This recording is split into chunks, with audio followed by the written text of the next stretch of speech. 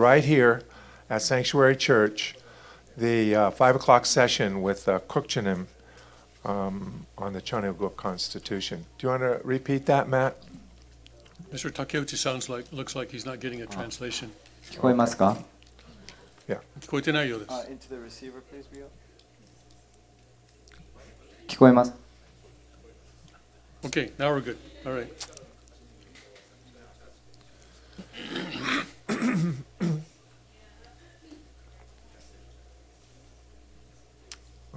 So you got the message? Everybody got the message?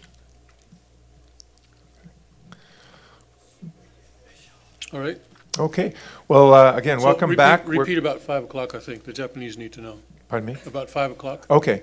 Just to repeat the announcement made, Kukchanim will present his session at 5 o'clock here at Sanctuary Church. Here. So we're all going to remain here at Sanctuary Church for the Tim Elder's 2 sessions, and then a short break, and then Kukchanim will be here. Okay, clear? Good. All right. Well, we'd like to welcome our next speaker, Tim Elder. Tim Elder was born in Japan, and is virtually a native speaker of Japanese. His father, missionary, Methodist missionary, and after spending many years in his youth in Japan, then Tim Elder met the Unification Church in New York, is that correct? And went through training in 1974 in Barrytown. And after some time in the church, ended up in Korea, where he lived 20 years, going back and forth and becoming virtually a native speaker in Korean. Hence, he's a trilingual, and a real blessing to the work of the global ministry, and is now director of our World Mission Department, as you know. So we're so delighted and thrilled to have Mr. Elder here with us to present on the Chanuguk Constitution. He has been teaching that course, as you know, in the Holy Spirit University several times, and is well-versed. So we appreciate that, and let's give a warm welcome to Tim. Thank you very much. I taught I led the Constitution class in HSU twice, and Dan Hutchison has been doing that now. And is he doing it again this coming time? Very good. I hear that he's doing a very good job. And I think also it's being taught in Japanese, isn't it? Is it? Who's teaching it in Japanese? You are, Mr. Hoshino? Mr. Hoshino is teaching it in Japanese? Great. And so it's really great. We need to know about the Constitution because this is our Constitution that is going to be the blueprint for our sovereign nation. Now, unfortunately, it's called the Constitution of the United States of Chanuguk, and right now there is an effort to try and stop us from using the word Chanuguk. And so I want to first begin today, because if we're going to defend the Constitution, we should probably defend the name of the Constitution, also the name of our country, don't you think? You know, if we try to name our country Chanuguk and someone says, oh, no, sorry, we have the trademark on that name, that's not going to be so good, is it? I mean, think about it. If in the 18th century, some people got together and wanted to create a country called the United States of America, but then King George says, oh, sorry, I've got that trademarked, you can't use that name, what would have happened then? So it's not very good. So I want to go through right now, and this is right now I'm connecting by wireless to the website of the United States Patent and Trademark Office. And here, if you go, can you see my cursor? If you see here, it says a search trademark database. This is how you can find this information yourself later on. It says search trademark database. And so if we click that, we come to this screen, and we can go down here to the Trademark Electronic Search System, TESS. Okay, so then we click on that link there, and we will come to this screen where select a search option. So you can just select this option at the top, basic word mark search, new user. This option cannot be used to search design marks. It's only the word mark search. And when you click on that link, it brings you here, and then you can fill in Chanuguk as I have here. And then if you click the search, then you come to this. And this is someone has filed an application to register the word Cheonryuguk, just like there's a company that has the word Coca-Cola registered, right? And no one else can use that name. Isn't that right? No one else can use that name. No one else can, there's a company that has Pepsi-Cola registered here, and no one else can use that name. So in the same way, there's someone who is trying to register the name Cheonryuguk so that no one else can use it. And here, the word mark, let's see, this is kind of small, isn't it? Let's see if I can expand it anywhere. Plus, yeah, okay. Is that a little bit easier to see? Okay. English translation, so it says the word mark, Cheonryuguk. English translation of Cheonryuguk in the mark is one heavenly nation. And here are the goods and services that people are going to provide. Conducting religious ceremonies, conducting religious prayer services, ecclesiastical services, namely ordaining ministers to perform religious ceremonies, ministerial services, namely holding spiritual retreats to assist religious leaders, both clergy and lay, to develop and enhance their spiritual lives, providing a website featuring information about religious belief systems, providing and conducting non-denominational, non-religious civil marriage ceremonies, religious and spiritual services, namely conducting religious worship, marriage ceremonies, baptism ceremonies, baby dedication, bereavement ceremonies, and religious counseling, religious and spiritual services, namely organizing and conducting rite of passage ceremonies in African tradition. Okay. Religious and spiritual services, namely providing gatherings and retreats to develop and enhance the spiritual lives of individuals. Religious mass intention services, namely providing the arrangement of mass intentions for the deceased and or living. Religious services, namely prayer meetings. Boom. And the first use, they say, was in 2001, 1115. First use in commerce, 2001, 1115. And this is a standard character mark. And the filing date was September 14, 2015. Applicant, who's doing this? Holy Spirit Association for the Unification Board of Christianity, doing business as Family Federation for World Peace and Unification. Boo. Corporation, California, 4 West 43rd Street, New York, 10036. So that's so that is their thing there. And now, let's see if we can go to TTAB status. Yeah, okay. So what has happened here now is that this trademark was published in what's called the Official Trademark Gazette. That's an official government publication. It was published on April 25th, but that does not mean that it has been registered. That simply means that the applicant has met the minimum standard for registering this trademark. And then when it's published in the Gazette, then anyone who opposes the trademark then has the opportunity to file an opposition. And actually, one of our members saw this application actually back in September of 2015, just a few days after it was filed. This person was just, can you imagine, was just sort of surfing around the trademark database, all right? Any of you ever done that? No? She was just surfing around the trademark database and I wonder, she thought, maybe, I wonder if the Family Federation is up to no good here. And she just, inputted the Family Federation name just to see if something was going on, and sure enough, something was. And so we've known about it since September of 2015.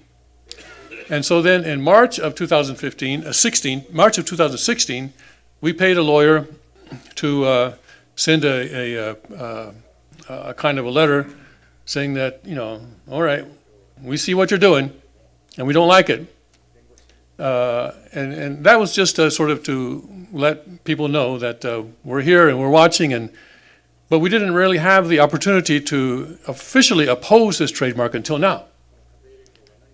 It's only after it is published in the official Gazette that people who oppose the trademark then have the chance to stand up and oppose it. And that that was the official Gazette publication happened on April 25th. And so then from April 25th to May 25th, there's until the day before yesterday, anyone who opposed this trademark had the opportunity to do that. And so we talked to a lawyer. We spoke with a lawyer, and this lawyer is a good person. she did some really good trademark things with. She's an intellectual property specialist. She specializes in intellectual property. She's been doing this a long time, and she helped Car Arms with some of their intellectual property issues. And so Kook Jinim thinks very highly of her, and Jim Boer also knows her and works very hard with her. And so we've been discussing exactly our strategy. You know, how many? Of course, if we wanted to, we could have had hundreds of opposers, right? Everyone in this room could have been an opposer, and everyone we could have had maybe thousands of opposers if we wanted to. But the lawyer said no. Let's So we set up a strategy. Okay, we set up a strategy, and now so we contacted other countries and so forth, and to do this in a number of organizations around the world, and also some individuals have agreed to do that. So May 25th was the deadline for either filing a notice of opposition or asking for an extension of time in order to a little more time to prepare a notice of opposition. And so that's what we've done. As of day before yesterday, 5 organizations and 2 individuals have filed for extensions of time.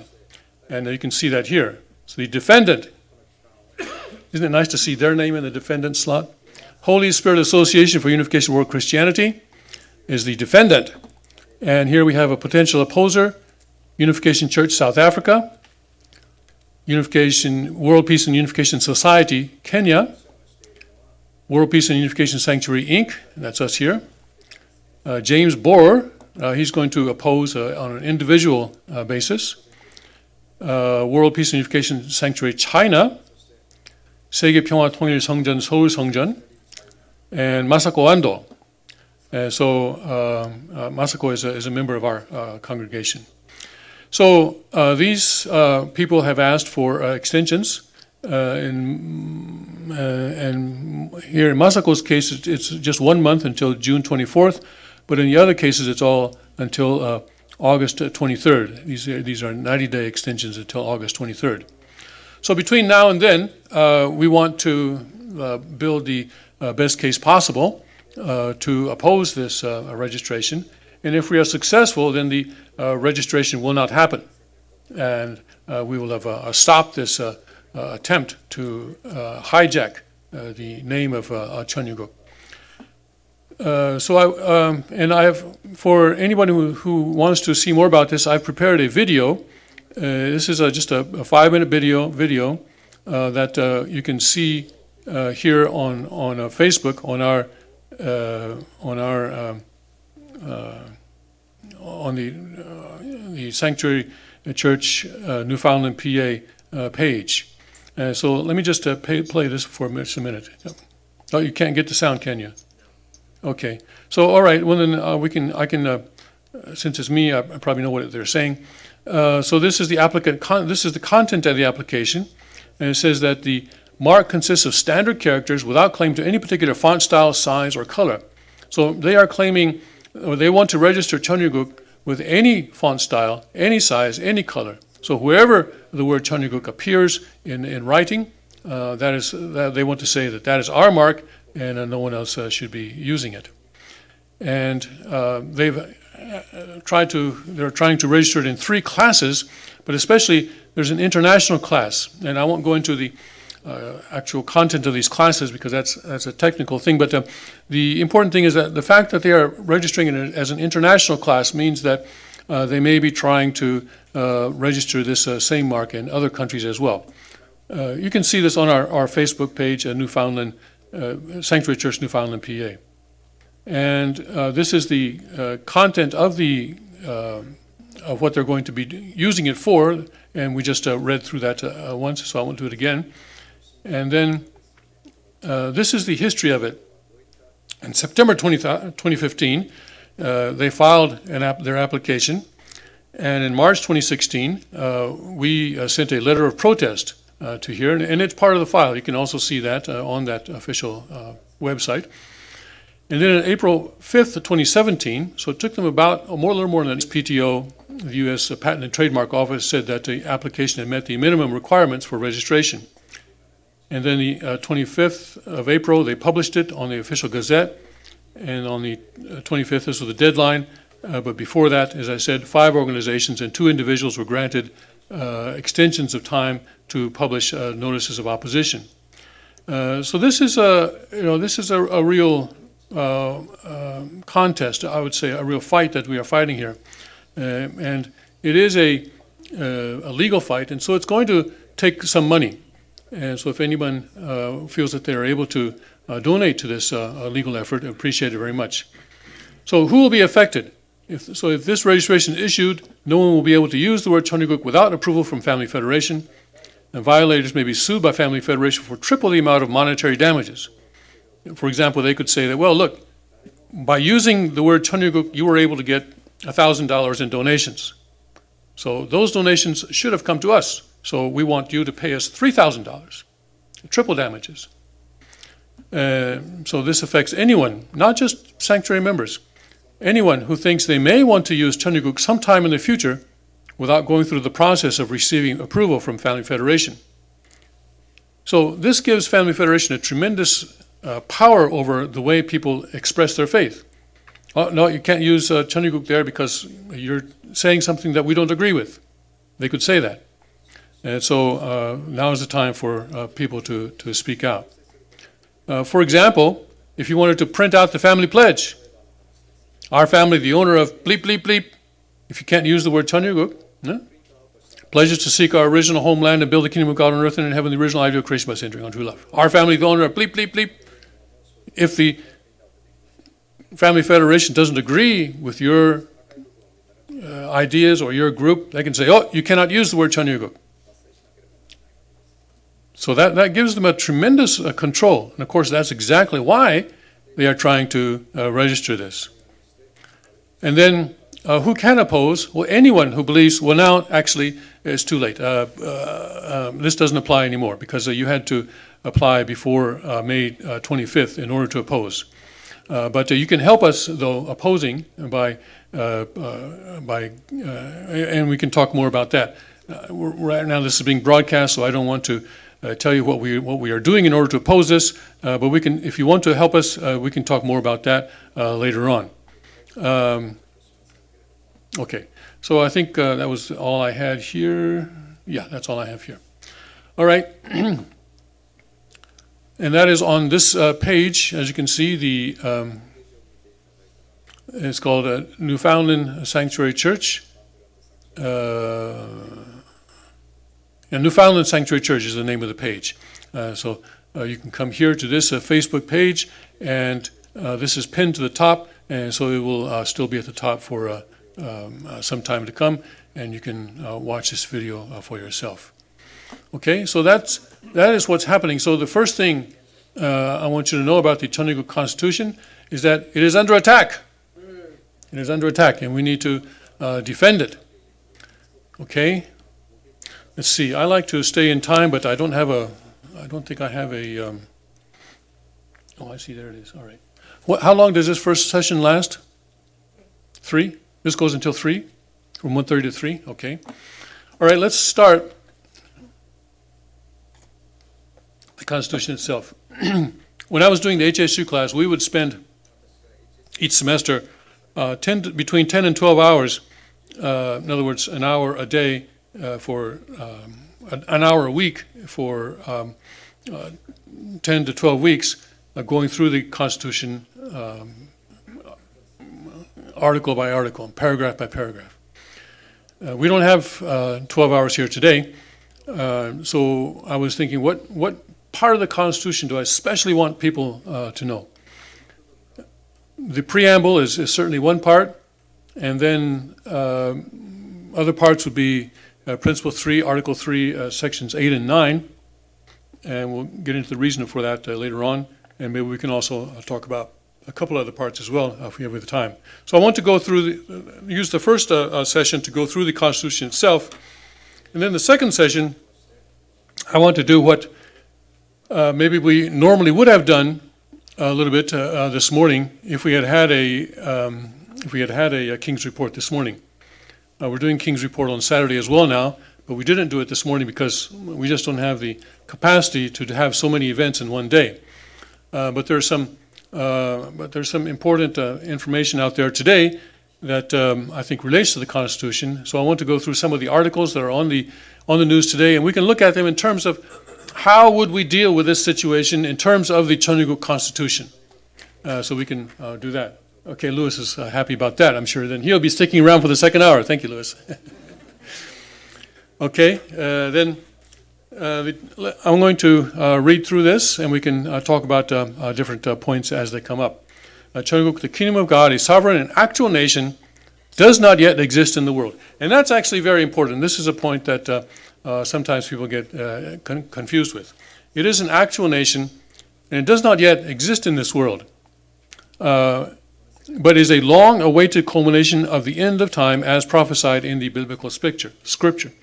So I want everyone to understand that we are talking about a country that does not exist today, but we believe that it will come into existence at some point in the future.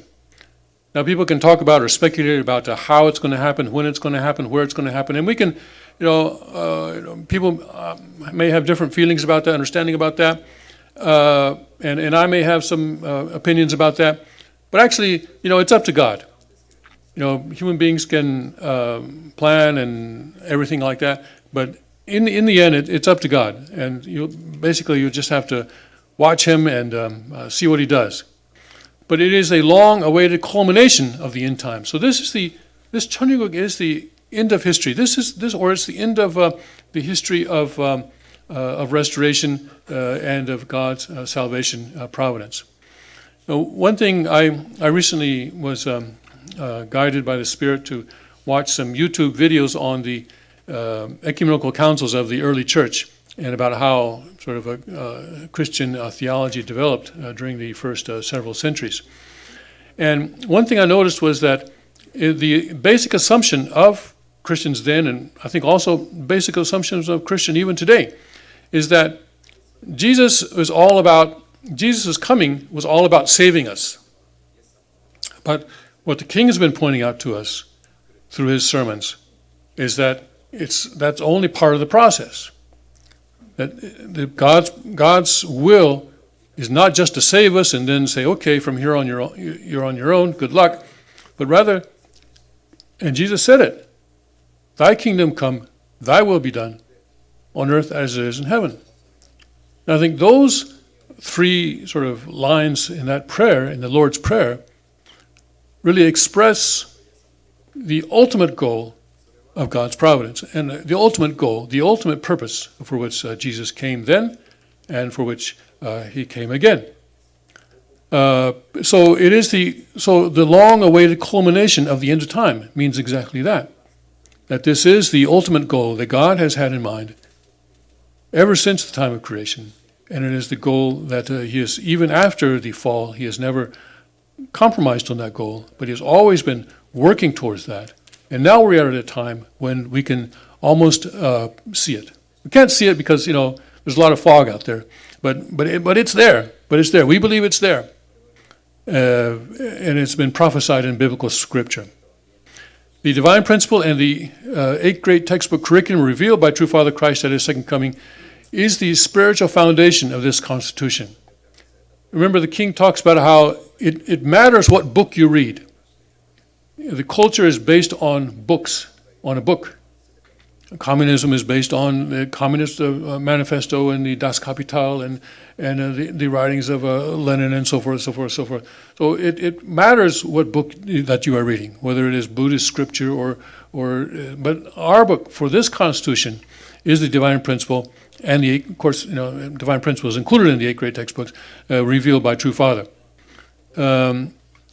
And that is the spiritual foundation of this Constitution. It is upon this foundation of these eternal truths that the future nation of Cheongguk, the future nation again of Cheongguk, will be politically and legally established. So this is not a spiritual kingdom; it is an actual kingdom. And Father said that in order to have a country, you have to have what? Can anybody name off the three things that Father said? Gideon, king. Three things that. Sovereignty, land, and people, yes. Yeah. Yeah, of course. You can have a country without a king. United States is a country; it doesn't have a king. But to have those three things, you do need to have sovereignty, land, and people. Now we own land here at the Sanctuary Church. Yeah, we have people. But what do we lack? We lack sovereignty. Yeah. So someday that will come. Someday, somehow, I don't know. So legally established. The Constitution is not an ecclesiastical constitution of a church or religious body, but is a constitution for a real and sovereign future nation, being the literal fruit of God's providence. All history longs and awaits this future kingdom of God. So you'll see that in the Principle 2, Principle 2 is the list of the rights, of the inalienable rights of citizens of Chunukuk. And in there, religious liberty is included, religious liberty. So you don't have to be a follower or believer in True Father or in the divine principle in order to be a citizen of this sovereign nation. All right? That kind of catches some people off guard. But yeah, and there are ways in which a certain group of people may become members of Chunukuk, and some people may become members or part of Chunukuk for entirely non-religious reasons. They may say, "Oh, look, that Chunukuk over there, across the river, they're doing really well. Their economy is booming, and people have freedom, and the families are strong, and they have the freedom to arm themselves, and the crime rate is very low. I think I'd like to become a part of that." And so then they may vote in their own area to become a part of Chunukuk for reasons that have nothing to do with religion. I mean, that's possible, and they can do that. They don't have to believe in the divine principle. They don't have to believe in true parents in order to become a part of Chunukuk. Now I think, and I'm sure everyone else thinks, that as time goes on, people will come to understand Father as the Lord of the Second Advent, and they will all come to follow Father eventually. But that will happen naturally. And that is not a condition for being a citizen of Chunukuk. That is not a condition for a certain area, a certain group of people who to become a new state in the United States of Chunukuk. Okay? And that's what United States means, by the way, that people, of course, people can emigrate or people can join as a state, as a group. So that. It is upon this future anticipation that I, Hyungjin Moon, the crowned successor and representative body of the cosmic true parents of heaven and earth, and full inheritor of the kingship of God, with all the authority endowed to me by my Father, and let's skip down to the bottom of that paragraph,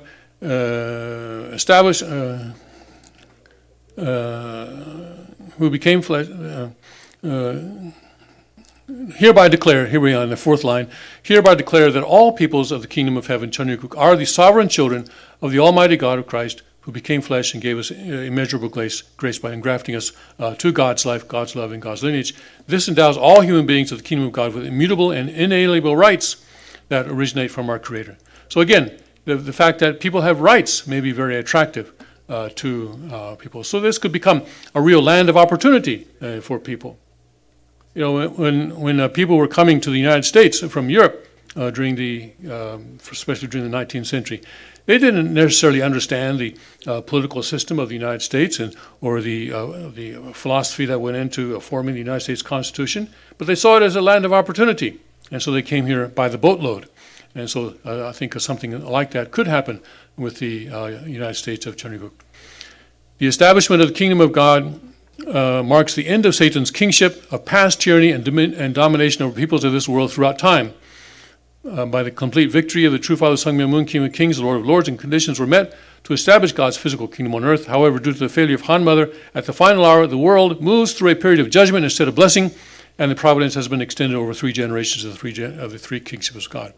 So people ask, all right, okay, so she failed, but I mean, this is an eternal document. Do we really have to put her name in this eternal document, where people even thousands of years from now will be looking at it and say, "Oh wow, look, who is this Han Mother? What was the failure that she made?" Well, Eve's name has been in Genesis for how many thousands of years now? Yeah. Well, not 6,000. I mean, the Bible wasn't written. I mean, it was oral tradition, all right, at first, and then it got written down later on. But anyway, people, we still remember the crimes of Eve, don't we? Or the crimes of Adam and Eve. And their names are still there. And so, yes, I think it is important for people to, just like it's important for us to understand the mistake of Adam and Eve, so that we don't repeat that mistake today.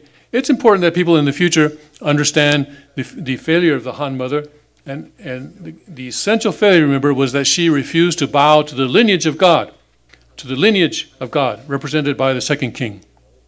That was the essential failure. And so then it's important for people in the future to understand that these are the consequences of that kind of a failure. So yeah, her name does have to be there. In the beginning of human history, in the Garden of Eden, God's original world of freedom, liberty, conscience, and relationship with God was to be established. It was to be a world where the powerful archangels were to be the servants of the children of God. Now, this is an important concept that often gets overlooked, where I'm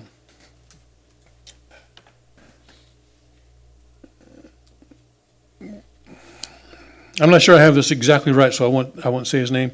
But one person whom we all respect once said that love is having superior strength and power, but limiting the use of that strength or power, so that you are not, you're not crushing people, all right? Even though you have that ability.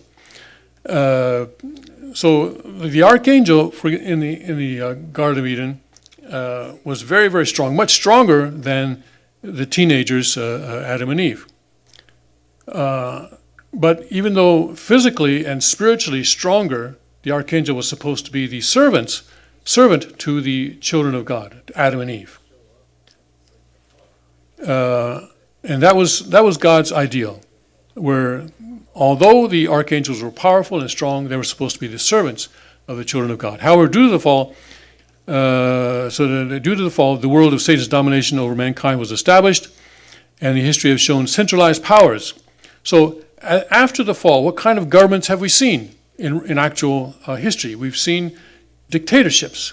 We've seen that the powerful have, that might makes right, that the powerful have oppressed the people in their countries. And so that the centralized powers, either government or religious or financial, so not only in terms of politics or government has that occurred, but even also in terms of religious, that there's been a certain, in various religions, there's been a priestly caste or priestly group that said, we are in charge, and we know we're able to communicate with God, and you have to serve us, and you have to give us money in order to make us rich, that kind of a thing. Or financial powers like banks and other financial institutions, these kinds of centralized powers, use artificial structures.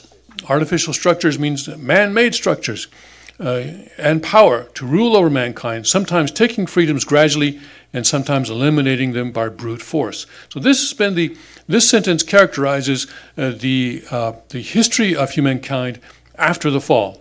What happened as a result of the fall? We had all these centralized, these archangel-type powers that abused human beings in this way. So the Chanryuguk now seeks to abolish those kinds of centralized powers. So God's kingdom on earth must be established where the artificial structures of power representing Satan shall never again rule over mankind and humanity. So that's why we don't want centralized powers. Lord Acton in England said that power corrupts, and absolute power corrupts absolutely. Wherever you have centralization of power, you are going to have corruption.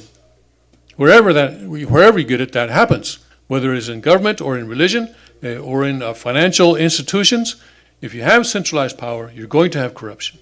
So the only way to get rid of corruption is to decentralize power.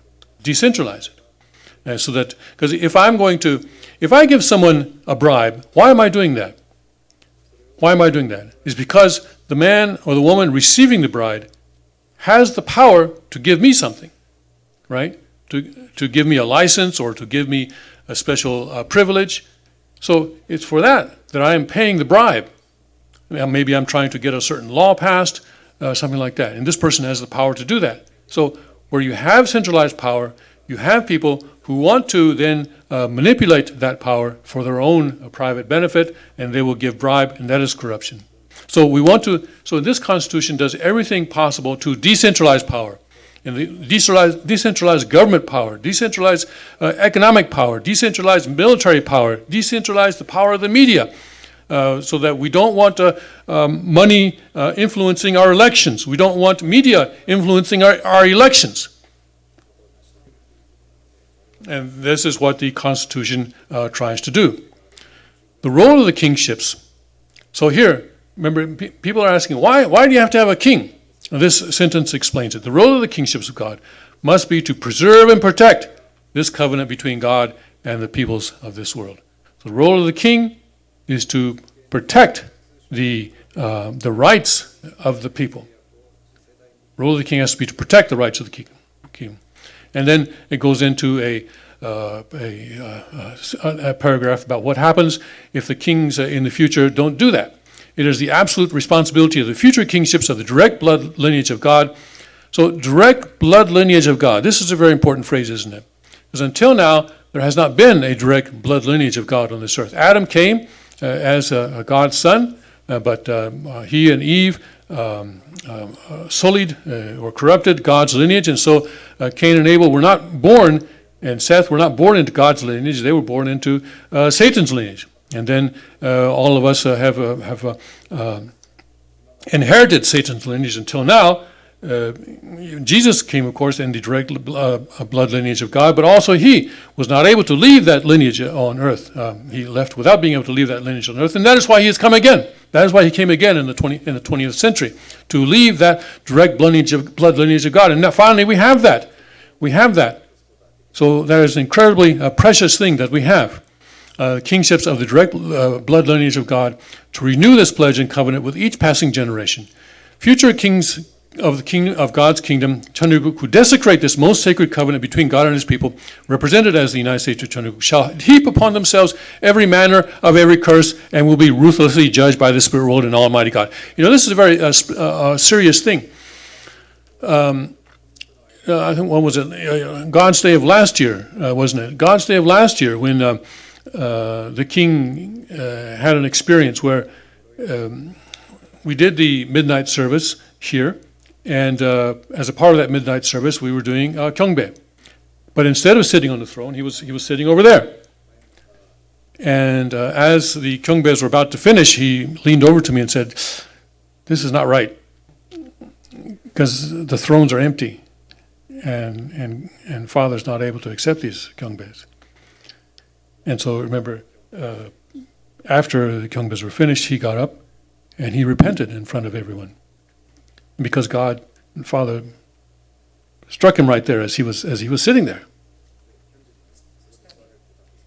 He was over there. He was sitting down over there, and I was there, Pierre. That's all right. You remember what you remember. I remember what I remember. Okay. So anyway, so already God, Father in spirit world, was able to reach out and touch him and say, "This is wrong." So in the future, there will be more and more kings in the spirit world, won't there? So if a future king goes against this, he'll be touched by God, by Father, by all the kings that have gone before him. I'm sure they will touch him very forcefully. So this is a very this is not just a symbolic thing, but this will be a very serious thing, where kings in the future who make a mistake, they will heap upon themselves every manner of curse and will be ruthlessly judged by the spirit world and Almighty God. And so people talk about how the king cannot be impeached. I think he may suffer something worse than impeachment if he does not does not fulfill his responsibility or turns against his responsibility. And the final sentence: "Let this be a fearful warning to the future kings of Chanuguk." And I think that is certainly very true. All right. I want to go now. Let's see. We can cover. Let's go first to now. There are three principles. The Constitution is divided into three principles, just in case people are not aware. And these principles are based on what Father said at the time of the crowning of God's sovereignty. He said then that the future Constitution must have three basic articles. One is to maintain the pure lineage of God, and the second is do not harm human rights. And this lists all the rights that the citizens of Cheonryuk will have. And principle 3, do not abuse public funds. And this has to do now with how the government will be structured, because the government is, of course, based on people paying taxes, right? So people pay taxes, and then those taxes enable for a certain organization that we call government to be formed, and people will be, receiving their salaries through this taxes and so forth. And so everything that has to do with the government is about managing those public funds. Public funds, in Korean it's called konggum, and then we use the English word public funds to translate that. And so konggum or public funds is any money that is offered for public use. And then Article 1 is about the authority of the king, and Article 2 has to do then with the judiciary branch of the government, and Article 3 has to do with the Congress, the legislative branch of the government.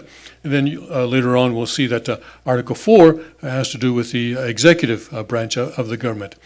Today I want to go into, start out here by going into Section 8 and 9, because these two sections kind of define how the power of government is limited, what the government can do, must not do. These things most of these things are included in Sections 8 and 9, and that's why I wanted to focus on them today.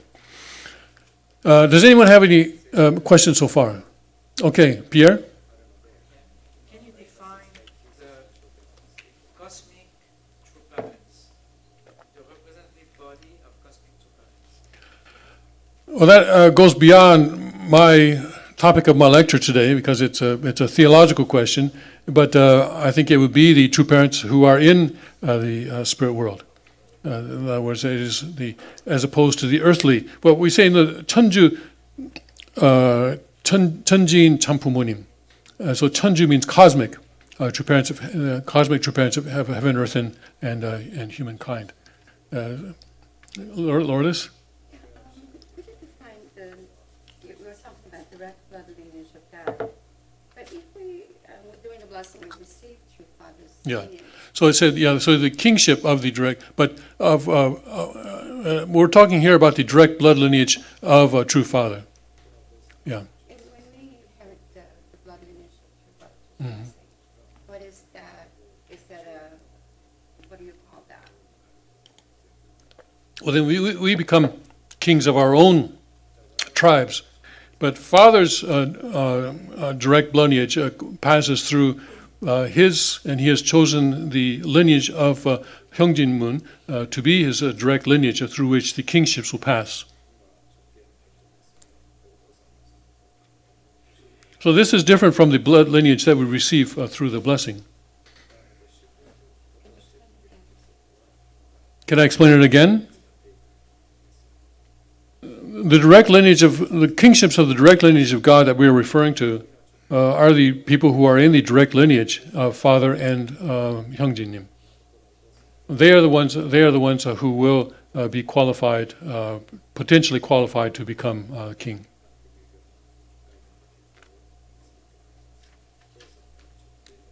As long as they maintain that lineage.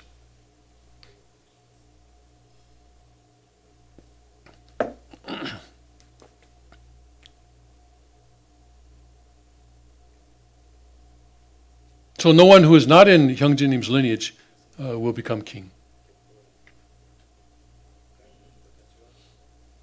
So right now, Of course, the third king is already established. Shinjun will be the third king someday. And then the fourth king will be either one of Shinjun's sons, or he will decide, Shinjun will decide. It will either be one of his sons or someone else in Hyungjin's lineage.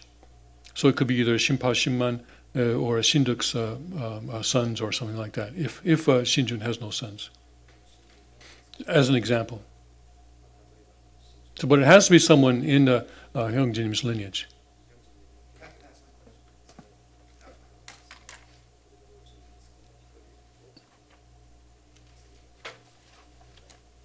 Okay, any other questions? All right, let's go through section 8 and 9, paragraph by paragraph. Hi. This is principle 3. Hi. Principle 3, article 3. Yes, this is about the legislative branch, yes, okay. Section 3, this is principle 3, article 3, section 8, and section 9. All right, are we clear on that?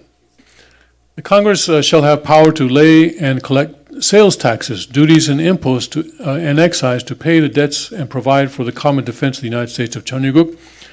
But all duties, imposts, and excises shall be uniform throughout the United States of Cheonryuguk. Congress is prohibited from imposing taxes on value-added property and income. Congress is prohibited from levying taxes, duties, user fees, and any other type of proceeds that accrue to the government that exceed 10% of GDP of the United States of Cheonryuguk, except in time of war or national emergency. In times of national emergency, value-added tax may be temporarily instituted, but income taxes will not be imposed. So, in the first section of Section 8 is talking about taxes, what kind of taxes are okay and how much taxes. And it says here at the end, income taxes will not be imposed. In the Cheonryuguk, there is no income tax. That also includes the corporate income taxes. Does Matthew know the Japanese translation, or do you know back there the Japanese translation for corporate income taxes? Hojinze. Yeah, pobinze. So there's no kind of income taxes in the Cheonryuguk. How many people are in favor of that? You're not in favor? Raise your hand. Okay, the ayes have it. And the major tax here is the sales tax, but not the value-added tax. And so it's a uriage-ze, but not the fukakachi-ze. And to provide, and it says that total revenue cannot exceed 10% of GDP. And in the past, when I've given the presentation, I've put up a graph which shows that in the United States, when the United States first began, the major tax actually at that time was the tariff tax for imports and exports, the kwanse. And here it allows for tariffs. I think it's somewhere, right? Duties basically are tariffs, but in the United States also at that time there was no income tax, and income tax did not come into existence in the United States until the early 20th century. And so the federal government at that time was being run on about 5% of gross domestic product, 국내 소세상. And it was running fine. And then at the time of the Civil War, of course, always in times of wars, the government spending goes way up because they are raising armies and they are paying soldiers and they are buying weapons and ammunition and things like this, and they also they want to build railroads to move troops and things like this. And so at the time of the Civil War, the expenditure of the federal government went up somewhat. And then it came back down afterwards, but not all the way back down. And then later on, then in the First World War, it shot up again. And then after that war, it came down, but not all the way back down. It was higher than before the war. In the Second World War, it went way up high. And again, it came back down, but not all the way back down. And today, the expenditure of the government, of the federal government in the United States, is between 20 and 25%. That does not include states and local governments. If you include those, it's more like 40-some%. But the federal government is between 20 and 25%. So if we adopt this Constitution, we are talking about reducing government spending by more than half, maybe by 2/3, a half to 2/3. So realistically, how is that possible? It's the only, I think, the only way that that's possible is for us to change the way we look at the government, to change the way we understand the role of government in society, and to transfer a lot of the things that the government is doing to the private sector. And this is what, the way that we see the government's role in society today is very different from the way that people in the early 19th century America saw the role of the government. I give the example of the canal company, the Delaware and Hudson Canal Company. There was a situation after the War of 1812 in America where, this was between, the War of 1812 was fought between the United States and England. And after that war, England didn't want to export any more coal to the United States. And so this was a problem. But fortunately, there was coal here in Pennsylvania. And it was a special type of coal that would burned better than the coal before then. Now, getting the coal especially from northeast Pennsylvania, where we are now, down to Philadelphia was not a problem because we have rivers. You have the Delaware River, and you have the Susquehanna River. These all flow southeasterly direction, and so you could put them on barges and boats and getting down to Philadelphia, no problem. The problem was New York City. How do you get the coal from here to New York City? Because there were no railroads then, and the roads were very poor, and you had to go over mountains and stuff, a couple of mountain ranges and stuff like that. So a group of businessmen got together and said, you know what, we ought to build a canal. And so think about it. If today we wanted to build a canal like that, what would we do? Well, we'd contact our local congressman, or we'd hire some lawyers to be our lobbyists, and we would go to Congress and try to get funding from the government in order to build that thing. But that's not what they did. They went to Wall Street and they sold stock. They sold $1 million worth of stock. And this company, which headquarters was in Honesdale, just about a half hour north of here, was the first company in the United States to have a capitalization of more than $1 million. So, you think, Wayne County out in the... Hey, we used to be the center of the world, all right? We used to have the biggest company in America, so don't knock it. It's called Honesdale, by the way, because Mr. Hones was the first president of that company. And so they collected the coal there, and they put it on barges, and they actually dug a canal from here to near Kingston, where Unification Theological Seminary is today. And it was a little over 100 miles, and they had about 100 locks. And they moved coal from here to the Hudson River, and then down the Hudson River to Manhattan and New York, where people used it to, keep warm, or they used it in factories and so forth.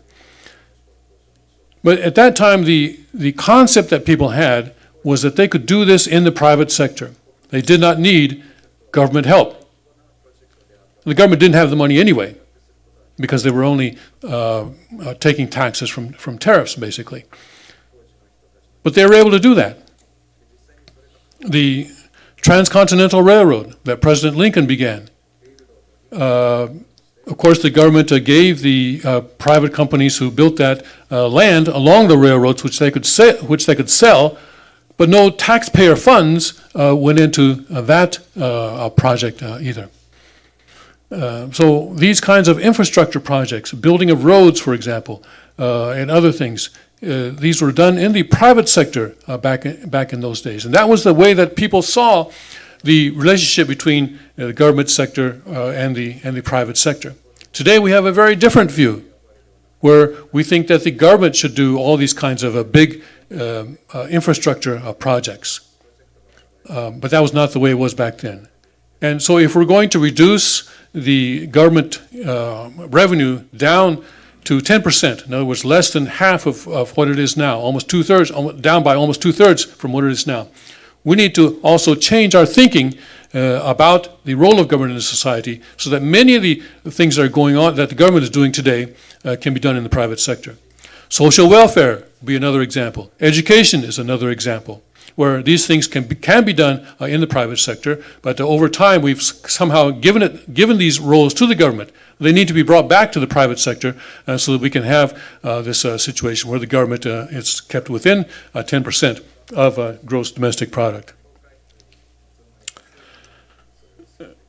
And then paragraph 2, to borrow money on the credit to the United States of Chinaguk in time. So these are the list of powers. So it means that Congress, when it says, begins here with the infinitive, it says that Congress has the authority to borrow money on the credit to the United States of Chinaguk in times of emergency and war. All right, so it is only in times of emergency and war that we can run up a national debt. In times of peace, Congress is prohibited from borrowing money to pay for the general operations of government. So this is another very revolutionary concept. People have talked about a balanced budget amendment here in the United States for a long time, but this is a balanced budget article or language that, at least in times of peace, when we're not at war, the government cannot borrow money in order to provide for the general operations of government. So in other words, the budget must be balanced. In the event spending exceeds revenue, there will be an automatic sequester of spending across the board. So if you run out of money, you stop spending. Very simple. All right? Isn't that what we do? No? Oh, we use our credit cards? Okay, well, this says no credit cards, so basically.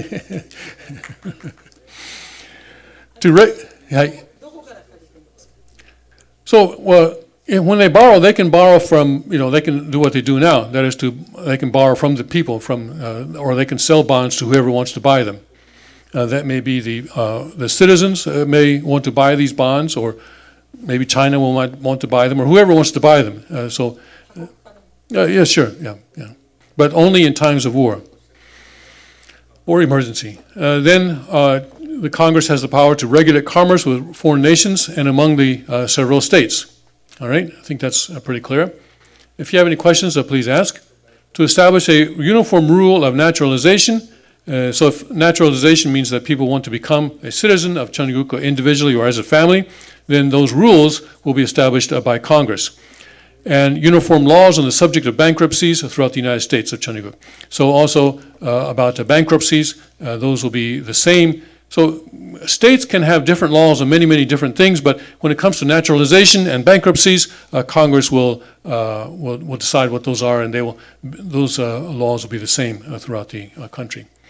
To coin money, to regulate the value thereof, and a foreign coin, and to fix a standard of weights and measurements. So are we going to use the metric system or the English system or what? That Congress will decide that. And to coin money, to create money, and to regulate the value of that money.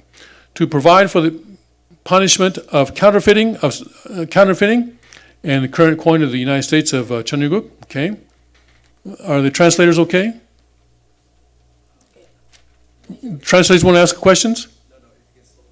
Want me to slow down? Okay. All right. I'll give you a chance to catch up. Oh, yeah, okay. Then let's go to number 7. To promote the progress of science and useful arts by securing for limited times to authors and inventors the exclusive right to their respective writings and discoveries. So this means patents and trademarks. Okay. Patents and trademarks are very, very important.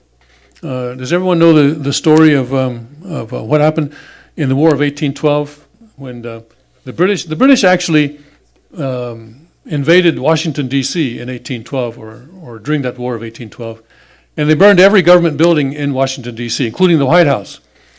But there was one building that they did not burn. Does anyone know which one that was?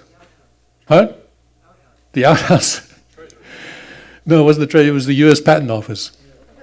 Yeah, because the head of that office, I've forgotten his name, came out and convinced the British troops that if they burned that building and all the documents that were in that building, they would actually be dealing a severe blow to Western civilization, because there were all these, sort of inventions and stuff that were recorded there. And so they told them not to do that. And the British, being the nice folks that they are, burned the White House, but they did not burn the Patent Office. To constitute tribunals inferior to the Supreme Court. So the Constitution establishes the Supreme Court in Article 2, right? Yes, Article 2 of Principle 3. But the federal courts around the country can be established by the Congress.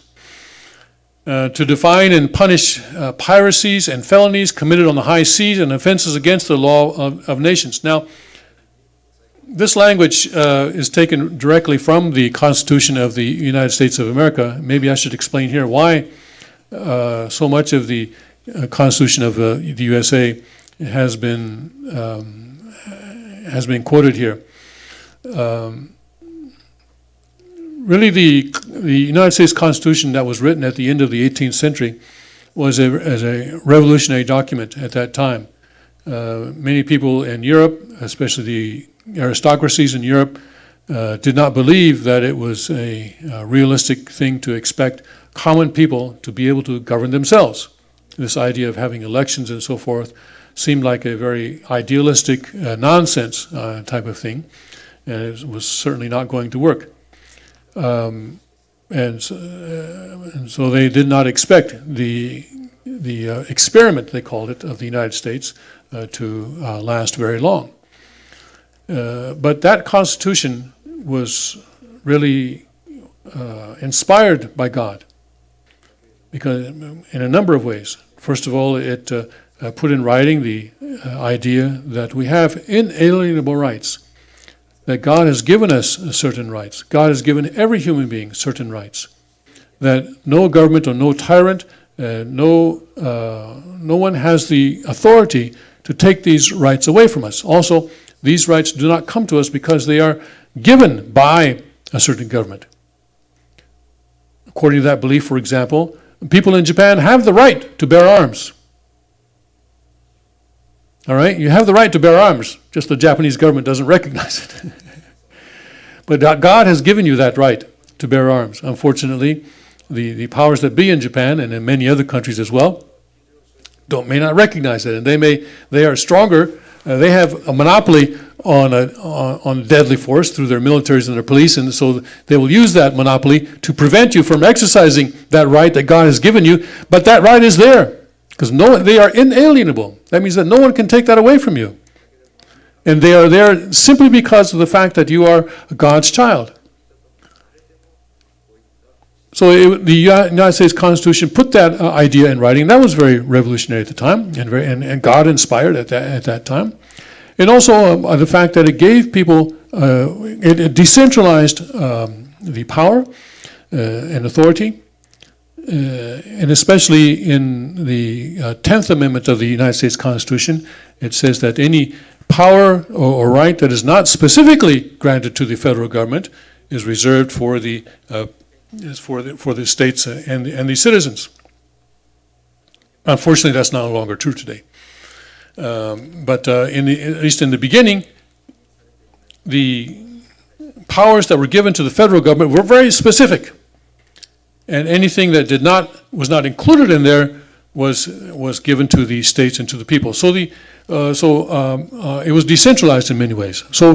And the American society in much of the 19th century was the kind of society that God wanted to see on this earth, except for slavery. And it was because of slavery that America lost that freedom. But the original idea was there. It was because it also came before the Lord of the Second Advent that it could not last. But at least it gave us some kind of a model that we can see for Chunuguk, and that is why this Constitution imports a lot of the language from the United States Constitution. And some people say, well, isn't that archaic? Isn't that something that, maybe it was relevant back then, but is no longer relevant in the modern age? But my response to that is, well, okay, maybe so, but we don't know what's going to happen in the future. So, for example, punish piracies, for example. Is that in felonies committed on the high seas, this piracies, do we really need that today? Well, I think, yeah, we do. But maybe it not be so relevant today, but we don't know what is going to happen in the future. All right? So Congress has the authority to define and punish piracies and felonies committed on the high seas and offenses against the law of nations. To declare war, grant letters of marque and reprisal. This, again, is a kind of an 18th century idea where governments would give certain documents to a certain ship. And then that ship would then be authorized to attack ships of enemy countries on the high seas. And reprisal meant that those kinds of ships could, with those kinds of documents, were authorized to go into foreign ports for the sake of attacking other vessels. So this is, again, something that was very much relevant back in the 18th and early 19th century. Doesn't seem like it's so relevant today, but we'll see what happens in the future. And make rules concerning captures on land and water. To raise and support armies. Okay, so Congress has the power to raise and support armies, but there is a certain limitation on that. No appropriation of money to that use shall be for a longer term than 2 years. Then to provide and maintain a Navy, Air Force, and space agency. So, and we'll talk more about armies in the future a little bit later. But Navy, Air Force, and agency is maintained. So these are we'll talk about that difference again. To make rules for the government and regulation of the land, airspace, and naval forces. To provide for calling forth the militia to execute the laws of the Union, suppress insurrections, and repel invasions. So when there's an invasion into the country, Congress can call out the militia and suppress invasions, or to suppress insurrections. Insurrections would be inside the country. And to provide for organizing, arming, and disciplining the militia, for governing such part of them as may be employed in the service of the United States of Chunuguk, reserving to the states, respectively, the appointment of the officers and authority of training the militia according to the discipline prescribed by Congress. And let's also go to the next one because it relates. The militia being the primary form of national defense. So this is important. The militia is the primary form of national defense. So that there is no standing army constantly. In other words, there is no army whose salaries are being paid for constantly by the government. So here it says, paid standing armies shall not be permitted or maintained.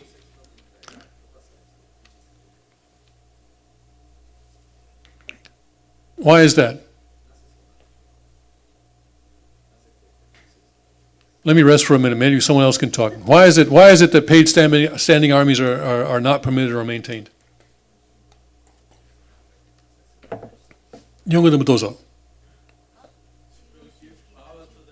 Wait. We have an answer here. Hey. So that centralized power does not become strong. Okay?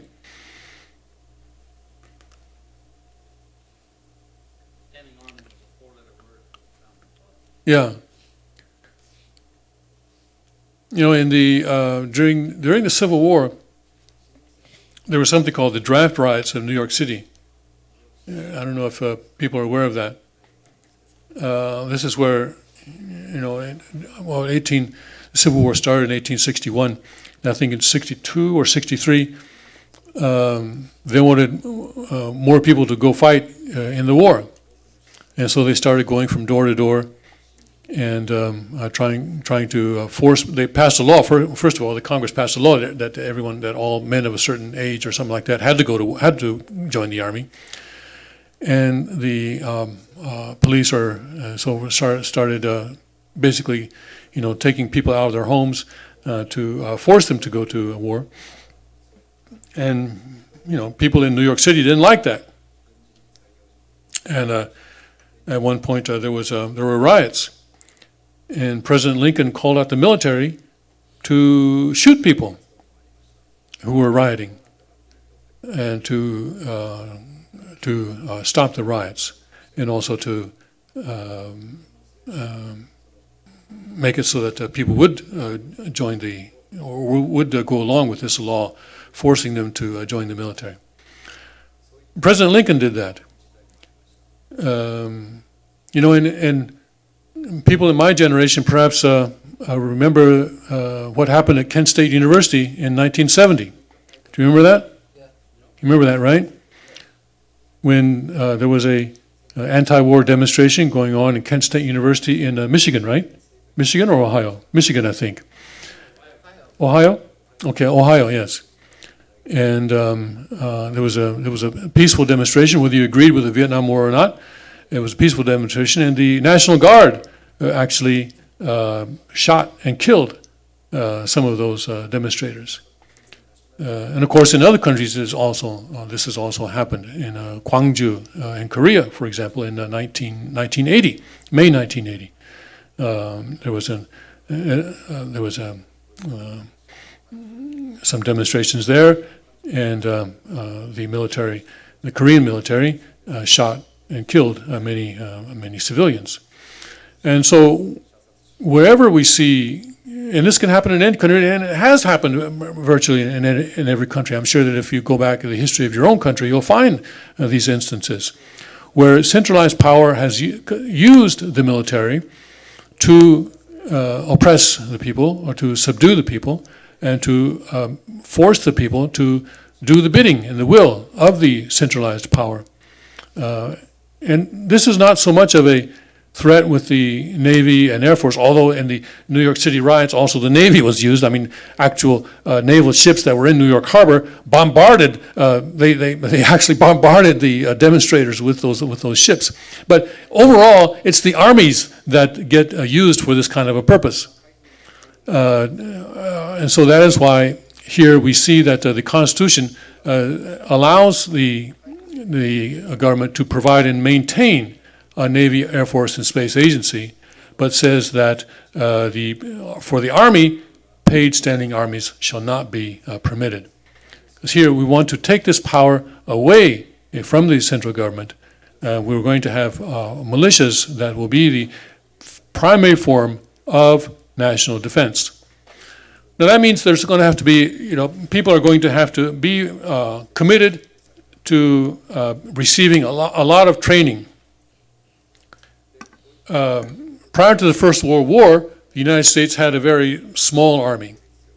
And when the United States declared war on Germany in 1917, it actually took about a year to get people together in an army and to train them and to get them over to Europe in order to start fighting. It took about a year. And if we're being invaded, you don't have that much time. And so people are going to have to be familiar with their weapons and be receiving regular training.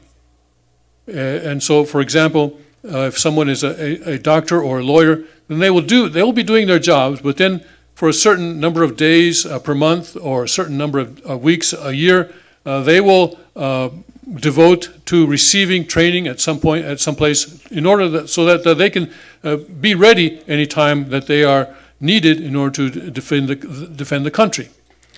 And so if they are going to be a tank operator, then they will be training in tanks. If they are going to be using whatever, artillery or something like that, they'll be training in artillery, and that will be their specialty. That's how I envision it to happen. Of course, the actual way it will happen will be determined by the Congress. They will pass the laws, and they will do it, so forth. And it says here that the Army may maintain military equipment for use by the militia. So it's not that you don't have any armed Army, but you do have a small core of officers and other people who maintain equipment and who are there, who can then distribute the equipment and so forth at the time. Okay, Rod?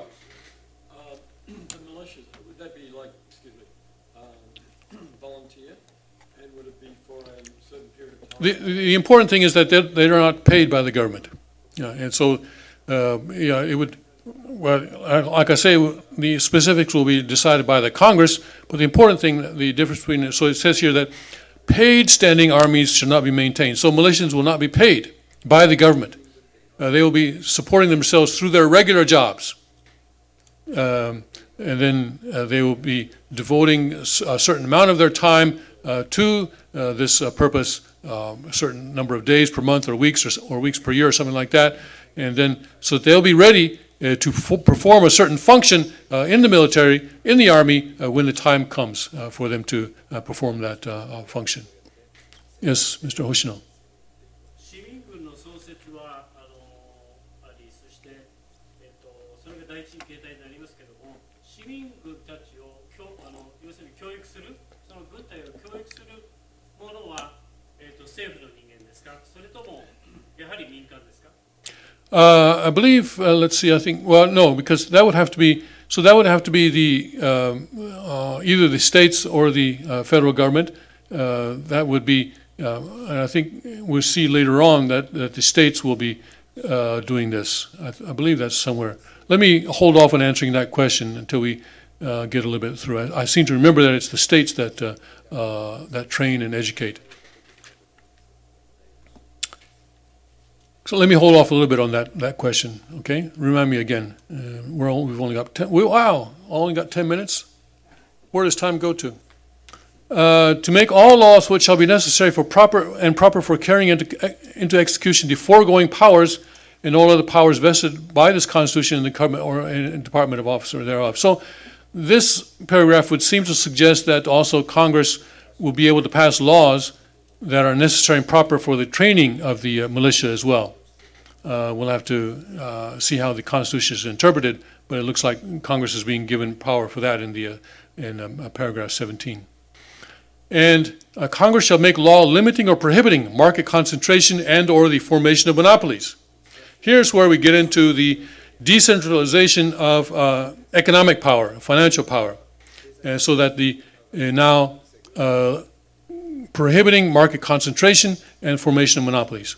Kukjinim has often said that the essential role of the government in a free market system is, I think he's listed two main roles. One is to prevent concentration of capital in the form of monopolies, and the other is to provide transparency. And so this paragraph 18 deals with that. Congress shall make law prohibiting commercial banking and investment banking being conducted in a single company. This was a lesson that the United States learned in the Lehman Brothers affair in 2008, where it's not a good idea to have these in a single company.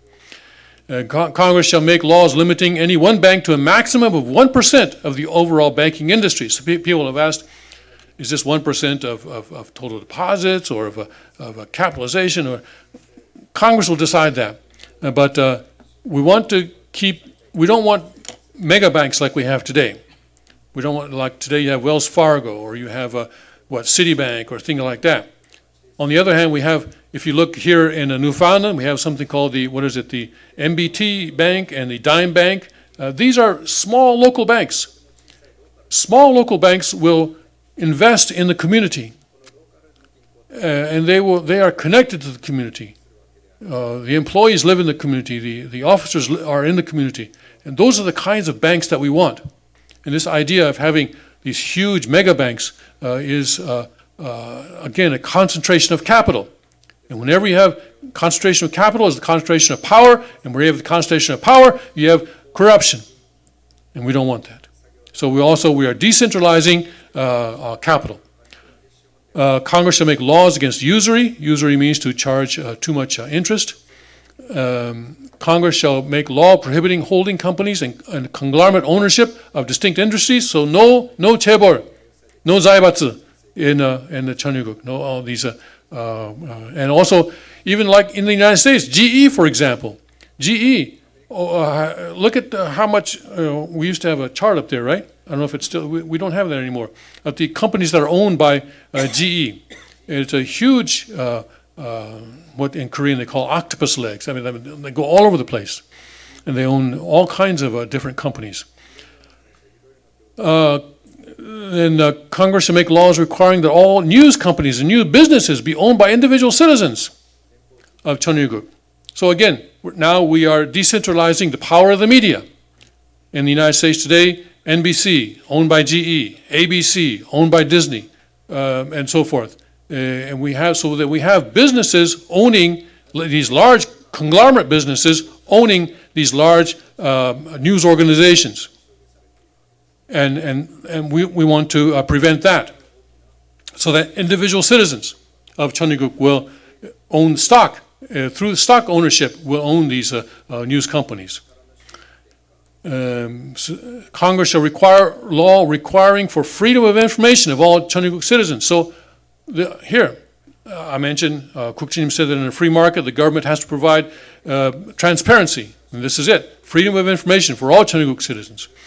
Congress shall pass law protecting citizens of Cheonryuk from being harassed or abused by government bureaucracies. So the government is supposed to be really a public service, and employees of government are supposed to be public servants.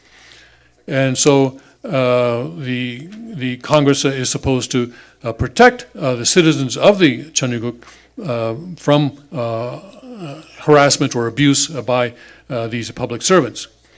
Congress should provide for the recovery of treble damages, 3 times, the full recovery of legal fees and related expenses for wrongful bureaucratic action. And so if a bureaucrat does something wrong, then Congress will have to provide a way that the citizen is able to be compensated 3 times. Congress shall pass law making the government liable for damages if the government passed any law restricting the right of an individual to defend his or her person. So if for some reason Congress or if the government were to pass a law restricting a person's right to defend himself, then the Congress has to be liable for that. And 27 is an interesting one. All laws passed by Congress will expire 10 years from the date it takes effect. Laws will be divided into 10 classes so that only 1/10 of the laws expire each year. So this means that once a law is on the books, it's only going to be there for 10 years. And of course, some laws are necessary, right? Some laws are absolutely necessary. So after 10 years, or before the 10 years are up, Congress will have to renew that law. But then that will focus attention on it, and people will ask themselves, is this really necessary? Maybe we don't want it anymore. And there will be an opportunity just to let it pass, just to let it die. Or it may be renewed. And of course, Congress will be so busy renewing absolutely necessary laws that they will not have time to create unnecessary laws. Okay? Ouch, 4 minutes, okay. Then what's our break time? We break from what, 3 o'clock to 3:15? Is that all? Okay. And I will finish here in 4 minutes. So let's go down here to some really interesting ones.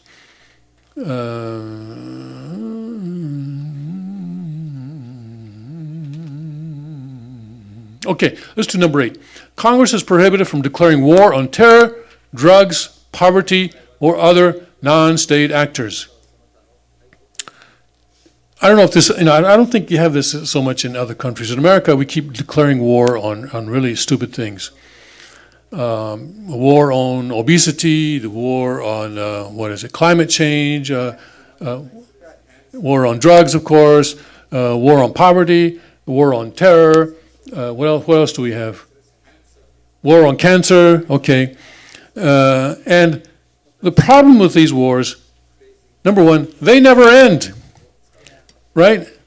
You're always going to have drugs, you're always going to have poverty, you're always going to have terror, you're always going to have cancer probably. And so they never end. And these wars, just like regular wars, are used as an excuse to concentrate power in the government, so that the government has more control over the lives of the citizens. The war on poverty has been going on in the United States now for more than 50 years, since the Johnson administration in the 1960s. And guess what? The poverty rate has not changed all that much. It keeps going up and down and so forth, but essentially it's the same now as it was in the 1960s. So who's winning that war? Are we winning it or is poverty winning it? The war on drugs. Who's winning that war? You know, the drugs are winning. And terror. Has the war on terror reduced the number of terrorist incidents? We'll go into that the next hour. So the Constitution says, listen, let's stop this foolishness. Let's not have these wars that are declared against non-state actors that these sort of concepts, you know, the war on concepts. All right, okay, number 9 is important. Congress is prohibited from creating or funding healthcare, education, social welfare, and social security programs. So does that mean there won't be any healthcare? No. This is transferring this function from the government to the private sector. Same with education, same with social welfare, same with social security programs, especially with education. When government controls education, basically it becomes an indoctrinating system where students are educated to obey and respect the government as if the government is their owner and master, and they are the subjects. Congress is prohibited from legislating away its power. Okay, that's important too. But prohibited from establishing a national police force. No FBI or investigative agency of the people. No NSA. All right.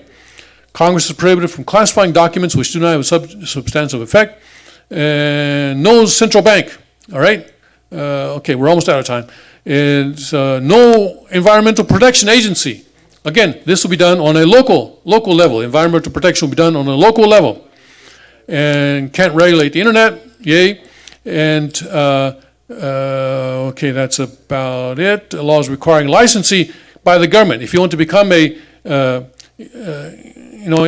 seems like you have to have a license for everything. To become a taxi driver, to become a doctor. But the government doesn't have to give those licenses.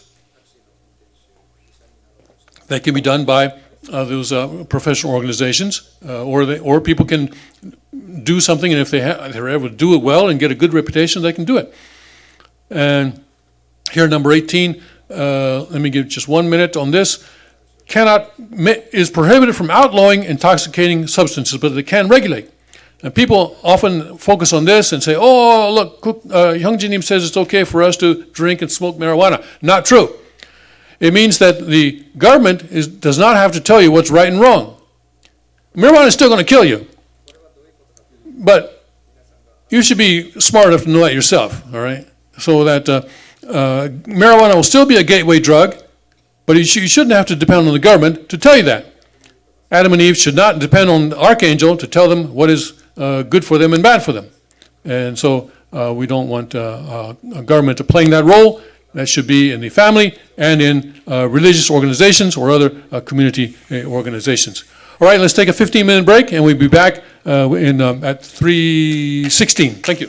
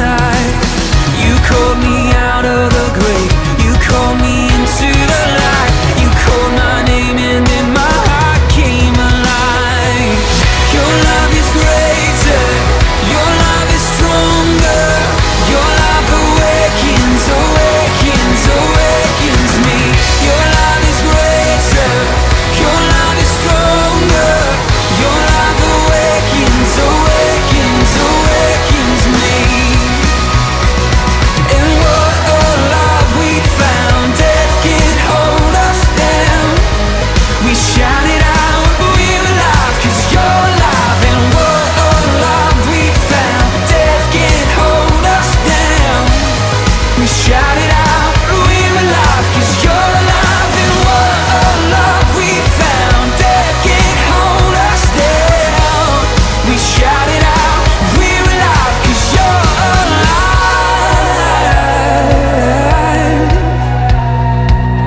Your love is greater, your love is stronger. Your love awakens, awakens, awakens me. Your love is greater, your love is stronger. Your love awakens, awakens, awakens me. Your love is greater, your love is stronger. Your love awakens, awakens, awakens me. Your love is greater, your love is stronger. Your love awakens, awakens, awakens me. Your love awakens me.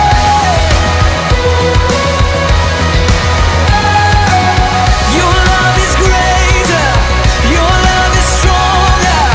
Your love awakens, awakens, awakens me.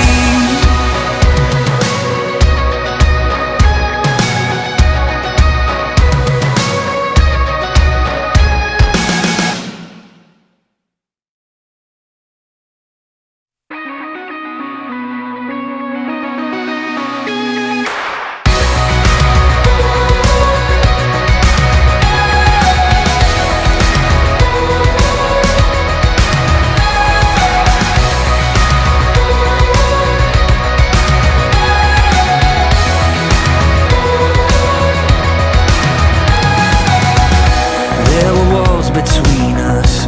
By the cross you came and broke them down. You broke them down. And there were chains around us. By your grace we are no longer bound.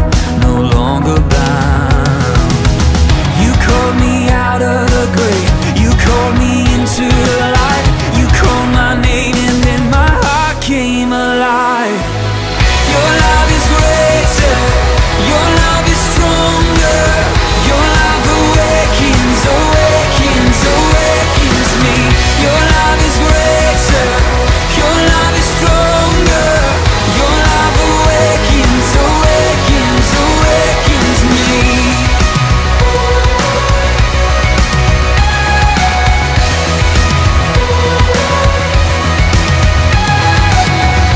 Feel the darkness shaking, all the dead are coming back to life, back to life. You hear the song awaken, all creation singing, we're alive, 'cause you're alive. You called me out of the grave, you called me into the light. You called my name and then my heart came alive. Your love is greater, your love is stronger. Your love awakens, awakens, awakens me. Your love is greater, your love is stronger. Your love awakens, awakens, awakens me. And what a love we found. Death can't hold us down. We shout it out, we're alive, 'cause you're alive. And what a love we found. Death can't hold us down. We shout it out, we're alive, 'cause you're alive. And what a love we found. Death can't hold us down. We shout it out, we're alive, 'cause you're alive.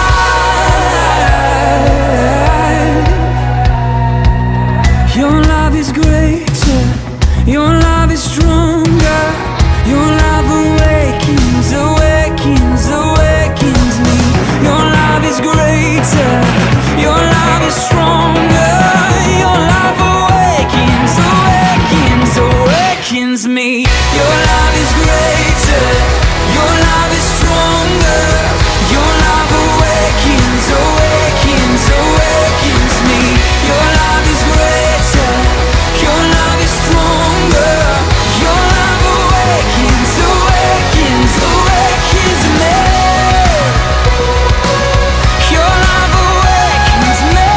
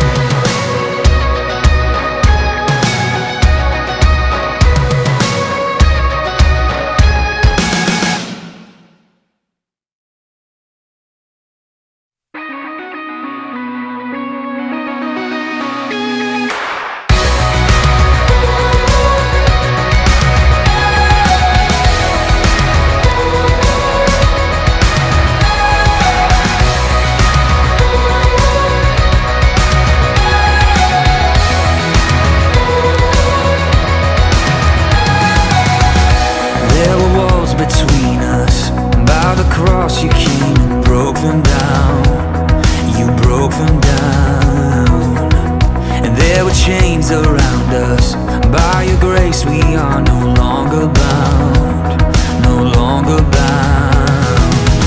You called me out of the grave, you called me into the light. You called my name and then my heart came alive. Your love is greater, your love is stronger. Your love awakens, awakens, awakens me. Your love is greater, your love is stronger. Your love awakens, awakens, awakens me.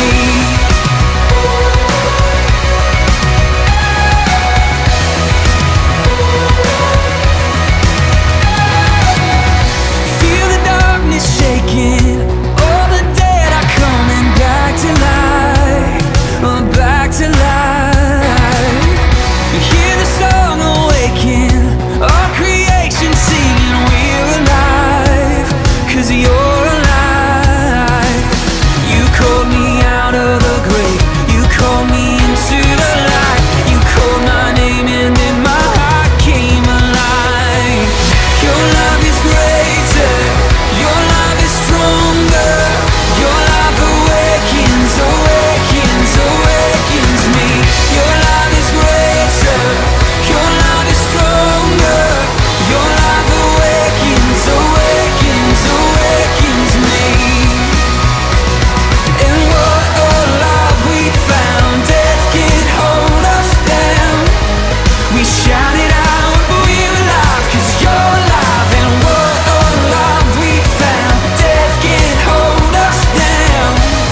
We shout it out, we're alive, 'cause you're alive. And what a love we found, death can't hold us down. We shout it out, we're alive, 'cause you're alive.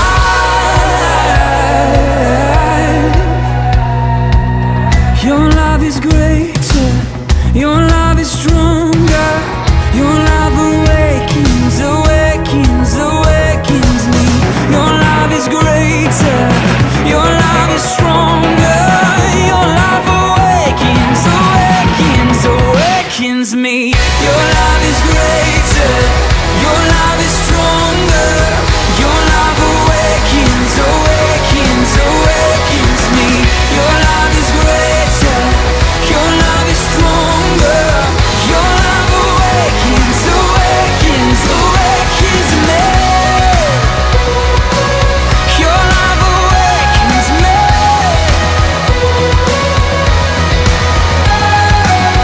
Your love is greater, your love is stronger. Your love awakens, awakens, awakens me.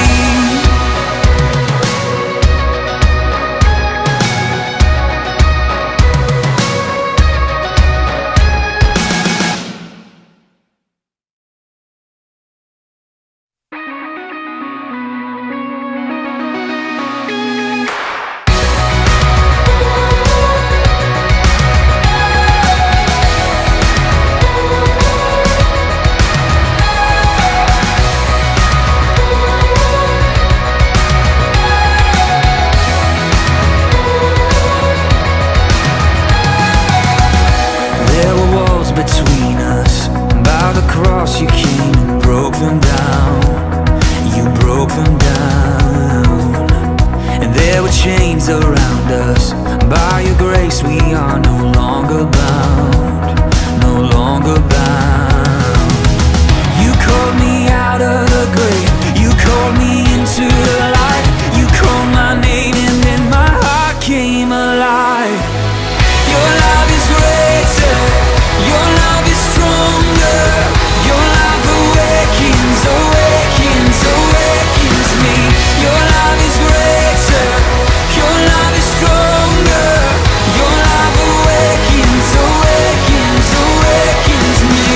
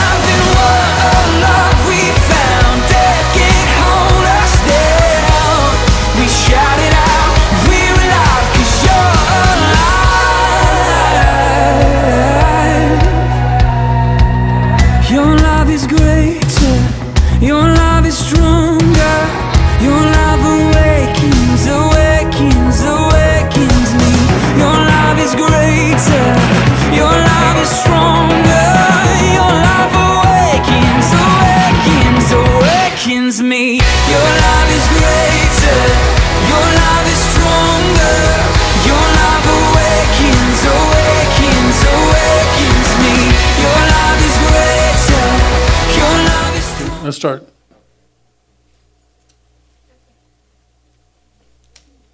Okay, let's start. I'm sorry. They're coming? No, they're free to come whenever they want, but I'm going to start. Okay, I'm free to start when I want. People are free to come when they want. That's Tony Book. Okay. All right, translators ready? Translators ready? Yes, we're starting. So this hour and a half, I want to do what we talk about the Constitution, but also talk about it in terms of some of the articles that we would have covered if we had had a King's Report this morning. And my computer freezes. Ouch.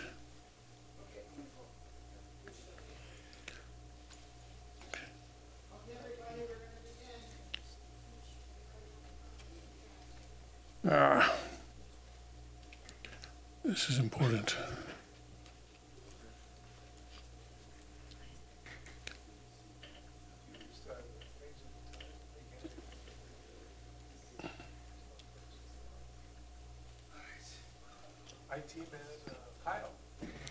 The owner of this computer, please come down here and help me with this.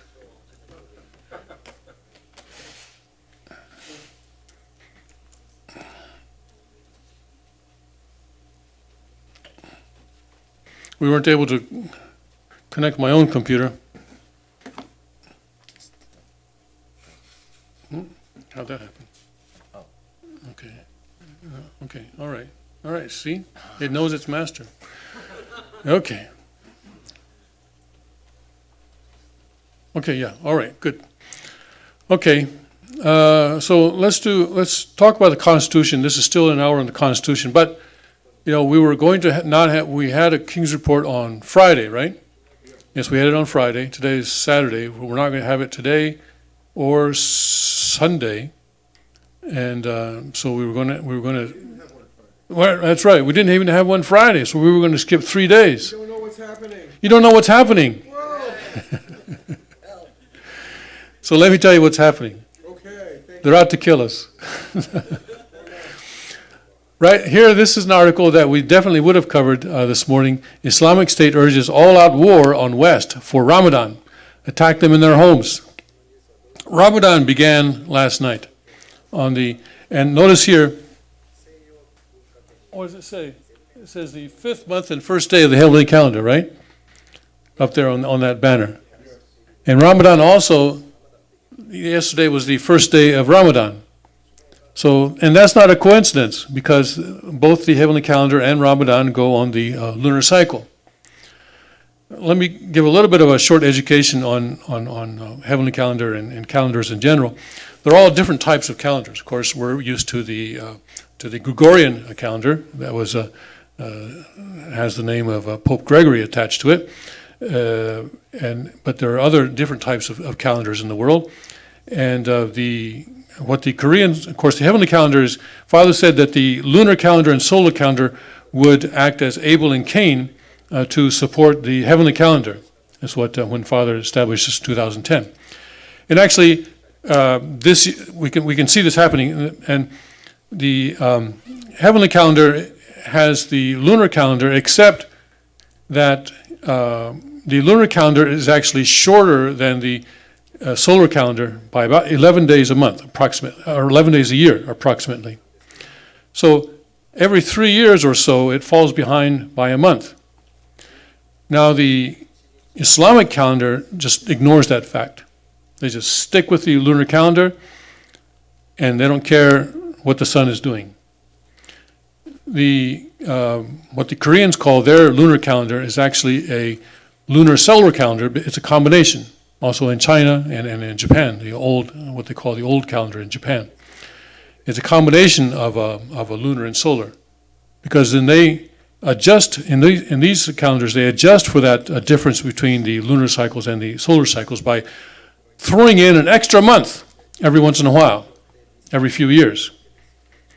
It actually happens 7 times every 19 years, because that brings if you do it 7 times every 19 years, that brings the lunar calendar and the solar calendar into approximate equality. Still about an hour or a couple hours difference, but pretty close. A couple hours after 19 years is pretty good. So, for example, this year, the heavenly calendar is going to have 13 months. All right, I'm just getting you prepared for that. And you remember that Father's Songhua was in September, right? And according to the solar calendar. We think of Father as having passed on September 3rd, 2012. But then following that, we've always celebrated his Songhua in August. And this is because the lunar calendar keeps falling farther and farther behind. This year, the 5th month, that is the current month, is going to happen twice. You need to know this. At the end of this month, we're going to say, okay, let's repeat the 5th month.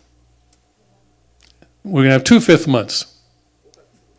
And I don't know if we're going to call it 5 prime or what, but I don't quite haven't figured out how to translate this in English. I'm still looking I'm sure someone has done this in the past.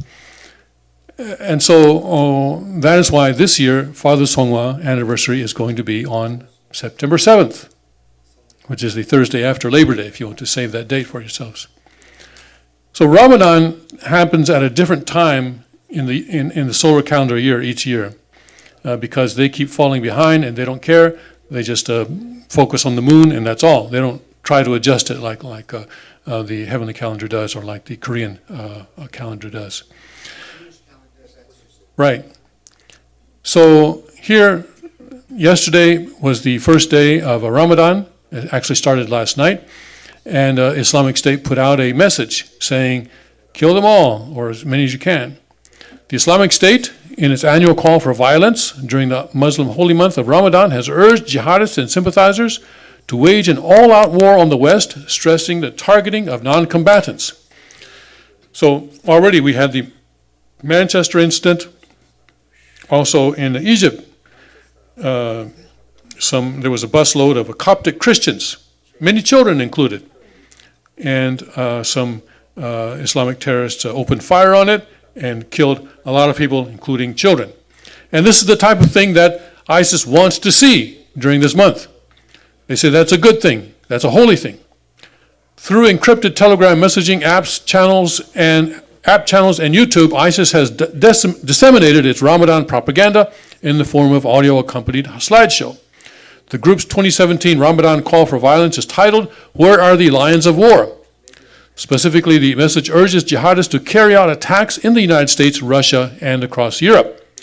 Your targeting of so-called innocents and civilians is beloved by us. We like it. It's beloved by us and the most effective. So go forth and may you get a great reward or martyrdom in Ramadan, declares ISIS in the message. Attack them in their homes, their markets, their roads, and their forums, the group adds. ISIS urges suicide bombers to carry out attacks now. The message states, "O ye righteous believers in America, Russia, and in Europe." In other words, righteous believers, it means ISIS, well, no, they're talking to their own righteous believers, all right? Christians are not believers, they're infidels. Please don't mistake. Okay? So, "O ye righteous believers in America," let's get our vocabulary straight. So they're calling out on their own people, their ISIS followers. "O supporters of the caliphate, O you who can't reach the Islamic State lands, and you are now among the idolaters." Their grammar is not so perfect. "Roll up clothes of your grandfather arm and believe in your quest, and know that our war with our enemy is all-out war and of easy conciliation, easy to reach. So make them busy with themselves away from Muslims and Islamic State lands, and remember the words of your prophet, peace be upon him, the disbeliever and his killer never meet in hell." While most Muslims follow the tradition of abstaining from eating, drinking, smoking, having sex, and other physical needs each day, starting from before break of dawn until sunset during the month of Ramadan, others adhere to the belief that perceives Ramadan as a month of jihad and martyrdom. Islamist and jihadi organizations such as ISIS encourage their followers to carry out violent attacks during the holiest month for Muslims, which begins Friday night. This actually article was posted slightly before that, and that's why it's in the present tense. there is usually a spike in terrorist attacks during Ramadan. Last year alone, Islamic extremism affiliated terrorists killed at least 420 people and wounded nearly 730 others across the world during the holy month, described last year as one of the bloodiest in modern history. Okay, when you spread that out across the world, it doesn't sound like a lot, but it's getting worse every year, and we don't know where it's going to happen. Prepare yourselves and be ready, and make sure that you spend all the time in the invading for the say of Allah, and ask God what you request to make it a month and a curse on the infidels everywhere, states the ISIS 2017 Ramadan message. The terrorist group encourages jihadists to carry out attacks in their home countries as nations across the world have tightened up security, making it difficult for jihadists to travel to ISIS' so-called caliphate. Addressing soldiers of the caliphate and its supporters in Europe and America, ISIS advises, if the tyrants have closed the door of immigration open in their faces, in immigration, comma, there should be a comma there, if the tyrants have closed the door of immigration, open in their faces the door of jihad. The smallest work you do in their homes is better and more beloved to us than our greatest work, reports the foreign desk. So, they're going to, so people who receive this message, and many people receive this message, they're going to be looking for opportunities to kill as many people as possible, even if it means they also die because they consider that to be martyrdom for their faith, and they will go to heaven and have all sorts of versions and other good things.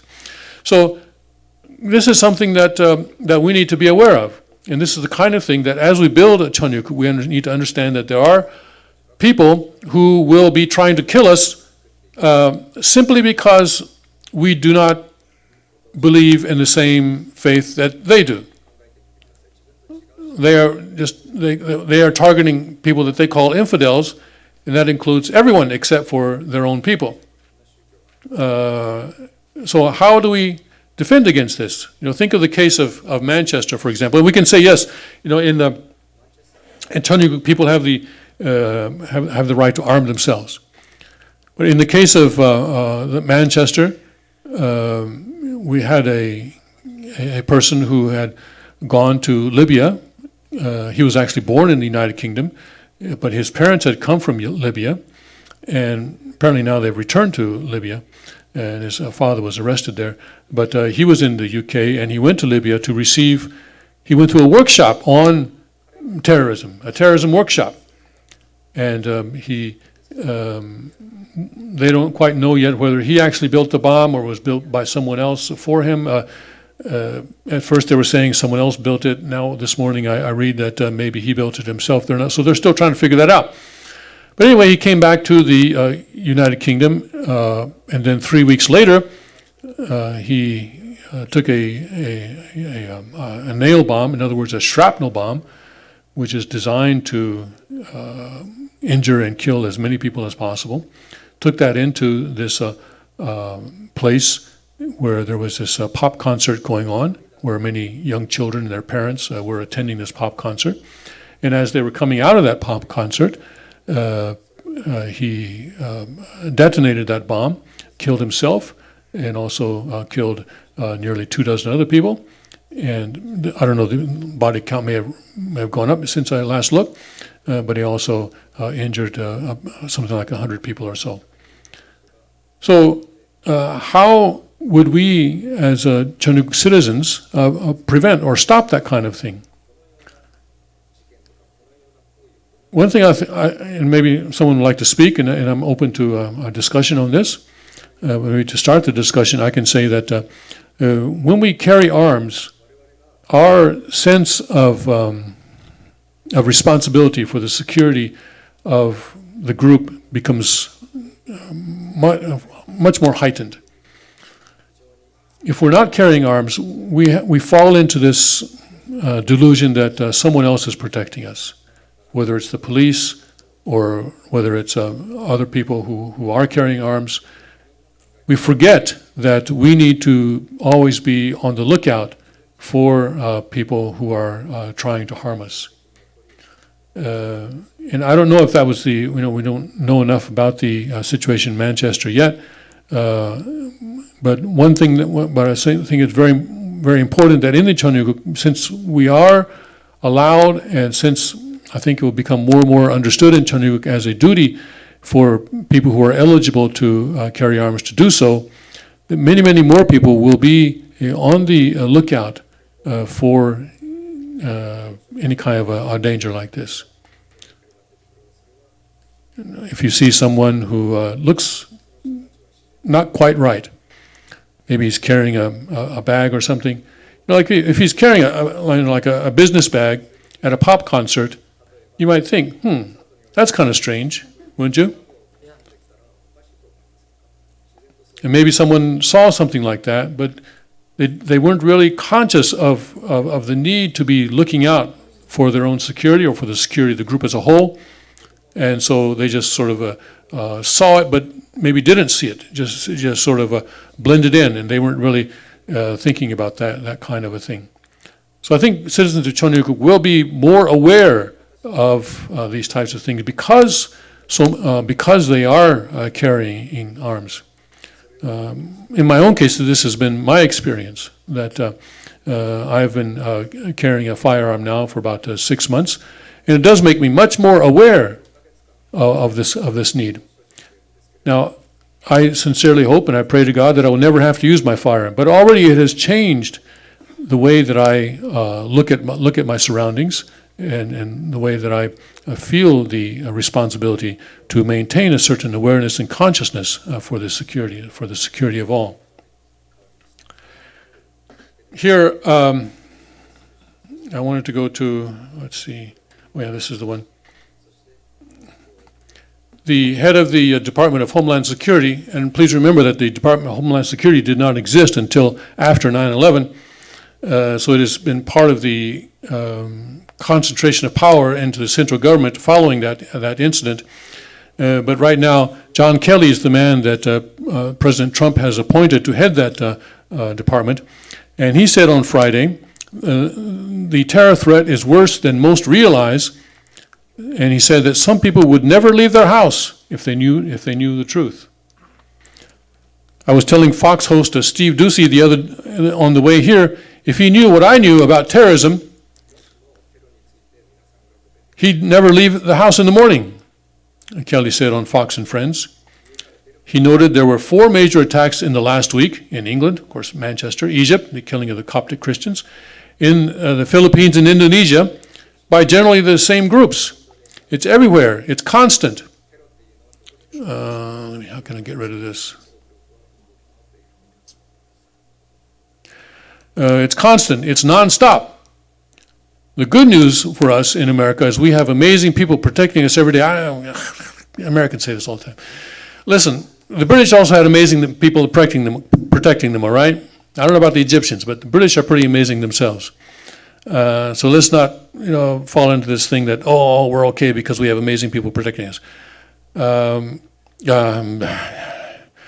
it can happen here almost any time. That's the sentence we need to focus on. It can happen here almost any time. Mask, and maybe this would be a good time for us to have something like, travel ban from certain countries. Libya, for example, is on that travel ban. Mass gunmen opened fire on a group of Coptic Christians driving to a monastery in southern Egypt on Friday, killing 26 and injuring 25 more. Egyptian President Abdel Fattah al-Sisi reportedly called an emergency meeting after the attack in Minya province. The Islamic State in Iraq and Syria claimed responsibility for a Monday bombing after an Ariana Grande concert in Manchester, England, that killed 22 and injured more than 100. So here's the head of Homeland Security, who became secretary just a few weeks ago, and he's telling a Fox News reporter, "If you knew what I knew, you'd want to stay at home." Or maybe if you knew what I knew, you'd want to move to Northeast Pennsylvania. That's outrageous. That's outrageous? What is outrageous? That someone in his position. Can we get a mic for this gentleman here? Yeah, I read that also, and I just really felt it was outrageous because, this guy is an elite also, but he's not really warning everybody. He just happens to mention this to a reporter. and that we have this kind of threat, and yet we're being lulled into thinking that there is, that we don't have that much to worry about. So, Yeah, he's not telling us very much, is he? He's just saying, if you knew what I knew, you'd want to stay at home, or many people would want to stay at home, but it doesn't give us any information that we can act on. he's not telling us. Yeah, Yes. So that was yeah. outrageous. So in the Chanuguk, there will be freedom of information, and we will might be able to get more of this kind of information. And in Chanuguk, it would be illegal to classify information as not directly related to the security of the country. And also the king also has the power to declassify any document that he thinks needs to be declassified. Here's another article on Ramadan. Ramadan begins for world's Muslims, violently for some. The world's 1.5 billion Muslims began observing the holy fasting month of Ramadan on Saturday or Friday night, blighted by conflict and bloodshed in countries ranging from Afghanistan to Libya. Ramadan is one of the 5 pillars of Islam during which Muslims are supposed to devote themselves to praying, giving to charity, and fasting from dawn to dusk. It is sacred because tradition says the Quran was revealed to the Prophet during that month. Although for many Ramadan is a time for families to gather and break the fast with a iftar meal at sunset and socialize, this year it has been marked by violence. In Afghanistan's eastern city of Khost, a Taliban car bomber killed 13 people in the first major attack at the start of the holy month, targeting a CIA-funded militia group. In the Philippines, security forces intensified a bombing campaign in one of the country's largest Muslim-majority cities, where they have been battling Islamic militants. The Islamic State group, which has been responsible for countless bloody attacks around the world, claimed responsibility for shooting dead 29 Christians on a bus in central Egypt. Many of them were children. Friday's assault on the most populous Arab state's Coptic Christian minority community prompted retaliatory airstrikes on jihadists in neighboring Libya and on an outpouring of condemnation. With a broken heart and tears in my eyes, but after all, I wish all my friends a happy Ramadan, and may God accept all your prayers and fasting for the good of our beloved Egypt. Nabil Hakim, a religious Copt who lives in the United States, posted on Facebook. Libya has been gripped by chaos since the overthrow and killing of longtime dictator Gaddafi in 2011, with rival governments and militias vying for power and jihadists taking the advantage of the mayhem. On Friday, forces loyal to the UN-backed unity government battled rival militias in the capital, Tripoli. The health ministry gave a provisional toll of 28 dead and more than 100 wounded, while loyalist forces said 52 of their fighters have been killed in the battles that rocked residential areas. So this is like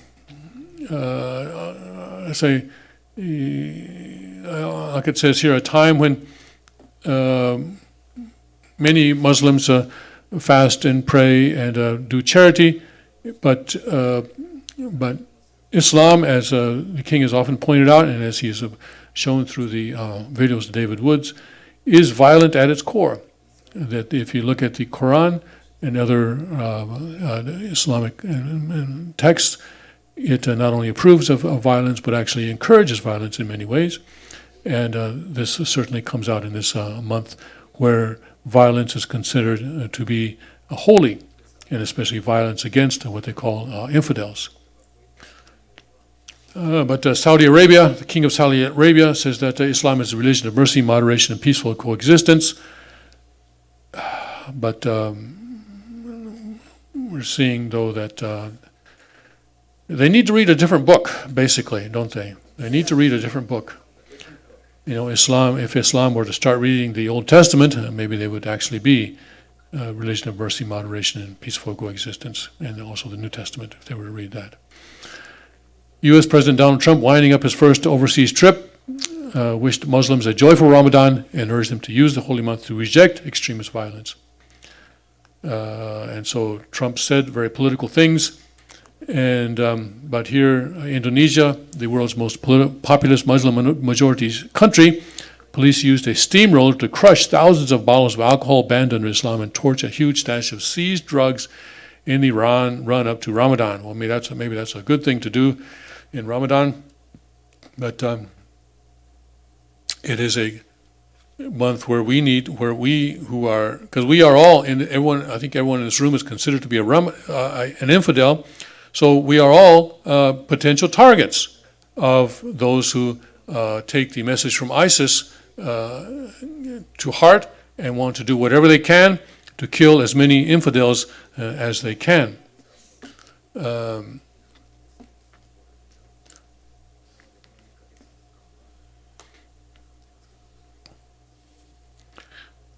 And here again, this is another article that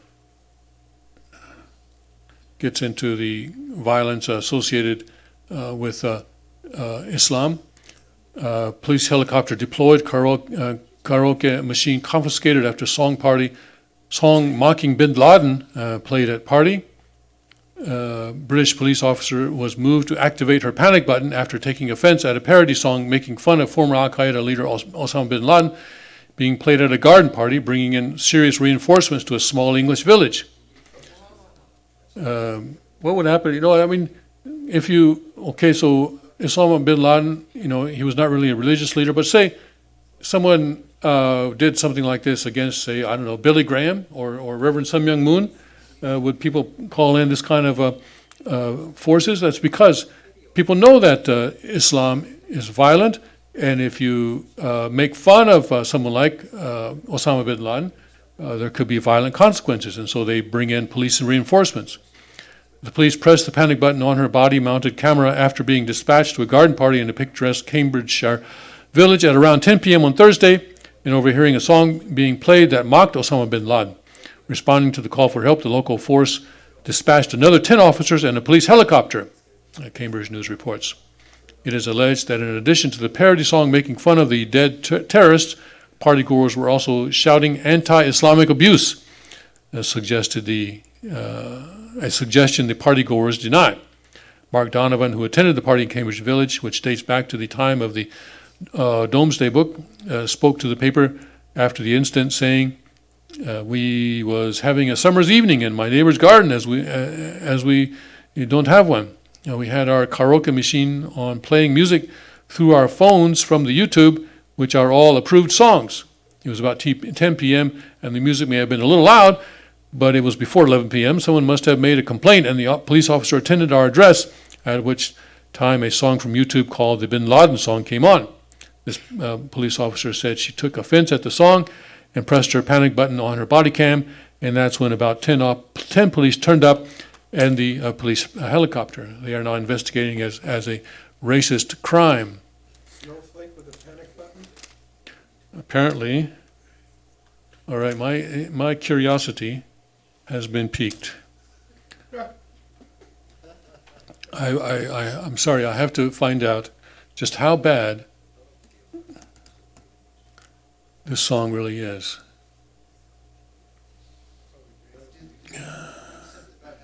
Bin Laden saw an uncensored version. We want the censored. Well, yeah, okay, uncensored version. Okay, shall we play this? Yes. Okay, 10 million views, so apparently it's pretty popular.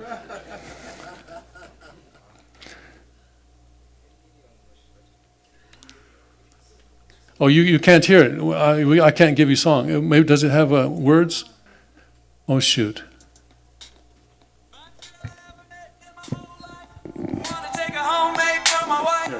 She was a freak when she started talking. She said, fuck me like we fucked Bin Laden. Okay, let's not do that after all. Okay, let's not do that after all.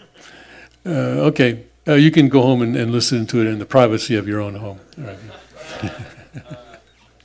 But anyway, it uses the F word, the F-bomb in relation to Bin Laden. We heard that much. Okay, so yeah. But, people have said a lot worse about Christian leaders, haven't they? And or Trump, yes, or Trump, and that has not resulted in any police reinforcements or police helicopters or anything like that.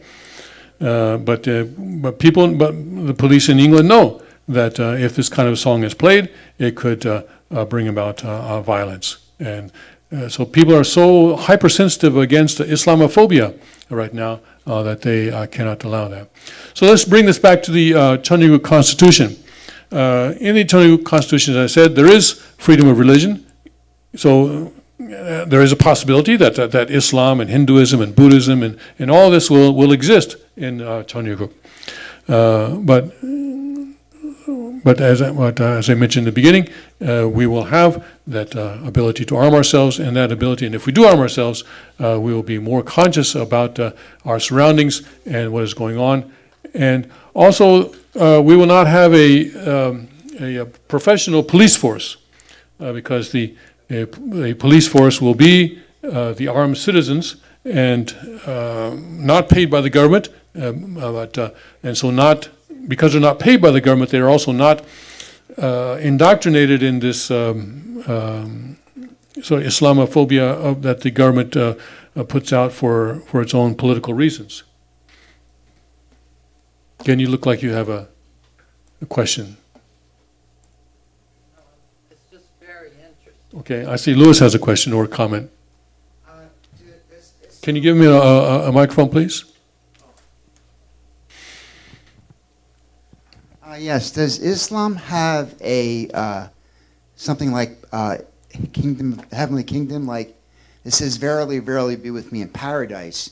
Do they have another level like the kingdom of heaven, like Christianity? Well, I don't know, but they keep talking about some place they're going to go to where they're going to have all these versions, so it sounds like it, yeah, but I don't know. Okay. Here again in, what's happening? Credible Islamic State propaganda video features short clips of Las Vegas Strip. I guess this is the, maybe the same video as we saw a while ago. Let's see if I can increase this so that you can read it together with me. A legitimate Islamic State group propaganda video posted on social media last week features brief footage of the Las Vegas Strip while calling for lone wolf terrorist attacks. Feeling all alone. It's so far to go. And Las Vegas police are treating it as a credible threat. On this road. Sounds like a good idea. Guiding me The video is home. about 44 minutes long, which is unusual because Islamic State group propaganda videos are often much shorter, according to a representative with Site Intelligence Group and non-governmental organization. Similar shorter Islamic group propaganda videos are posted daily, the said. Light up the sky, show me you are with me. I can't deny, no, I can't deny that you are right here with me. Statement. You've opened my eyes. Said her organization is in frequent contact with law enforcement to stay aware of terrorist threats. Nevada resorts work in concert with local and federal law enforcement from the Southern Nevada Counterterrorism Task Force to maintain a safe environment in Las Vegas. But I said in an email, we are regular, frequent communication on issues that impact our entire community, especially Las Vegas. Stars are hiding in the clouds. I don't feel them shining Video was posted when I can't see beyond my Telegram, doubt. and it showcases the Islamic State group's newly developed weapons and its final scene has a series of shots, including the Las Vegas Strip and New York Times Square, while a narrator calls for a general rushing in Russia. So this sounds like the same Ramadan message that we read in the beginning. The short clip of the strip was determined to be 2015 footage, but Las Vegas police and their federal partner were taking it seriously. Anytime somebody goes on the internet and makes a threat, they're going to look for threat. So Las Vegas during this month of Ramadan is security. And also, I guess, Times Square is also pointed out as one possible target. So it seems to be common sense that we kind of stay away from those places, right? Some people say, oh, if we change our behavior, then we let the terrorists win. But it's not the change of behavior that lets terrorists win. It's the allowing government to concentrate more power that lets terrorists win. And that is what has happened actually since 9/11. If we're in a war, our behavior has to change. In a war, we always change our behavior. Some people take up guns and they go to war. People who stay at home, we sacrifice in various ways, and so that in order to support the people who are at war. In a war, our behavior always changes. We cannot pretend that this is just a normal time. And so one way that I think we obviously need to change our behavior is we stay away from places like Las Vegas and New York Times during this month of Ramadan. And the New York Times Square during this month of Ramadan, maybe New York as a whole. That is how we keep the terrorists from winning, because their objective is to kill as many people as possible. So don't be killed. Don't be killed. That's how we win and they lose. Following this week's Manchester bombings and looking forward to Memorial Day weekend, Las Vegas police are stepping up patrols and surveillance on the Strip, downtown, and at local community events in an effort to make the valley a hardened target. So I can understand that they want to say that Las Vegas is still safe, but it's not, all right? It's not. So let's stay away from the kinds of places that these lone wolf attackers will likely want to target, and be in places where, first of all, be in a place where it's easier for you to defend yourself, and if not, then at least stay away from crowds and things like that. Okay? Any questions so far? We're going to what? 4:45? Okay, so we have a little less than an hour going on yet. Let me ask the Japanese people here, do you feel a threat from Islamic terrorists in Japan? 感じない? Okay, yeah, ISIS is targeting America, Russia, and Europe, but if America and Russia and Europe are very, aware and not allowing the ISIS to attack, then they may shift their target to other places, places that are not expecting it. So if I were in Japan, I would also be kind of careful during this month especially. I don't know, Japanese people have the feeling that you are safe in Japan.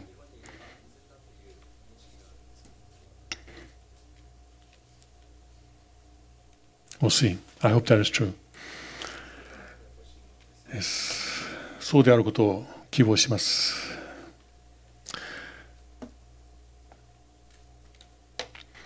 All right. Let me go through some of the other stories that are in the news right now.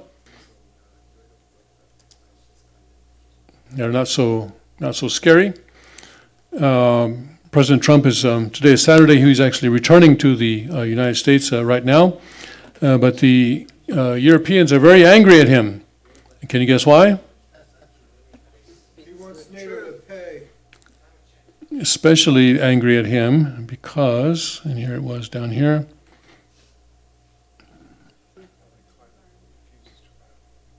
Yeah, Merkel is especially angry at him because he refused to endorse the Paris climate agreement. Let's see if it's in this article here. This is on the 27th, which is what? That's today. UPI. This used to be part of Father's Foundation.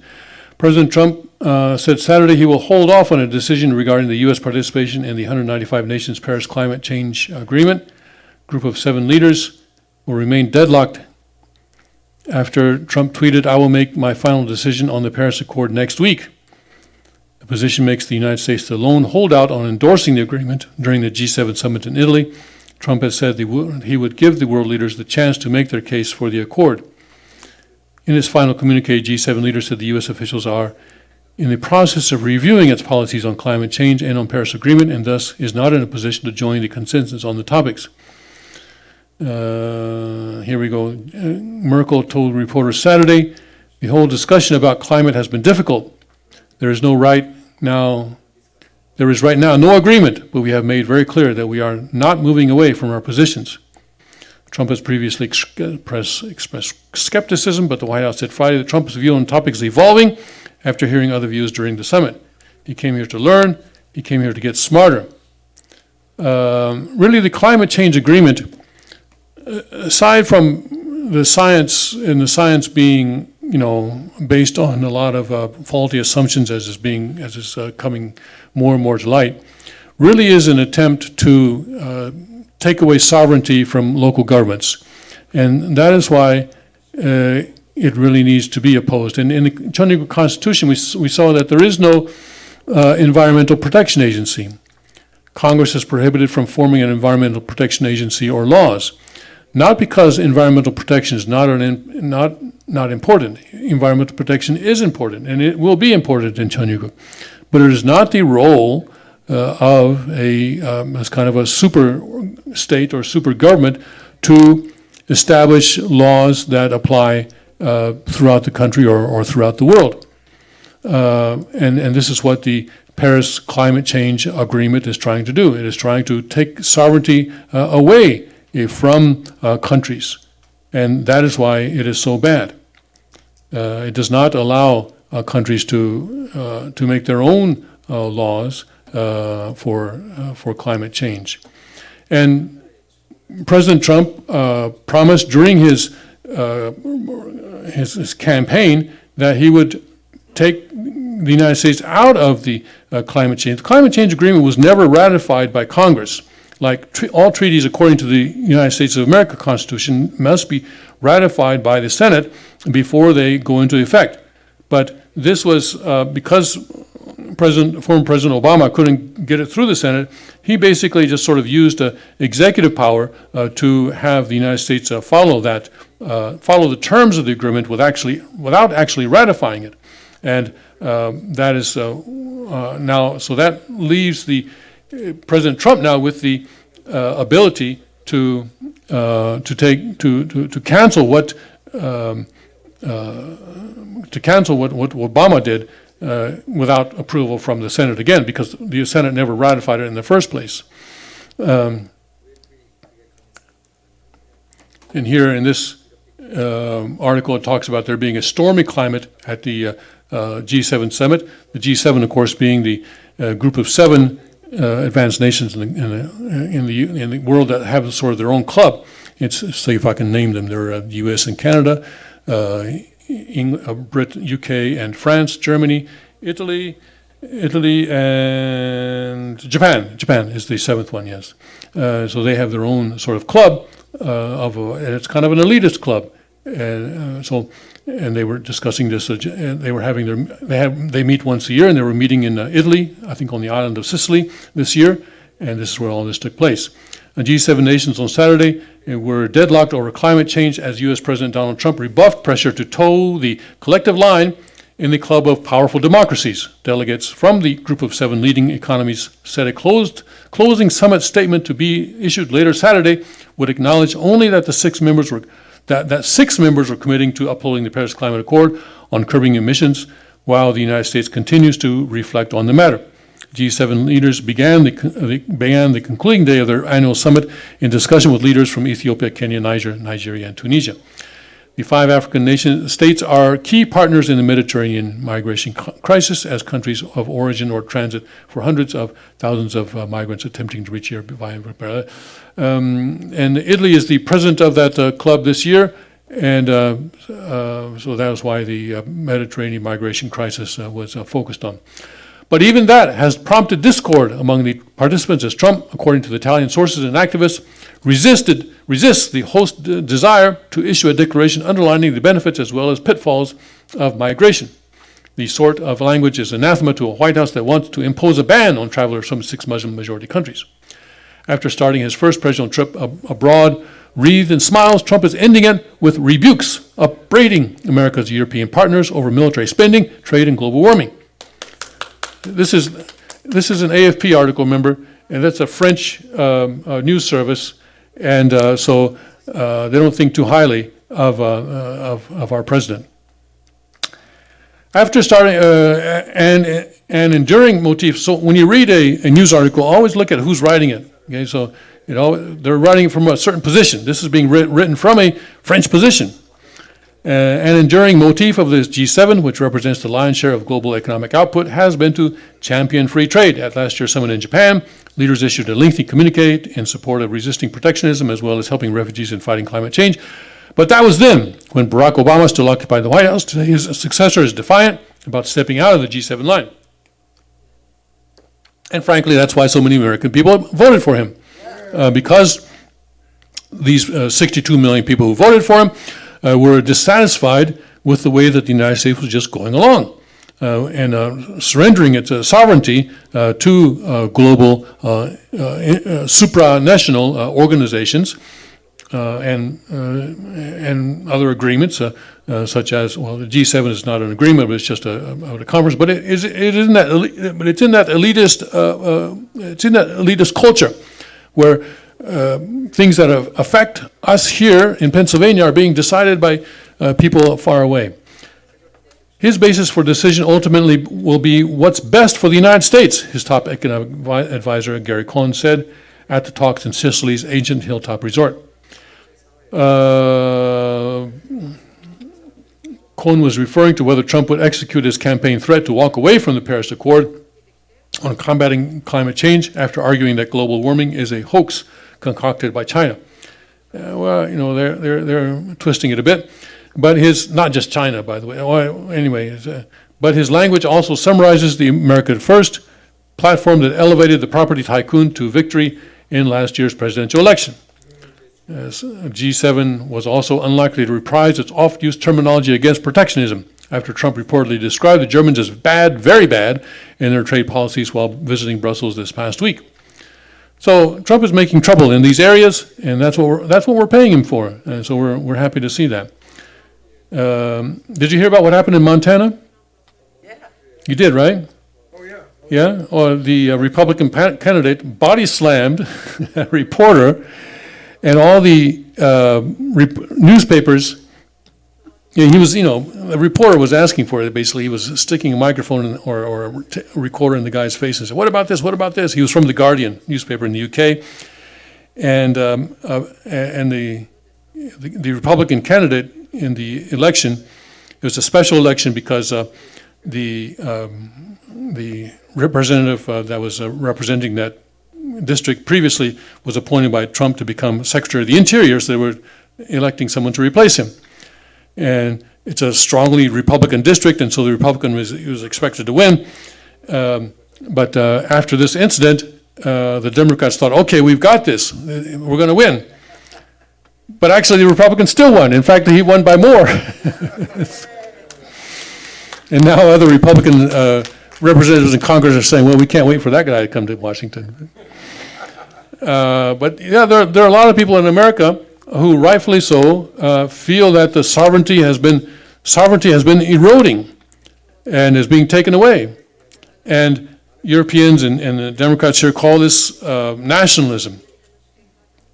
But as the King has said on the King's Report many times, it's not the type of nationalism that we saw especially in the early 20th century. But this is sovereignty. It's an issue of sovereignty. And Cheongguk, sovereignty will lie, first of all sovereignty lies with God. But God's sovereignty will be expressed one way, in different ways. One way will be through the king, but in more so it will be expressed through the families and through the kings and queens of each family. The Cheongguk is a kingdom of kings, and the Cheongguk is sometimes referred to as an upside down kingdom because it is really the top of the kingdom. It's a reverse pyramid in the sense that the top of the kingdom is where most of the sovereignty lies. And so that is why, as God moves us towards the Cheongguk, He is inspiring this desire for sovereignty among the American people.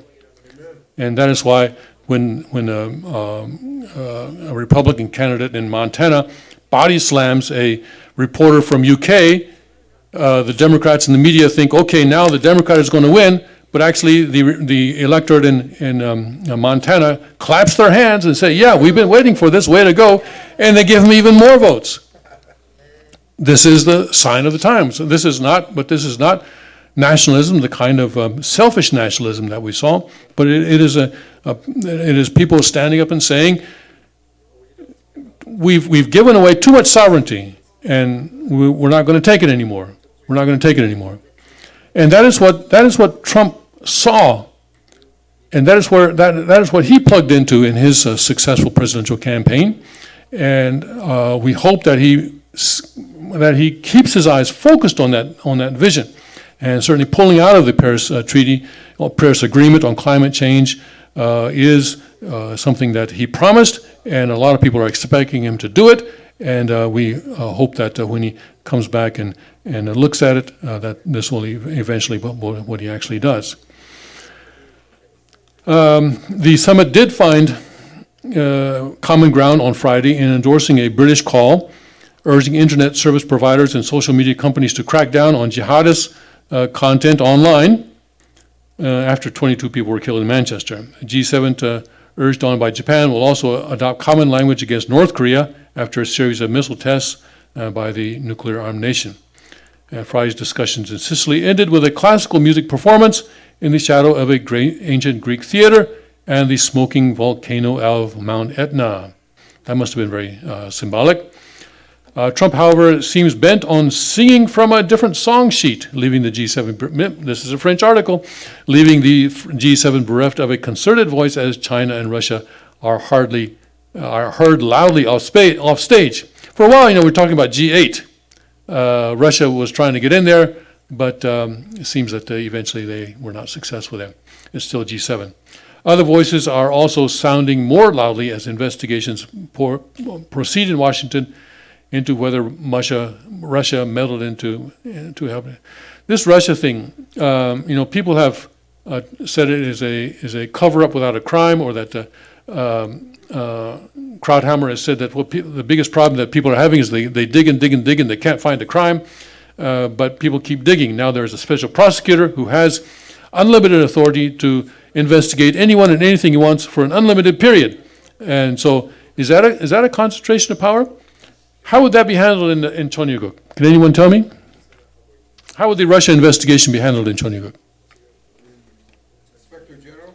That's right, the Inspector General. But the Inspector General cannot investigate a candidate for the presidency, okay? Because the Inspector General can only investigate people who work for the government or people who have contracts with the government.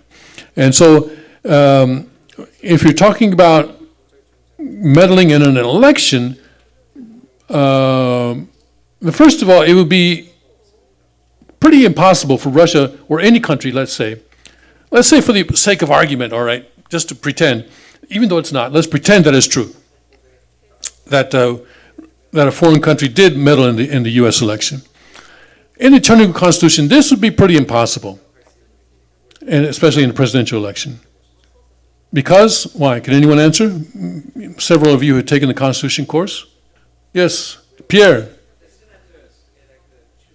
Wrong. The senators don't choose the president. Come on, you got to take the course again. Totally transparent. But who chooses the president? People. No, not the people. No. House, yes. The House of Representatives that chooses the president, Pierre. Or Louis, it's not the people, it's the House of Representatives. And how many members are there in the House of Representatives? No, no, not thousands. One for every 2,100 people, which probably means hundreds of thousands or even millions. All right, depending on the population of the country. What I think I figured it out for the United States one time, it was something like 160,000 or something like that. But anyways, it's a huge number. And each member of the House represents a population of 2,100.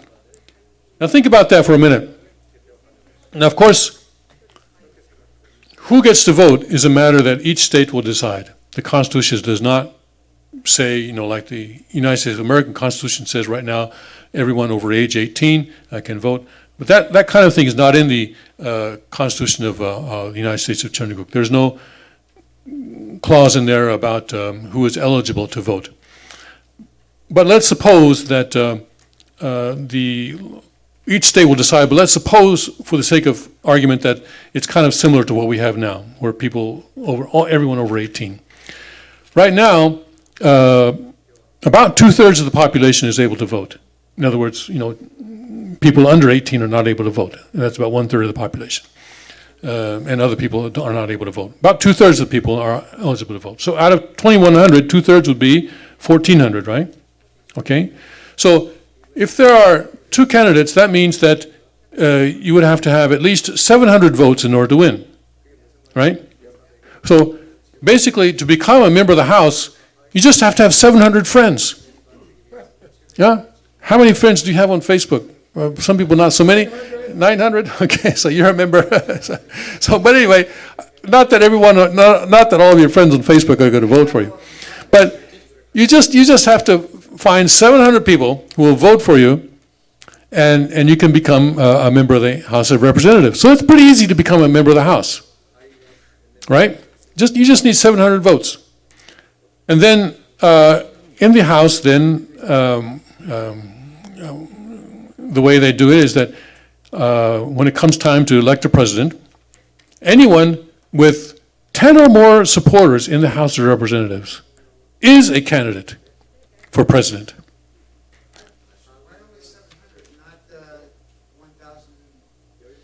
I've already explained that, because you start with 2,100. Two-thirds of those people are eligible to vote. So out of two-thirds, even if you assume that 100% of the people eligible will actually vote, which is not going to be the case, but even if 100% of the people vote, you only need 700 votes to be elected. Now, if half of the people vote, you only need 350. So, so I'm basing this on 2,100 population, all right? And I'm assuming that, I'm making assumptions that the eligibility to vote will be pretty similar to what it is today. Of the entire population is eligible to vote, okay? So a maximum of 700, probably less than that, a maximum of 700. So then when it comes time to elect the president, anyone with 10 supporters in the House is a candidate for president. And then you take a vote within the House. And if there's someone who has 50% of the vote, that's it. That person is president. But if no one gets 50%, as probably will happen unless there's an incredibly charismatic leader, if no one gets 50%, then in the second round, you take the top seven candidates, and they go into the second round. And then you continue to go third round, fourth round, fifth round, but each time dropping the person who has the least amount of votes, until finally at some point somebody gets 50%, and at that point that person becomes president. But the important thing is that the election process starts, once it begins, it has to continue until you have someone with 50%. So that means that the time that it takes to elect a president is limited, maybe a day or two or something like that. I participated in something similar in Virginia, where in Virginia a member of the House died, representing the 1st District of Virginia, actually it was, and the Republican Party had to choose someone who was going to be, who would be in the primary, in the election against the Democrat. And because this was a strongly Republican area, whoever won the Republican primary would most likely be elected. But because of the political calendar and so forth, they decided to have not a primary election where everybody goes to a ballot, but to have a convention instead. And so all Republicans in that area gathered in a gymnasium at one school. And everybody was there. All Republicans were there. And actually one member of our community, our faith community, thought that this might be a good opportunity for him to become a member of the U.S. House of Representatives. And so he became one candidate. And he had an election committee chairman, but then that election committee chairman ran out on him in the past week, in the final week. And so he called me up, and I became his election chairman during the final week of the campaign. And so, I went around to different villages speaking on his behalf and stuff like this. And, he's a great guy and everything, and please vote for him and all this. And then on the day of the convention, everybody gathered in this gymnasium. And this is the way it worked, pretty much according to the Chunyu Constitution right now. So the rule then was, we'll take the first ballot, and then anyone that does not score 5% or more will be dropped from the ballot for the second round. And so we worked hard in order to get that 5%, and we were actually successful. We got the 5%. And seven candidates actually passed into the second round. Our problem was we were number 7. So we were defeated in the second round. But this and then they, after that we left. We didn't stick around, but this is how they did it. Each round, one person was dropped. Sixth round, the second round, it became 6, and then the next round it became 5, and the next round it became 4, until finally somebody won the right to be the Republican candidate. So it's kind of similar here. And this kind of thing I'm just pointing out has been done before. It's just that we're dealing with a lot more numbers, and we're expecting that the logistics will be overcome by online voting. So that is how the president will be chosen in Cheongguk, and that is why money and media and foreign governments or whatever will have a very difficult time, almost impossible time, trying to influence the choosing of the president in the Cheongguk, because for several reasons. One reason is that the time there can be so many candidates. First of all, you don't know who's going to be the candidate, because there could be thousands of candidates. So they don't know who they want to support, and even if they wanted to, how are they going to do that? Are they going to pay money and put ads in papers? Are they going to bribe someone? How are they going to influence? Because the members of the House are so close to their constituencies, it's very difficult to influence them on that way. So in the United States of Cheongguk, this kind of thing would be prevented in the first place, and if it did occur, then there's enough transparency that it could be revealed. But actually, the Inspector General, because in this case Trump was not a government official, probably the Inspector General would not be able to investigate Trump. But certainly after he becomes president, the Inspector General would be able to investigate him. Any questions on that? And here, now it says that Jared Kushner made a pre-inauguration proposal to the Russian ambassador to set up a secret bug-proof communications line with the Kremlin. This kind of thing could be investigated by the Inspector General to see if there's any reason to bring charges against him. And the Inspector General, now his role is only to come up with evidence, and then that evidence would go to a court, or if they're going to impeach someone, then take it to the House of Representatives, and then that evidence will be evaluated there in the court or in the House of Representatives. So the Inspector General cannot remove anyone from office. He can only investigate and come up with evidence, which can then be presented, and then someone else then will decide whether that evidence actually proves anything. Okay, Trump has angrily rejected collusion, so forth. Okay, and he's not going to give a customary news conference at the end of this meeting, which is probably right, because the European press especially has been extremely harsh on Trump. And like you see in this article, they treat these allegations, unproven allegations, as if they were true, and they don't like the fact that he is insisting on sovereignty for the United States. They want to be able to control the population, and they don't like that Trump is not allowing that to happen. Well, here's the one that I was looking for.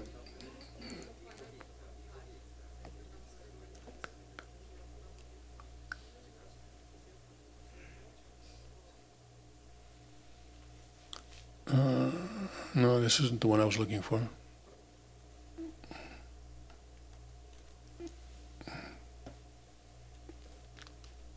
Trump also wants the EU to pay He wants NATO to pay. for NATO, Yeah, he wants Germany and other NATO. EU and NATO are different.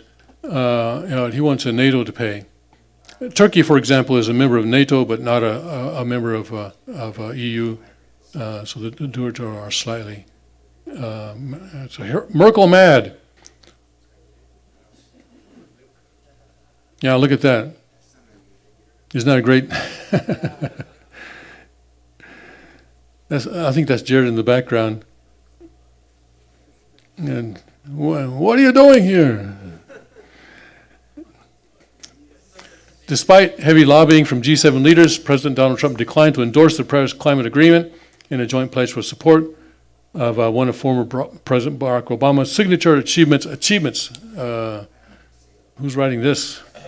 In office, Trump's decision upset world leaders like German Chancellor Angela Merkel, desperate to convince the president of the agreement's merits. The Paris deal isn't just any other deal. It's a key agreement that shapes today's globalization, Merkel said. Well, today's globalization is not the globalization that we want. Now, the Chinese Constitution is also a world government. All right, so because it is going to cover the entire Earth, and if there are spaceships going into, other galaxies or something, then the people who live on those spaceships can also be a part of a Chanuguk. They have that option. But it is a decentralized global government. And that is the important thing. It is a global government where sovereignty is kept at the local level and at the family level. Whereas today's globalization, the type of globalization that Merkel wants, is a type of globalization where we have sovereignty at the elite level, at the top level. Zuckerberg, the head of Facebook, said the other day that we need a global superstructure, he said. Superstructure is the term that he used. Superstructure for humanity to progress. No, that's not true. For opponents of the agreement, the decision is a welcome development after the president's economic advisor, Gary Cohn, told reporters that Trump was evolving on the issue, but it still was not a fulfillment of his campaign promise to withdraw the United States from the Paris Agreement. The president announced on Twitter that he would make his decision next week of whether to remain in the agreement. But these kinds of this is the tide. There's been a certain tide towards this kind of a centralized globalization. And as I mentioned here, wherever you centralize power, you're going to have corruption. Absolute power corrupts absolutely. And Trump is swimming against that tide. And sometimes he's having some difficulty. The tide pushes back. But we hope that next week that he will make the right decision and that he will, in fact, withdraw America from the Paris Agreement. Not that environmental protection is bad. We want to protect the environment, but this is not the way to do it. Using environmental protection, using changes in the climate as an excuse to centralize power in some kind of a national or global elite goes against God's vision for humanity. Because God's vision for humanity is like we say in the family pledge, is for freedom and complete liberation. Freedom and complete liberation. Hebang sokbang. So this goes against that kind of a vision, and that's why we are so opposed to it, and why we are hoping that Trump will make the right choice on that. That Merkel is mad, we can understand that, and that's what she does. That's who she is, but we certainly hope that America will not go that way. And here's another article on that.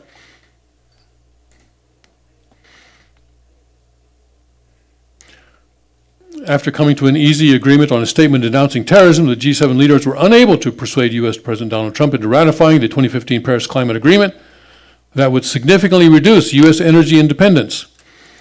The issue of the Paris Climate Accord remains suspended as the G7 tweeters. So he wanted to keep the issue of Islamic terrorism front and center, which of course is what we want him to do.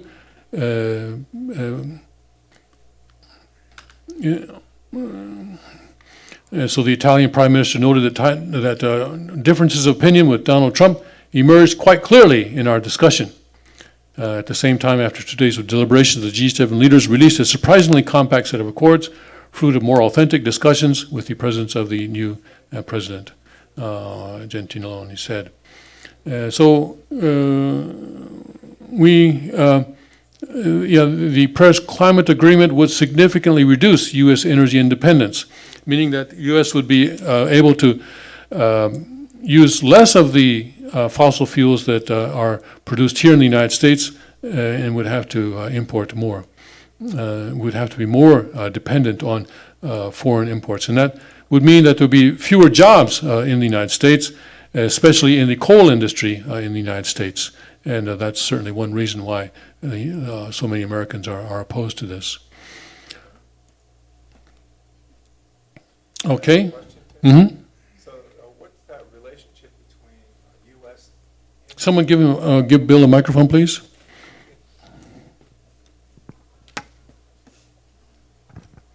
On that point of U.S. energy independence, what's the relationship between the Paris Accord and energy independence in the U.S. versus the U.S. buying their energy or buying significant amount of it from Europe? Do you know what that issue is? No, I don't. I What don't that know. concern- I don't know enough about the issue, but I do know that under the Paris Climate Agreement, the U.S. coal industry would suffer very much, and I think that because the U.S. would have to limit its carbon emissions, does anyone know more about this than I do? Is anyone else able to give a better answer to Bill's question? Well, that would make kind of sense, and they'd Mm-hmm. argue for other cleaner sources versus coal, which has some downside to it. Mm-hmm. Yeah. Okay, let's look at what Mark Zuckerberg said about globalization. Do we have to? Well, yeah, because we do need to know what these people are doing, because this is what we're fighting against. This is the tide that we are swimming against. Facebook chief Mark Zuckerberg choked up while speaking about an illegal immigrant dreamer during his Harvard commencement speech, and declared that the fight against the forces of nationalism is the struggle of our time. And he is correct in that this is a struggle that I think is going to, history books in the future will probably define this era that we live in now. But this is the struggle for sovereignty, we would call it, and I hope that history books in the future will call it that. He's calling it the struggle against nationalism. Zuckerberg acknowledged on Thursday that there are people left behind by globalization across the world. Yeah, there are, and there's a reason for that. And even conceded that there are people in every country for global connection and good people against it. It is hard to care about people in other places if we don't feel good about our lives here at home, he said. There's pressure to turn inwards. He then said, though, that the struggle of our time will be between the forces of freedom, openness, and global community against the forces of authoritarianism, isolationism, and nationalism. Let's rewrite that sentence for him. The struggle of our time will be between the forces of freedom, openness, and sovereignty against the forces of authoritarianism, global elitism, and authoritarianism. How's that? Is that good? So that's a rewriting of his speech. Forces for the flow of knowledge, trade, and immigration against those who would slow them down, he continued. This is not a battle of nations, it's a battle of ideas. Yeah, it is a battle of ideas, but forces for the flow of knowledge, trade, and immigration. So, you see, he tries to lump all immigration into one package here. But President Trump and others are against illegal immigration. In other words, the United States has certain laws that allows people to immigrate to this country, and many people do. I think hundreds of thousands of people a year do come into the United States legally. They come in legally, and they live here legally. My wife came here legally, and she's now a United States citizen and she got that status by following the laws. By doing it, she didn't swim across the Rio Grande. She came and, we put out all the applications and everything like that, and she came here legally. And there are many people in this room who have done the same, or are doing the same. But they want to say that Trump and people who support Trump are against all immigration. That's not true. It's against uncontrolled immigration. Uncontrolled immigration. Because if you're going to just say, okay, well, anybody can come, then you are undermining your country, and that's what people are reacting against. This is not a battle of nations; it's a battle of ideas. Yes, and Zuckerberg is on the wrong side. Zuckerberg then choked up as he told graduates that one of his top students at the Boys and Girls Clubs where he volunteers his time was a dreamer who raised his hand and said he wasn't sure he would go to college because he's undocumented. He didn't know if they'd let him in. Zuckerberg said he took him out for his birthday, and when he asked him what he wanted, he started talking about students he saw struggling and said, I'd really just like a book on social justice.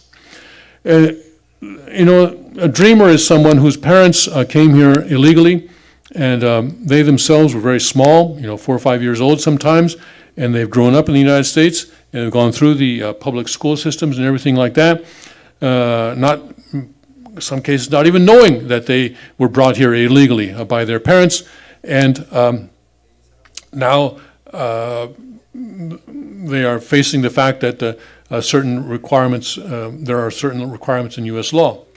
And these people, yes, they are victims. And if a way to help them can be found, that's great. But again, the integrity of U.S. law has to be maintained, and if anyone's going to use the dreamers as an excuse to undermine U.S. sovereignty, then that's not going to be allowed. And it looks like Zuckerberg is trying to use this kind of tear-jerking situation to undermine the U.S. sovereignty on the question of immigration as a whole. And yeah, I feel sorry for someone like this, but I also would want to criticize and condemn Zuckerberg for using this person for his own benefit. He said he was blown away because here's a young guy who has every reason to be cynical. He didn't know if the country he calls home, the only one he's known, would deny him his dream of going to college, but he wasn't feeling sorry for himself. He wasn't even thinking of himself. He was the greatest sense of purpose, and that's what burned him. So again, Zuckerberg, shame on him for using this person, young person like this. So Zuckerberg commitment also made waves because he said we should explore ideas like universal basic income to give everyone a cushion to try new things. Now, amazingly, you're going to talk with Kukchinim later on, right? Ask him a question about universal basic income. No. You'll be surprised by his answer. You'll be surprised by his answer. I was surprised by his answer. Ask him that question. I won't go any further right now. Who's going to ask him that question? Anyone who volunteer? Let's appoint a specific person right now. Huh? Louis Perlman? What's that? No. So he wasn't listening, so he doesn't get to. Gideon. That means that the government will provide a certain income, will guarantee a certain income, like $15,000, to every individual, to every adult in the country, rich, poor, middle class, doesn't matter. Everyone will be given $15,000 a year, for example. It can be 20 or 25 or whatever. But everyone will be guaranteed a certain basic income. Gideon, you asked that question, all right? No. Ask him what he thinks about universal basic income. All right? Is it a good idea or a bad idea? I promise you, most of you will be very surprised by his answer. Okay, I'm not going to go any further. I was surprised by his answer. Okay?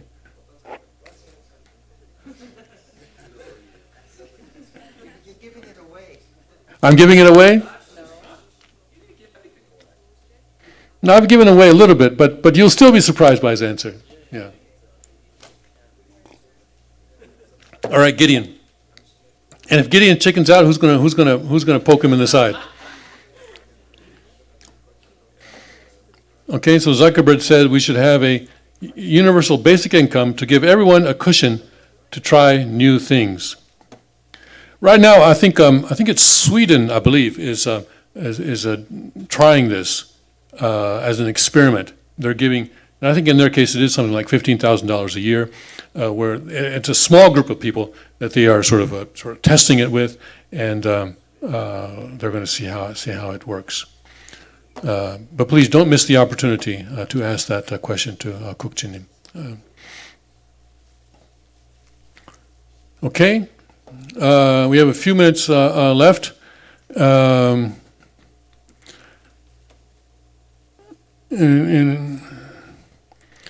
Interesting here that the Trump administration is actually nearly double the rate of refugee admissions for a balance of fiscal year 2017. That would mean between now and the end of September. The United States government's fiscal year goes from October to September. The New York Times is reporting that the State Department will nearly double the rate of refugee admissions to the United States for the balance of FY27 from the current rate of 830 per week to 1,500 per week. So you see, it's not like we're not letting anybody in. We're letting people in by hundreds and thousands. But these are refugees. Despite repeated efforts by President Trump to curtail refugee resettlements, the State Department this week quietly lifted the department's restriction on the number of refugees allowed to enter the United States. The Times reported on Friday. It is unclear if the State Department made the upward judgment with the knowledge and approval of President Trump. The Department of Justice, however, was apparently consulted. A State Department spokeswoman speaking on condition of anonymity because she was not authorized to discuss the issues publicly, said the department had consulted the Department of Justice about the refugee quotas and had decided to adjust them. So it'd be interesting to see whether this is actually something that the president has approved, or if this is something that the people in the State Department who are opposed to Trump are sort of doing on their own, and also in the Justice Department are doing on their own. If you look at the map of where people voted for Trump and where people voted for Clinton, people on the coast, especially in people around New York and Boston, New York, Washington, D.C., voted for Trump, for Clinton, voted for Clinton. And that's where most of the bureaucrats who work in Washington, D.C. are living. And so that's why Trump right now is having such a difficult time, because people in what we call the deep state, people who think that they can just run the government regardless of who is president, are acting on their own. And we'll have to see if this is something that he has approved, and if it is not, then perhaps he will do something about it. But maybe he has a reason for doing this. Not necessarily a bad thing, but we want to know, though, who's coming in. The issue always was not how many people are coming in, but rather who's coming in, and that we want to know who's coming in before they come in, because once they're here, it's very hard to keep track of them. Opponents of the federal refugee resettlement program vigorously criticized the reported change in Trump administration refugee admission policy. Stunning news: Trump Department opens the floodgates. Refugee admissions will explode in coming weeks, Ann Corcoran wrote at Refugee Resettlement Watch on Saturday. Betraying the voters who elected Donald Trump, the Department of State slipped the news to the contractors on Thursday, who then slipped the news to the New York Times just as you were packing up for the beach and getting ready for a family barbecue, using the federal government's favorite holiday weekend trick to bury the news. If you're in the news business, you notice that the government announces bad news basically on Friday. Yeah. That's the favorite time to announce it on Friday, hoping that reporters are all going on vacation or whatever, going for the weekend. But this is especially a big weekend, this being Memorial Day weekend. In contrast, the voluntary agencies who are paid by taxpayers more than $1 billion annually to resettle refugees on the program praise the State Department's decision, but also want more in fiscal year 2018. Refugee advocates are delighted by the State Department decision. The budget submitted to Congress by the Trump administration on Monday for fiscal year 2018 cuts refugee resettlement funding. The two departments with primaries for the State Department and the Department of Health and Human Services, and so forth. The Daily Caller reported recently the Trump administration budget for 2018 would support the resettlement of 50,000 refugees per year. So President Trump, another reason may be that he was away, maybe the reason that he was away, that this happened this particular weekend, because he was busy at the G7 summit. And I believe he's coming back today, is my understanding, that he should be arriving back today. Okay.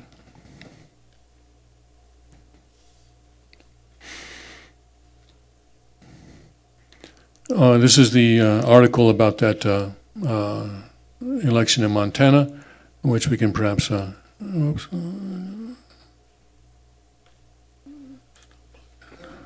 complaining she's a woman at a commencement address. Well, Hillary is correct that misogyny lost her the election, but it was the misogyny of her husband, Bill Clinton, that lost her the election. Okay, well, it looks like I'm having trouble with this computer again. Let me see if I can, sometimes refreshing the screen will do it.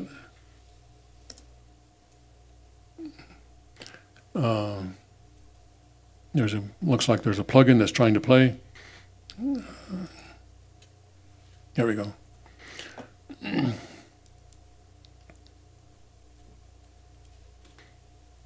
Now, liberals wanted to fight in Montana. Democratic leaders saw a lost cause. This is the New York Times, which of course is very much in favor of the Democratic candidate there. The Democratic defeat in a hard-fought special House election in Montana on Thursday highlighted the practical limitations on liberal opposition to President Trump and exposed a deepening rift between cautious party leaders who want to pick their shots in battling for control of Congress in 2018 and more militant grassroots activists who want to fight the Republicans everywhere. You're aware that next year there's going to be these midterm elections in November, and the 1/3 of the Senate is going to be reelected. And so 1/3 of the Senate is about 33, I think it's 34 actually next year. And 25 of those seats are currently held by Democrats, and the rest are by Republicans. And so the Democrats have to defend 25 seats. And so it's going to be a difficult year for them, and the Republicans stand a very good chance of actually gaining seats in the Senate unless they really mess things up for themselves. But that is what they're talking about here. And so they're talking about the Montana election in those terms. And we're out of time now, and so let's, I guess we have 3 minutes on my clock here. But I want to wrap it up now. So we started this session talking about how the ISIS has put out a statement calling on its followers to kill as many people, as many infidels as they can during this month of Ramadan, which began yesterday and will run for this current lunar cycle until the next new moon comes along. And how, as citizens of Chonuk, we need to be have this ownership consciousness where we are responsible for our country and for our safety and for each other's safety. And so we need to keep a watch on things. Even, for example, in a forum like this or in a location like this, we need to always be, even if you are not carrying, always be aware. One of our young teenagers, I know, she's come to me several times with things that she sees that are not quite right. And I'm always grateful for her help. When she sees something that's not right, she goes to an adult and tells them about it. She has a very strong ownership consciousness. I won't tell you who her parents are, but you can probably guess. She's been educated very much in that respect. And I think if every person is like that, then if every person in the world were like that, it would be very difficult for these terrorists to carry out their attacks. But unfortunately, it looks they've already succeeded in a number of places, Manchester and in Egypt and in the Philippines and Indonesia. And now, and as the month goes on, I'm afraid that there will be more victims. But let's be wary and let's be vigilant, and so that we are not victims, and the people that we love, people that are around us, are also not victims. Any last question? No? Okay. Thank you very much. And Kukchinim will be coming along here in 15 minutes. Well, we'd like to thank Tim very much for giving us a good demonstration of applying the Chonuguk Constitution to world events, to human events. Thank you very much, Tim. We're going to have a short break, and then we've had one wonderful presentation after the other. And please stay tuned. One more to go. Kukchinim will be here. Thank you, everyone. We'll have a few break, and he'll be here. We will start at 5 o'clock. Okay.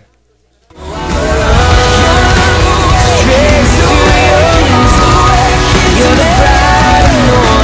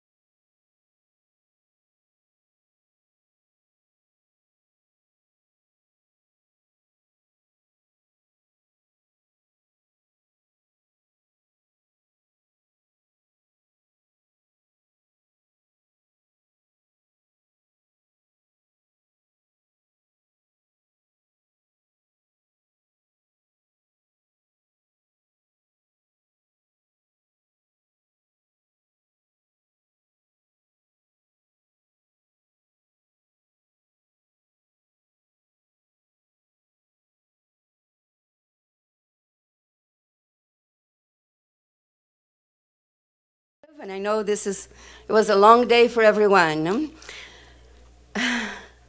So I wanted just to take a few minutes to introduce our guest speaker.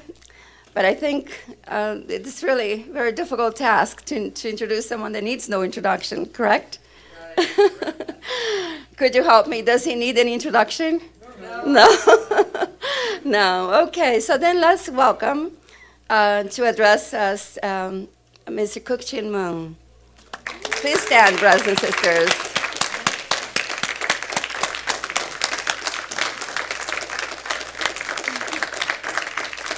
Hello, everybody. Oh, everybody's just on one side of the room. Is there any reason why you don't spread out to the other side? Who's on the other side there? It doesn't matter where the camera is. You sit comfortably. So, what do you guys want to talk about? I think you guys been talking about the kingdom, right? Isn't that why we're all here? That's right. So what have you learned about the kingdom? Why is it beautiful? What's so beautiful about God's kingdom?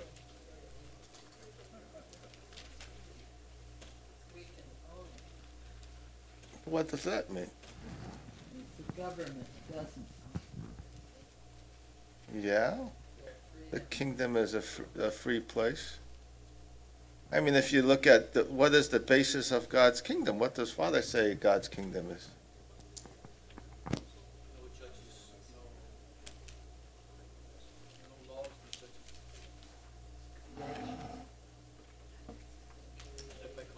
Yeah, by conscience. If you're going to be living by conscience, does that mean you have free will or not? To have conscience means you have the ability to choose, right? You can determine what you believe is right and wrong based on your moral understanding of relationships and situations, right? So, there's an element of freedom, of free will. How about love? Can love exist without free will?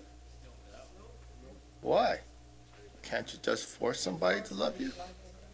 You can't? I tried. So, in God's kingdom, it's a kingdom of conscience and free will. And with free will, if you have free will, does that guarantee you that you have love? No. But you have the possibility of getting love, right? So it's not fair.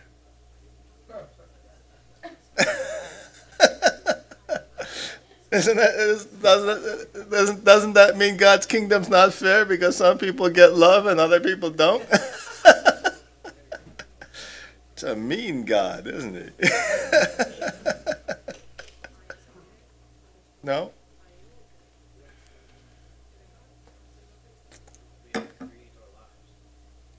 So in God's kingdom, you got to actually get out and do something. Nothing's going to be given to you. How about if you're hungry? What do you got to do? You create a business. Get a business? What happens if you're not smart enough to make a business? Our creativity.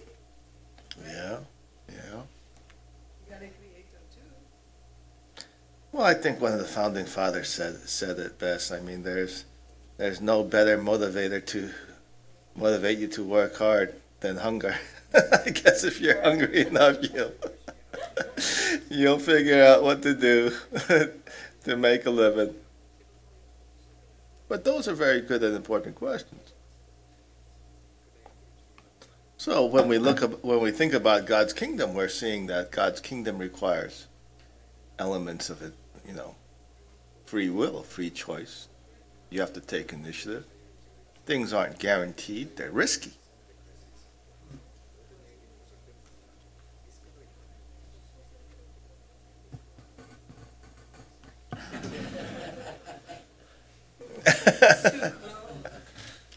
Things are risky. Things aren't guaranteed for you.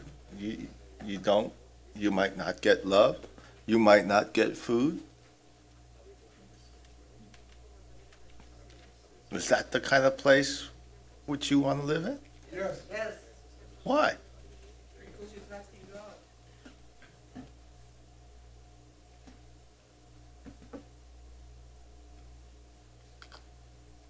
So,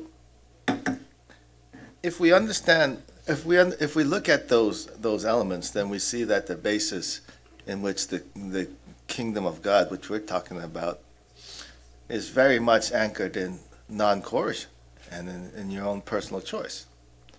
And that's the philosophical basis on which the kingdom is built. And so when we look at the Constitution, that's the difference between, that's the basis in which the Chanagok Constitution is built on, is the freedom to choose, to have conscience, to have free will, to be able to create your own life, to be able to pursue happiness. But there is no guarantee of success. There's no guarantee of economic success.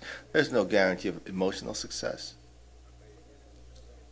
But there is the possibility of success and of finding love and of finding fulfillment in your life as God planned for you.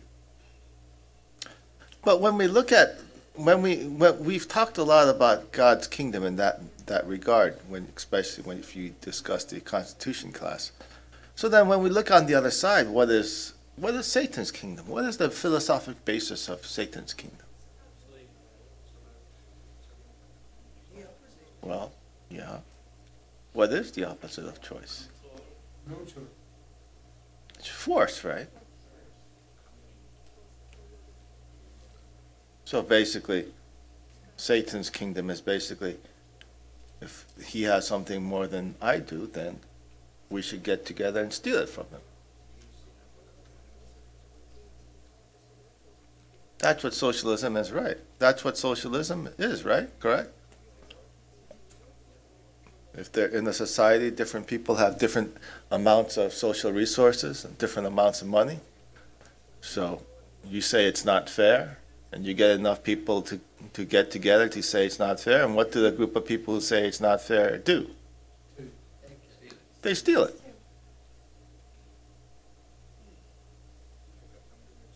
And if the people don't want to give up their resources, how do they steal it? Of course. What do? They kill people, they beat them up one way or another, they take what they did not produce. So that's the basis of socialism. That's the basis of Satan's kingdom. It's envy, jealousy. He has more than me, so I should take some of his.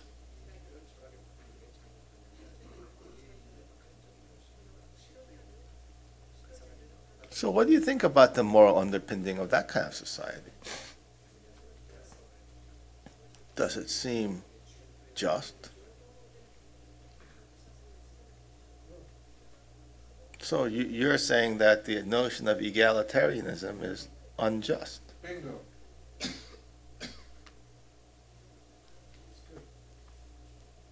It's evil. Inequality? Inequality of opportunity equality of opportunity is good, but outcome isn't always guaranteed. Sure. That's the whole point. If you have equal opportunity, then you're guaranteed that the outcome will be unequal. Because people have different abilities and different talents. Yeah, everybody is unique. And even if you had forced equal economic results, then people are still unequal. Because people are going to be unequal in terms of happiness. Some people are going to be much more joyful than other people. Some people are going to be with the people they love, and the other people are going to be miserable. So if you create equality in economic results, and now you have inequality in happiness, how is that equality in results?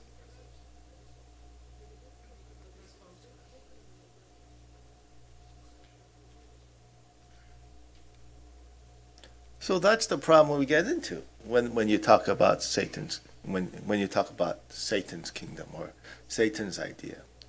or socialism or communism, is that the complaining, the saying that I'm a victim, it's not fair to me. This psychology never ends, even if you make economic results the same. There will always be constant jealousy, because your focus is not in improving yourself, not in working on yourself, not in seeing who you are as an individual, but your focus is on comparing yourself to other people.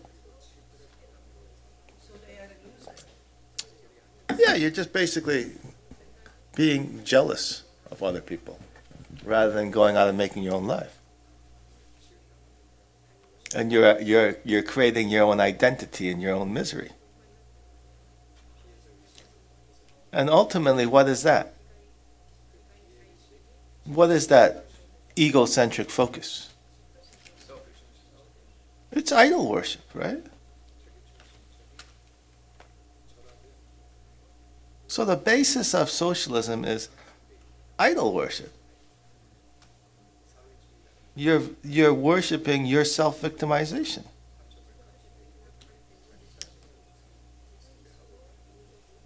That brings us right back to the Ten Commandments.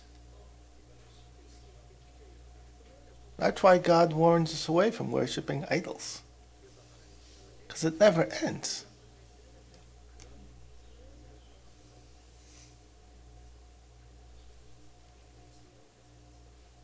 You know, there are societies and societies boil down to fundamental philosophic principles. Very simple precepts are the foundation of the society, the nation, and the world. It's, when you look at the world, you say it's big and it seems huge and there's lots of complexity in it. But the complexity doesn't make the world. The underlying fundamental simple philosophic principle is the basis in which the entire society is built. And so there's a fundamental difference between a society built on free will and a society built on coercion. Now, these are two fundamentally mutually exclusive principles. They do not mix together well. It's like oil and water. So if you want to pursue a society of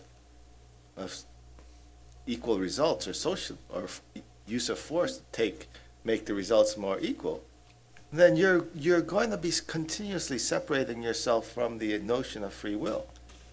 And as the institutions which progress in creating that force continue to grow, those institutions will continue to abuse their power and expand their abuse of power. And then you get down this very slippery slope which you can't turn around on. So when we look at the Garden of Eden and the story of the fall of Adam and Eve, we see how innocently Eve fell into eating the apple. But once she went down that path, it just became a slippery slope, and generation after generation, the consequences of her action multiplied infinitely until this entire world of Satan's kingdom was created. So that's the point. The point is where you start is the most important. What is the basis in which your society, your kingdom is built? What is the seed from which, let's say, the tree that you plant comes from?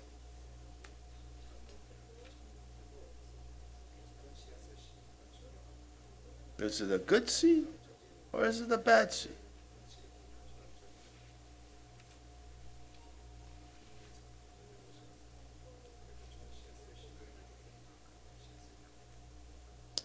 And it's those fundamental, simple moral precepts which basically will determine the fate of the entire world and how the world will turn out. And so that really is the question of the choice that you're making.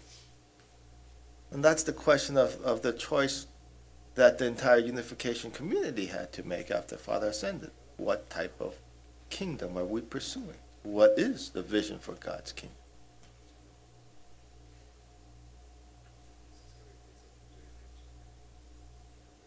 That's why choice is important. It really matters what you choose. It's not always the same.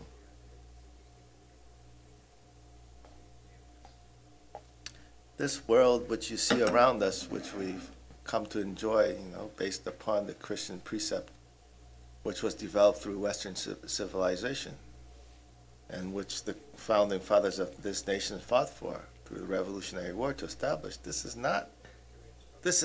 society is not a society which is necessarily guaranteed just by mutual interaction of people. It's actually a historical anomaly.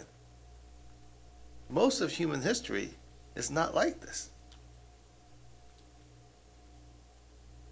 And free societies don't last very long.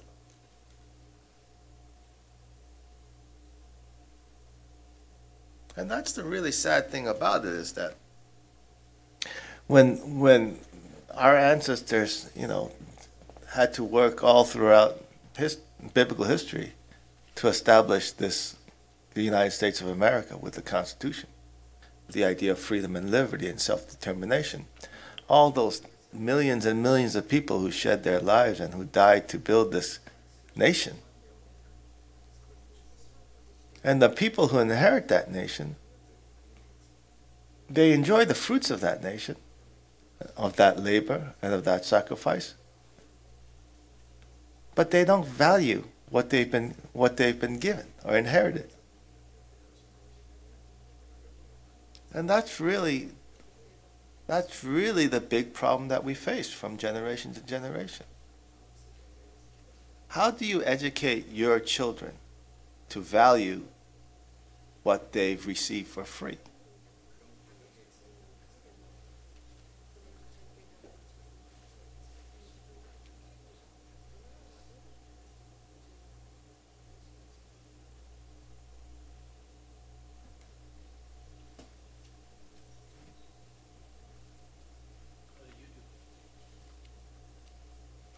Well, that's my choice.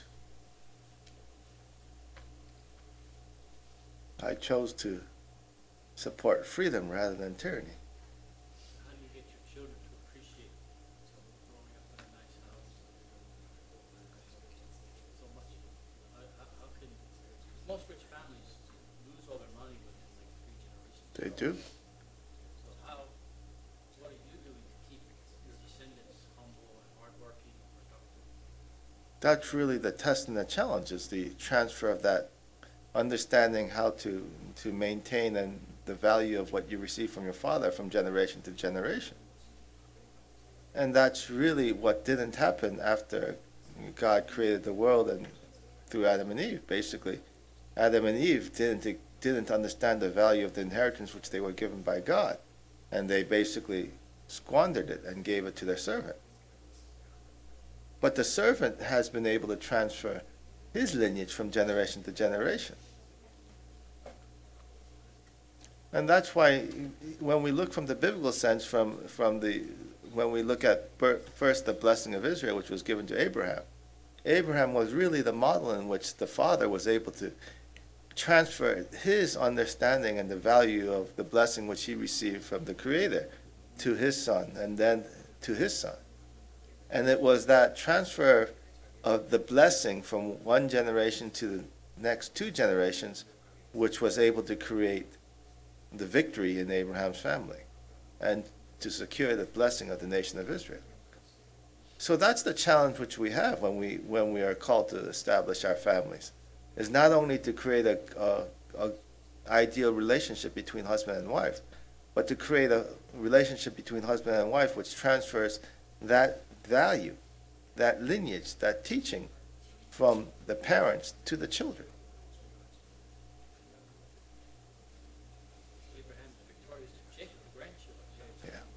Abraham is victorious through Isaac and Jacob. And so God sees those three generations as one.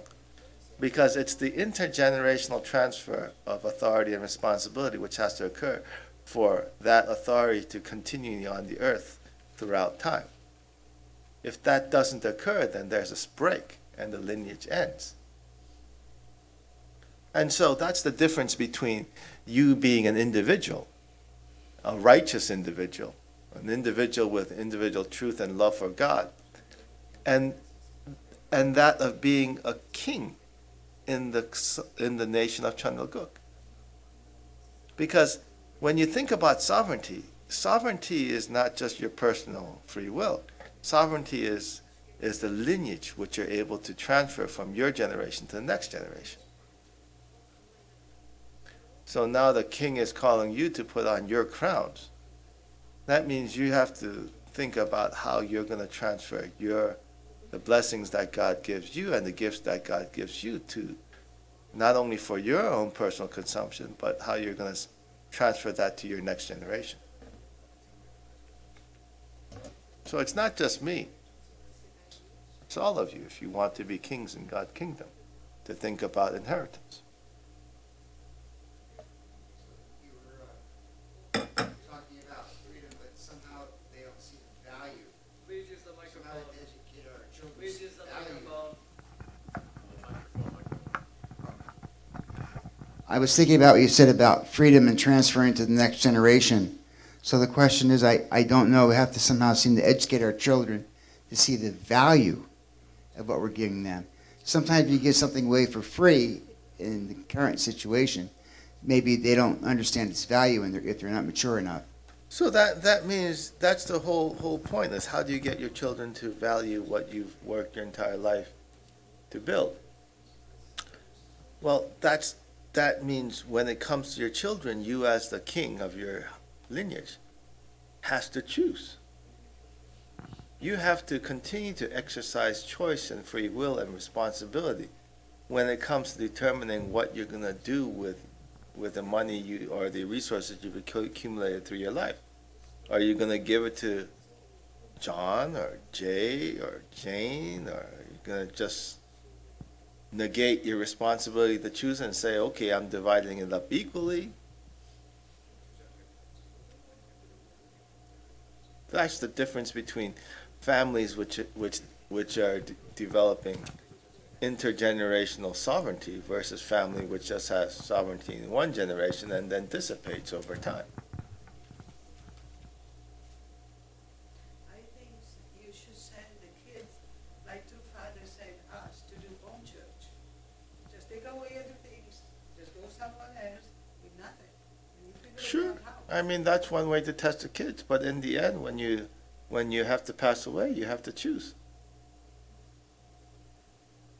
So I think if you just give all your children everything equally across the board, they may not see the value. That lends into socialism. Well, When that's they the have one point. child, That's the they point. excel That's and the see point. the value more than the others. If and you they as get a what you father need. just decide to say, okay, without any other valuation of characteristics of your children, say, I'm going to give just equally and that's it, because it's the easiest way to do it, you've basically taken away your personal choice to determine who is most qualified in your lineage.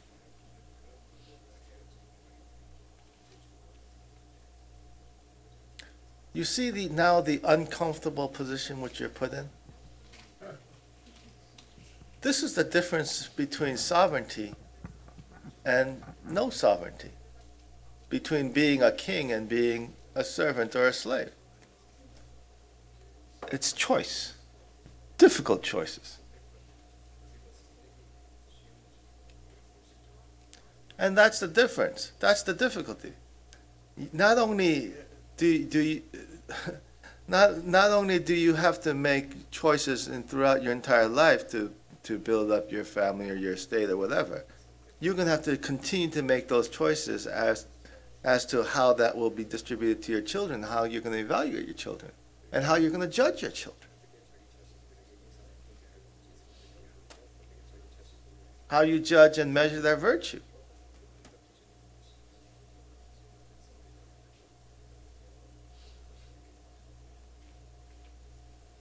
So it's easy to talk about responsibility. It's easy to talk about sovereignty. It's easy to talk about being a king in God's kingdom. But to actually take on the responsibility of fulfilling that role, that's more challenging.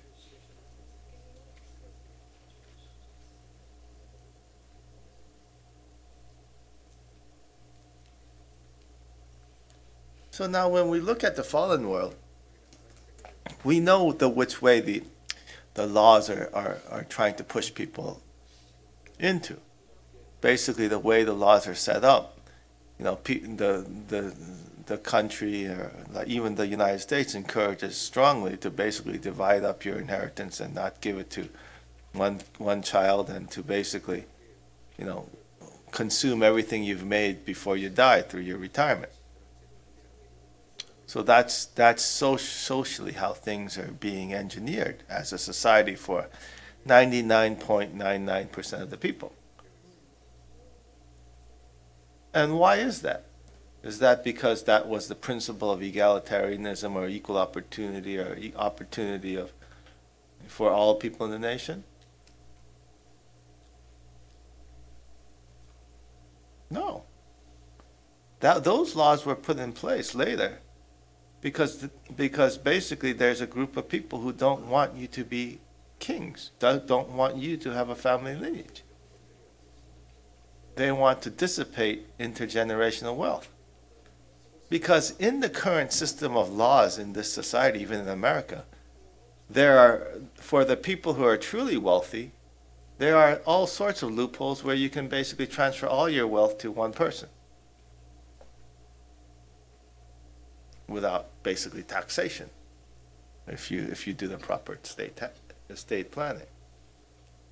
So basically, the way the system is designed right now, it's basically most people are not going to be able to take advantage of intergenerational inheritance of resources.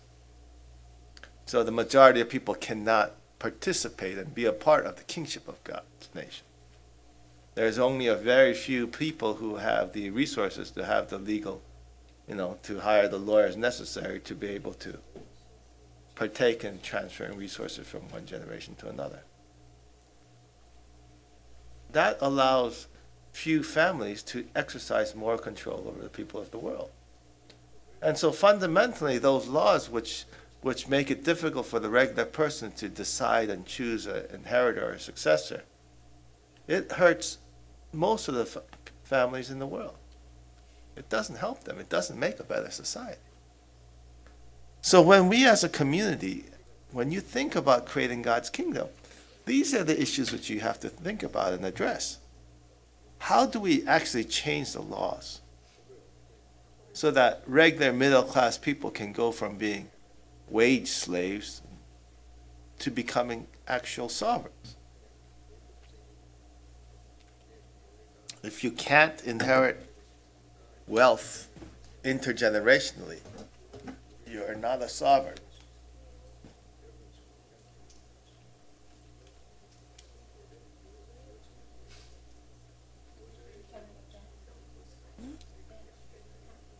Well, there's death tax. There's also all sorts of other laws, gift taxes. Anytime you want to gift something, you have to pay taxes on it. So there's many areas where people the government takes the money out before you can pass it to your kids. But basically, if you understand trust law or estate planning, then basically you can get around all those taxes if you plan ahead.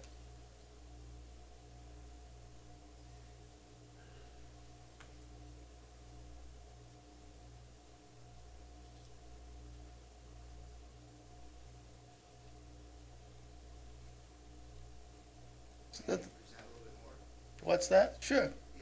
It seems to me as we transfer intergenerational wealth from one generation to the next, I think we have a big lesson that it's not always, society says, oh, give it to the eldest, because that's like a fixed amount, but we have learned that's not always the case. By individual sovereignty, we have learned we have to choose the one who's most qualified to take care of all the family and that intergenerational transfer. Seems to me that's transferring the whole value of sovereignty from the right person in one generation to the right person in the next generation. Well, that's gonna be, that's your responsibility to choose wisely.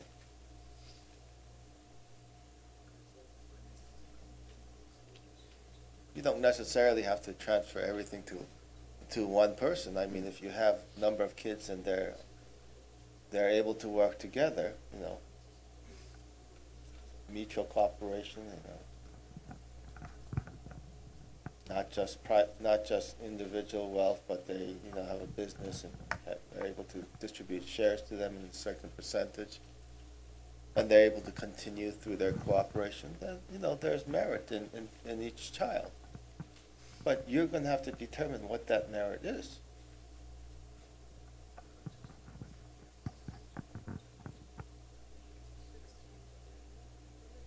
And that's a difficult thing for parents to do, is to look at their children and say, yeah, this kid is better than the other kid, and so I'm going to give this kid more.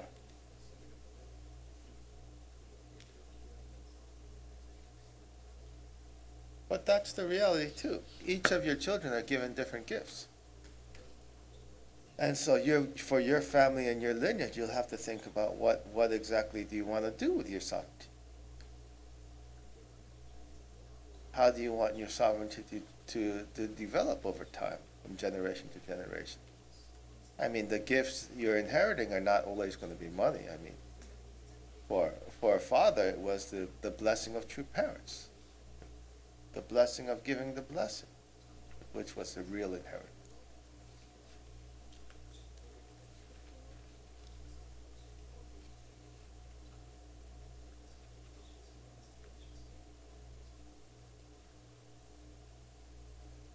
But there's always that element. Which of your children understands and values what you're giving them?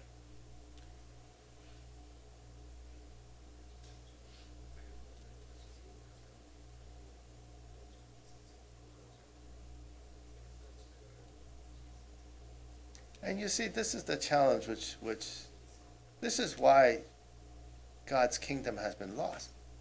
Because these difficult choices, parents just, you know, think about, oh, I don't want to make this choice, it's too difficult. Let's just not make the choice and just divide it up equally. But you know, deciding to do that is also making a choice. Either way, you're making a choice. You can choose to create your lineage, your sovereignty, a certain way, or to destroy the sovereignty of your children in a certain way.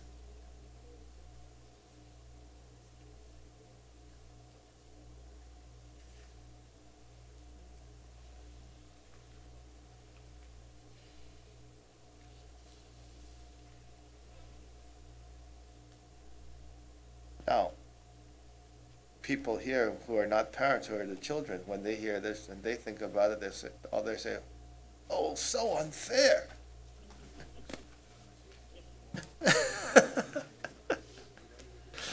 And what is that comment, so unfair? What is that? That is the underlying foundation of what? Satan's kingdom. When your kids say, oh, that is so unfair, they're basically saying, I want to use force to destroy what you're doing, because I think I should get some. Right? Yeah. Which is the basis of socialism. If you don't give it to me, I'm going to take it, whether you like it or not.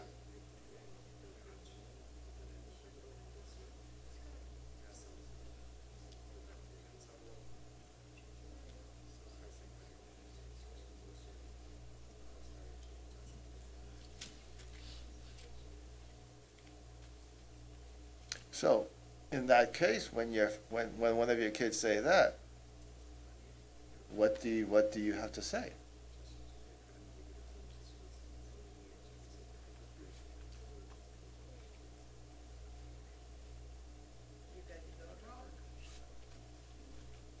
It's very clear what the sovereign has to say.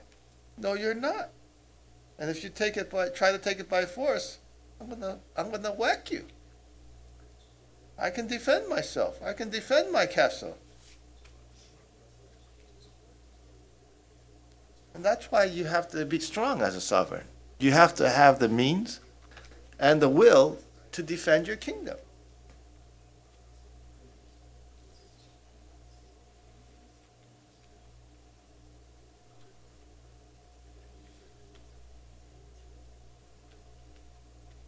And so that brings us into when we start with the free will, when we start with free speech, when we start with freedom of religion, if we have those freedoms, if you're a sovereign, automatically the freedoms go to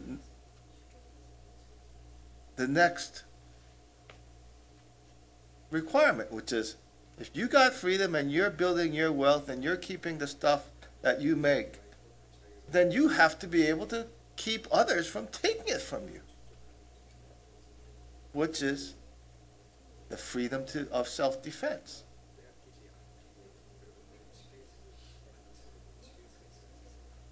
So you see, these things are not independent of each other.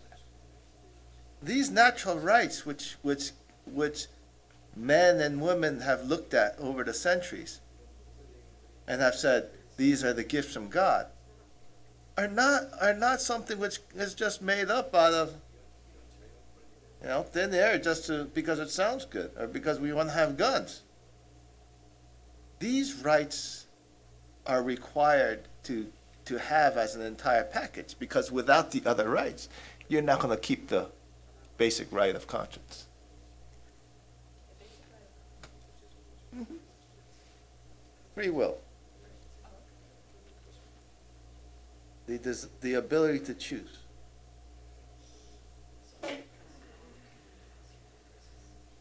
But it's not just the ability to choose, it's the responsibility to choose. So that's why you're saying when we talk about letting the state defend us like police and things like that, that's actually really a principle. Well, when you let the state defend you, basically you're opening the door for the state to now take away your freedom of religion, freedom of speech, freedom of conscience. So that's the whole security, freedom. And your stuff, because once the state defends you, you don't have the means to protect your stuff from other people. Because now the state can come in and say, I want your stuff. And what can you say to the state? You can't say anything, because you have no means to defend yourself.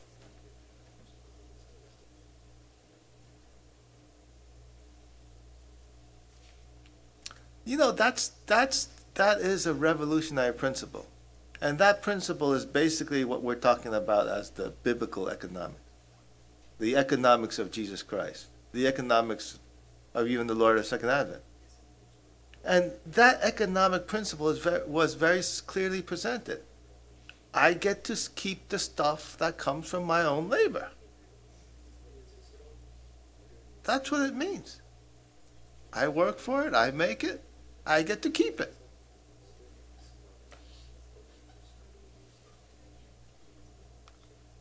And that's the problem. If I'm very productive and I make a lot of stuff and I accumulate a lot of stuff, I'm going to have a lot more than everybody else. Then the people who are lazy bums are going to come to my house and say, I'm going to take some of your stuff because you got so much and I don't. And if you don't have a gun, they'll take it. So when you look at biblical principles of the right to work, the right to keep the fruits of your labor, it's a biblical principle actually to have the right to defend your labor and your work and your person. Which means it's a biblical principle that you have the right to kill.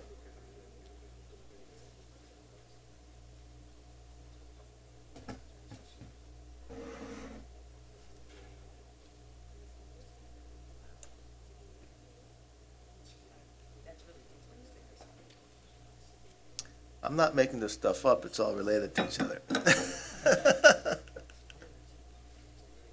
You also have a right to distribute as you see fit. Yeah, your inheritance. You have to decide how you're going to give it to your kids. And so that's going to be the challenge. You may have been very successful in your life in accumulating wealth or whatever, whether it's spiritual wealth or physical wealth. But if you're not successful in transferring it to the next generation, your work's going to disappear.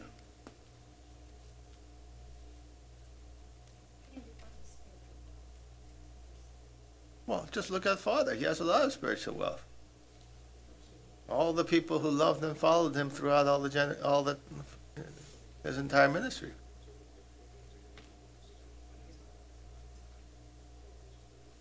So his wealth wasn't just physical. It was basically the love of the people, the reputation.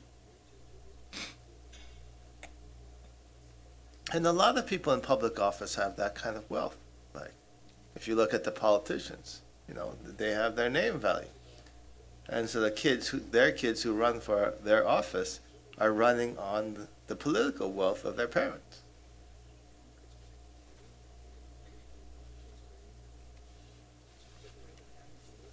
Mm-hmm. But that's the thing. The kingdom of God is a kingdom of sovereigns. So not only political dynasties, but economic dynasties. And that's the problem. We should have lots of middle-class dynasties. But we don't because of the way the laws are structured right now in the country. And so when we talk about God's kingdom, we're talking about the greatest amount of sovereignty for the greatest number of people. And basically, that nation can be constructed based upon, well, the fundamental rights enshrined in the Constitution, but also by the reflection of how the laws are played out on the books. If the Constitution and the practice of lawmaking in a nation is able to be pursued in a manner in which large concentrations are prevented, then you're going to have a society with a very wide distribution of middle class. And then if you're able to create a society in which you're able to inherit the wealth the middle class makes to the next generation, then you're going to have what you call an intergenerational middle class. A relatively broad intergenerational middle class.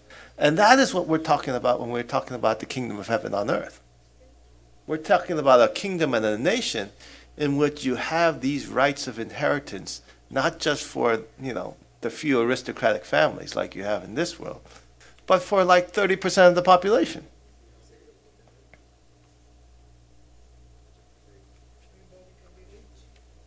Well, in any type of society, the owners, if you're able to remove all the impediments to competition and to remove all the regulations and the bureaucracies, then the most, at any time, the most amount of owners for businesses and resources in that nation will probably be about 30% of the population will be able to be some kind of business owner, from small to mid-sized to large business.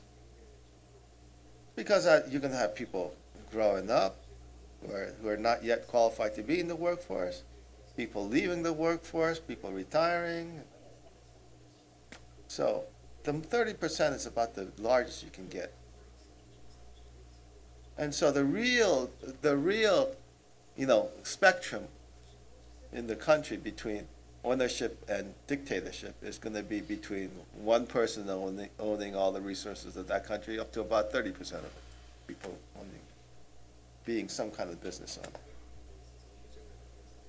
And so what we're trying to do when we talk about God's kingdom from a practical sense, when we talk about creating God's kingdom, is we're talking about how do we structure the laws so that we get the maximum number of business owners in the nation. And that's what the Constitution of Chanuguk is designed or sketched around producing.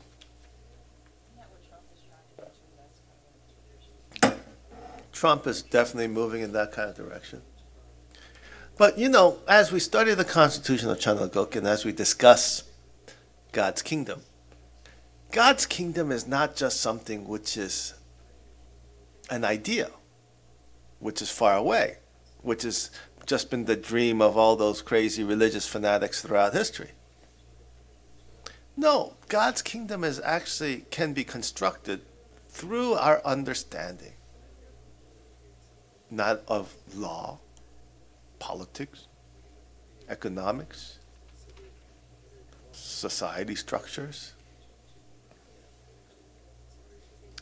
It is a real and practical kingdom that can actually be constructed. And it is a kingdom in which we can actually build a model of and forecast how that will affect the people in that society. It is not a kingdom which is illusory or far away or idealistic or something which is unattainable. It is completely attainable to us today if we have the will to construct it. And that's the important point to understand. That's the important distinction that we need to make. It is also said that the kingdom of God is in your heart, right? Yes, the kingdom of God is already here. We just need to make it. It just takes wholeness and integrity of a person. Well, the kingdom of God has always been very simple. The precept of the kingdom of God is what Father talked about. It's conscience. It's free will. Free will in pursuit of happiness. And what is happiness? It's to be in love. With who? With your Creator. With your Creator.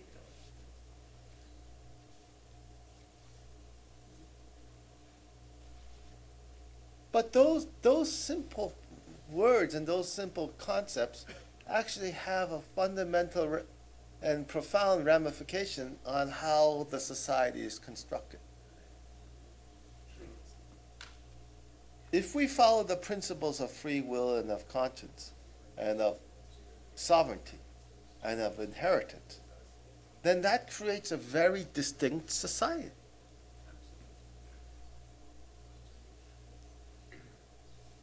In terms of all aspects of the society. Its economic structure, its legal structure, its political structure, its military structure,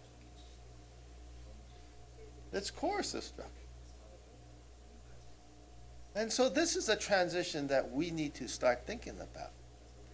How do we move our community from being a very isolated, highly devoted community, religious community, to becoming an actual nation, a nation of God's idea?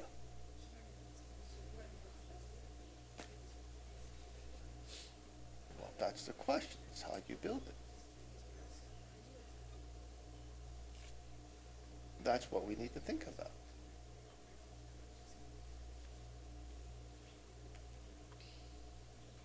Would the first floor of that be kind of what we're doing now, or the education of the next generation? Well, there has to be a transition in the way we think a little bit. Because, you know, as a religious community which had to go into the wilderness after Christianity rejected Father, you had to basically be like an army, special forces. But when the rules which you have of, let's say, being an elite force in an army are going to be very rigid, and the standards to become part of that elite force is going to be very high. But then when you look at the standards and the requirements for the regular army, what are it? It's lower. It's not as hard, but it's still rigid for an army. But now let's take that society. Well, you're going from the special forces to the regular army, but now let's go to civilian. Are you going to have the same rules for your civilian population as you do for your army? Are the standards going to be lower or higher?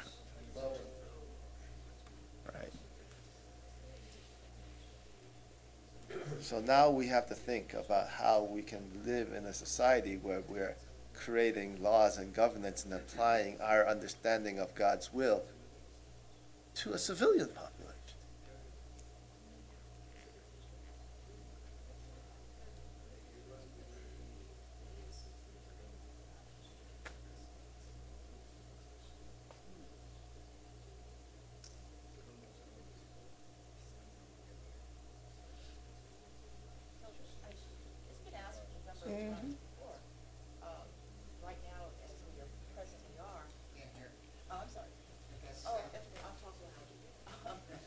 was passing the mic down.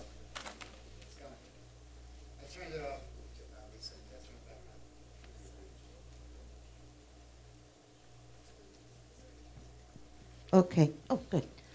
It's been asked before when we started speaking about this, how does it become the logistical reality for us as a small community? What do we do interrelationally that we start building those foundational building blocks for a kingdom of heaven on earth? And I know one of the things you mentioned was learn to hunt and fish, and also learn to farm and become self-reliant. Well, we're talking about those things now, aren't we? Yeah. Because we're talking not only of being self-reliant, and self-reliance, whether it's hunting or fishing or procuring resources for your own family, that's basically keeping the fruits of your labor. But we've been talking about how you're going to inherit that accumulated wealth when you go to the next life. And that's really the big challenge of a sovereign or a king, is how you pass on your work, your life, to your next generation. And so your work and your life are not necessarily just the material things you accumulated. Your work and your life are your pursuit of God's kingdom too, in one regard. So the question is not only in terms of among my kids who is going to be most qualified to receive and manage assets or resources, but who in my children are going to be the best to carry on my vision for God's kingdom. So those are the questions of inheritance, which are now your responsibility. And that's really the test of a community, is whether you can pass on your values and your dreams and your aspirations to the next generation that comes. It's not to do work necessarily just in your generation, but how do you pass that same aspiration to your children? That's the real test of a community. And only a community of sovereigns who's able to practice their belief and pursue their dreams beyond a single generation, only those types of people are going to be able to make truly the nation of God or the kingdom of God. So that's the real test and the real challenge for this community, if we want to be the community which creates God's kingdom on earth.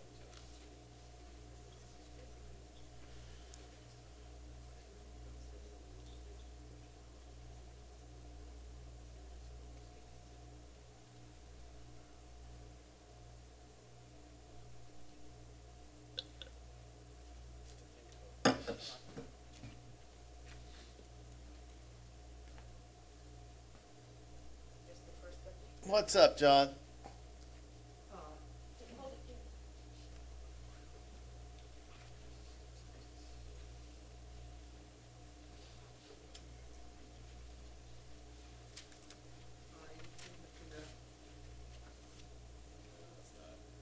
In the book of Revelations, it says that there will be no more sorrow, no more suffering, no more death.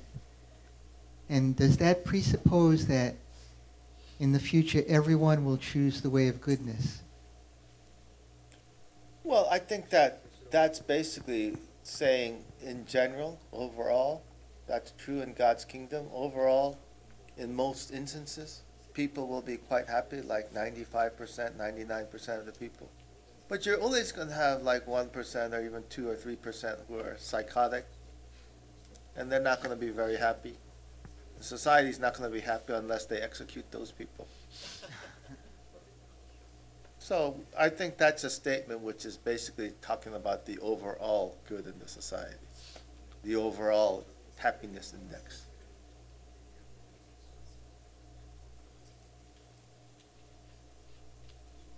Okay? Okay. Anything else? Go ahead, Gideon.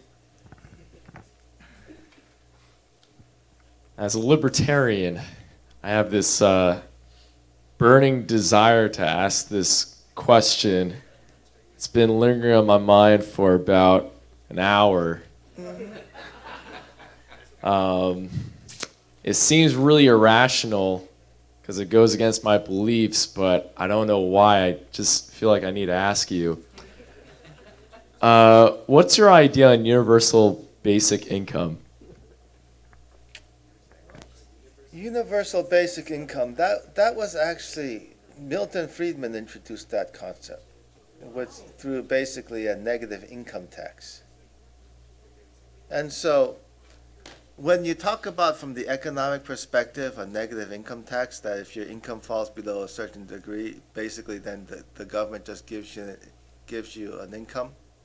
That's basically what his argument was. Basically, from the economic perspective, just doing a negative transfer is actually the least, causes the least amount of distortion in the economy. But my opinion on the negative income tax is, I mean, in this society where you have to have a transition from big statist organizations to what we want to see, which is a more decentralized society where charity is done at the local level by individuals, you're probably going to have some kind of transitory programs in between what we have today and where we want to get to. And so in that regard, the negative income tax may be something which people may agree to do as a transitory step. But I don't think that's really an ultimate solution. Because the problem is when you look to creating transfers of income by using the state, then basically you're legitimizing the use of coercive force to take those resources. And so the philosophic basis of that nation is no longer secure. It has become corrupted. That means once the basis of that society is corrupted, there's no guarantee that that society will stay in the state of freedom. When you go down the slippery slope of coercion, where you're accepting the use of coercion, then basically it's not hard to move the society in the direction of more coercion. And that's the problem with starting that argument, is once you go down that slope, you've already lost the argument for freedom and liberty. And, I think a good example of that is basically how the gun rights movement in America pursued the issue of gun rights. Basically, their position was very clear: don't give 1 inch, not one damn inch. You resist every compromise to any smallest compromise in the right to bear arms, and every opportunity you get, you push for more gun freedom. So, I think, people may say that negative income tax is something which is better than what we have now, which may be true, but it's not where we want to end up. Because if we have that as a solution, you can go to less freedom, just as you could try to push it for more freedom.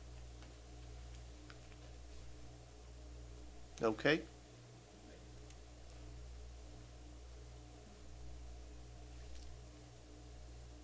Anything else? Any other discussions you want to have, John?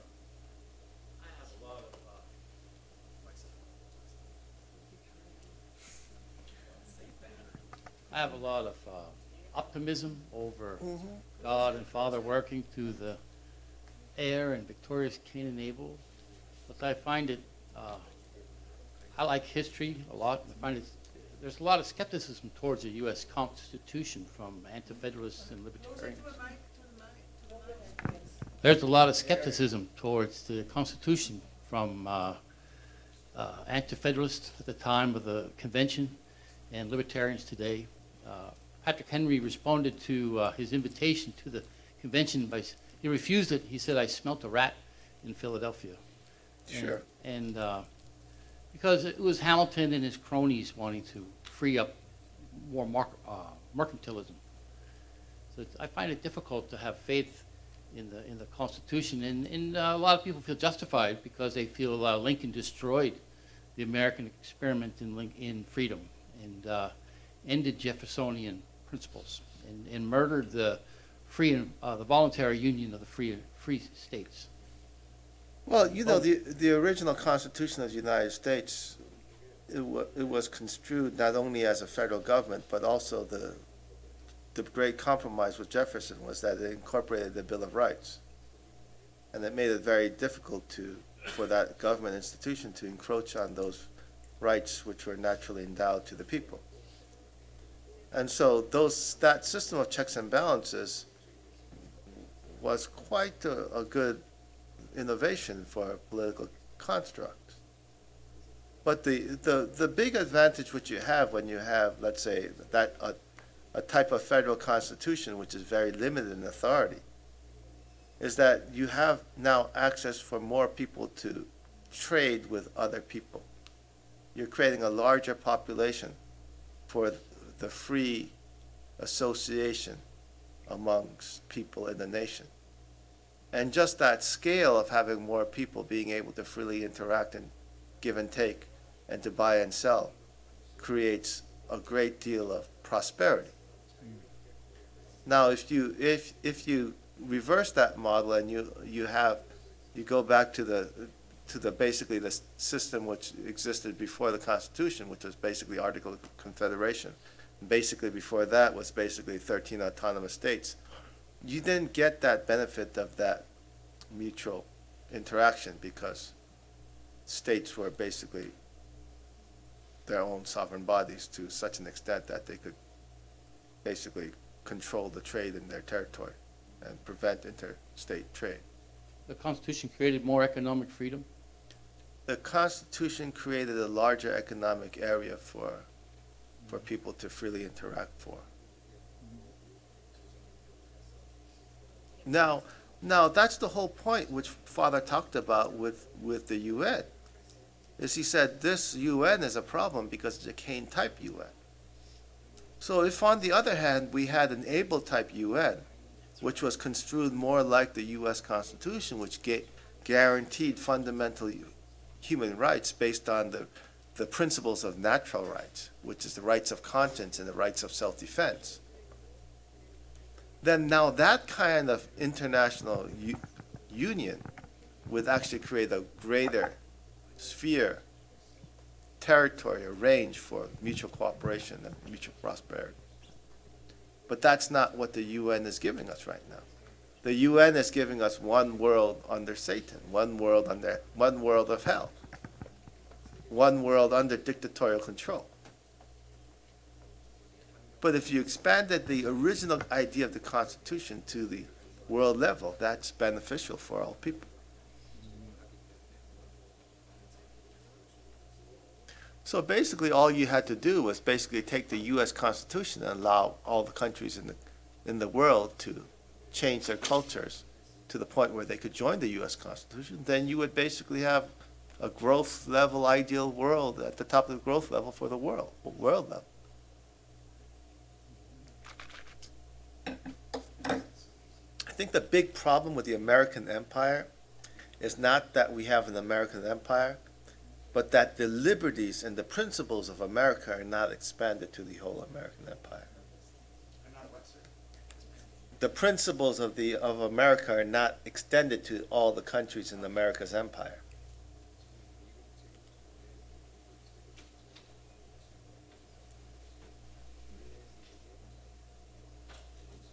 Well, the empire was built by the Republicans mostly, Lincoln and Roosevelt. Yeah, I mean, the empire was built supported a lot by the centralized banks and the empires of old. Concentrated power.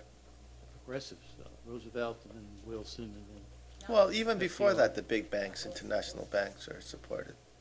Basically, what happened after the English Empire collapsed, all the infrastructure and all the people who ran the English Empire were absorbed into the U.S. Empire.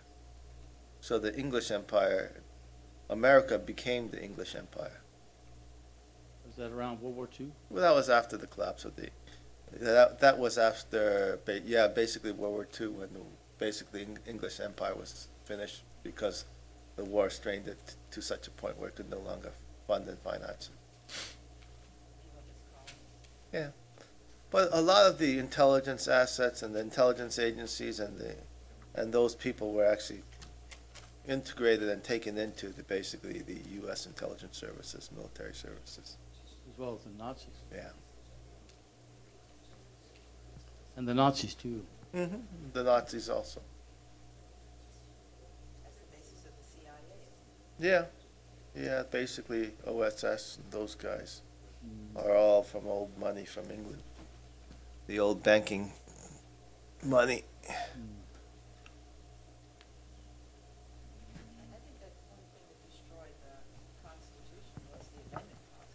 Yeah, that was the big problem with the Constitution. The amendment process basically weakened checks and balances, and individual liberties were decayed. The big problem was that, having the senators being voted for by the direct election, because that was a major check and balance on the federal government, that the state senators were appointed, were decided on how each state would pick it. So a lot of states would appoint their senators from their, by the legislative vote. So that actually the state governments had power over their senators. But now, when they changed to the election system for the senators, the state governments lost control of the senators. I think that's the 18th Amendment.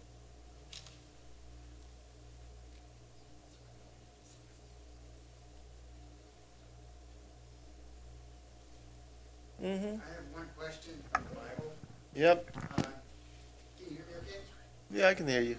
All right. Why are you doing that? I don't want that mic close to me. It's okay.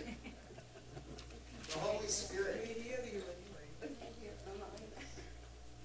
The Holy Spirit in the Bible is always referred to in the masculine gender. Mm-hmm. However, we have been educated that it relates to the mother. Well, that's the heresy.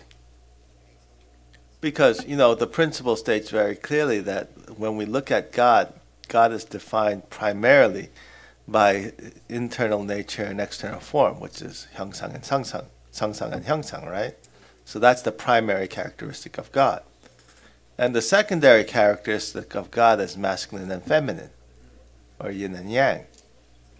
So when you're looking at the primary characteristics of God, which is internal nature and external form, that's what we refer to as our Father.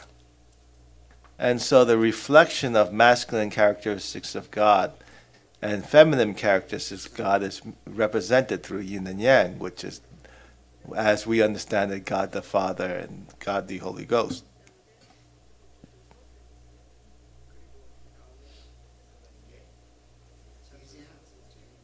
Primary and secondary. Yes.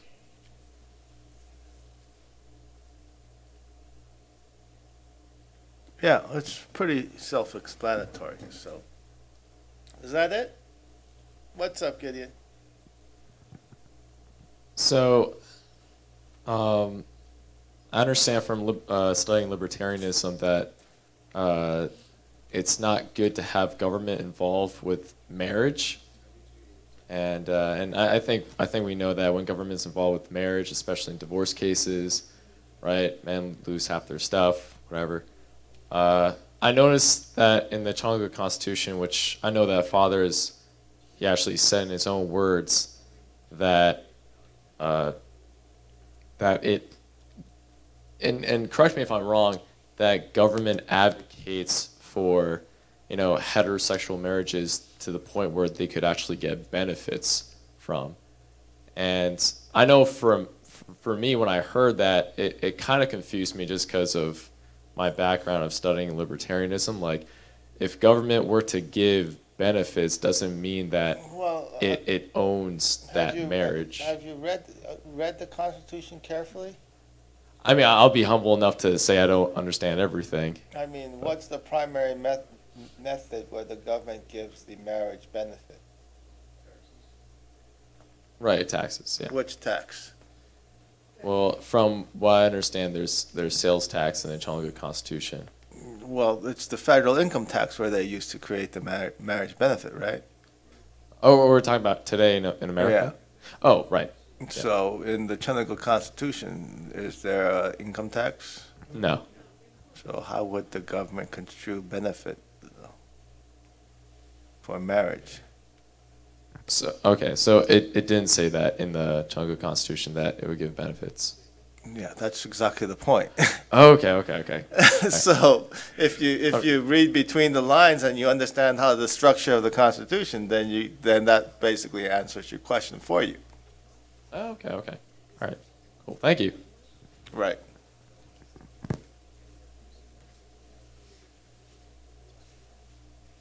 Yeah, so the Constitution, when you read it, you may just be reading the words, but you need to start thinking about how that actually works in practice. And if you read in between the lines, then you can actually figure out what the results will be of those types of rules.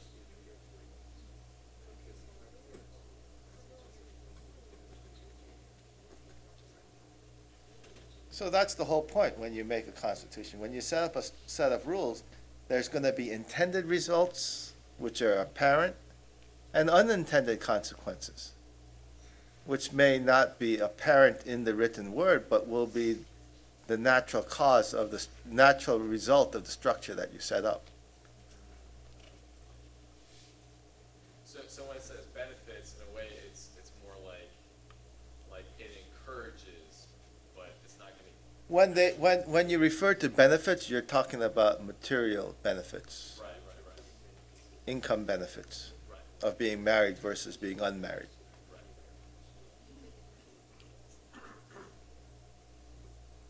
Okay, go ahead, Lowell. I had a question, a little bit of different kind of a question, but about our current political environment. A very interesting thing I thought happened with this Montana election just a few days ago. Yeah. Where the front runner tackled and choked and punched out Body slammed the reporter. Body slammed a negative reporter, yeah. And people were saying that he shouldn't have won the election, but he did win, and that was in Montana. I thought maybe it was a plus for him. But I guess my question is, looking out a little bit farther to the next elections, Donald Trump, of course, won with such a broad base of support and so much unified, the whole country with the vision of getting back to our, making America great again. But we see that the Democrats have just been obstructionary and very nasty about it, and absolutely, against everything that everybody was happy to see him be doing. Do you think that will harm the liberal Democrat Party in the next cycle of elections? Do you think that base will throw out more of them? I think the Democratic Party is right now is in a death spiral. It's because what's happening is, under Obama, they committed treason. They actively committed treason against the United States of America, and there's just mountains of evidence to that effect. So, for them, if Trump stays in office more than 1 year, that means he's going to start getting effective control of the government. And as he does that, they're all going to jail. So if they don't get him out in the first 6 months, they're all going to be in prison. And now you're actually starting to see some prosecutions happen. So, on Facebook News there was one State Department official who was charged for treason by the Jeff Sessions DOJ.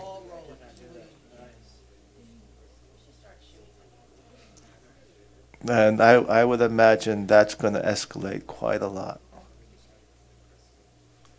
So, and the other thing what Trump is doing is, of course, he's basically green-lighted the arrest of pedophiles all throughout America and the world.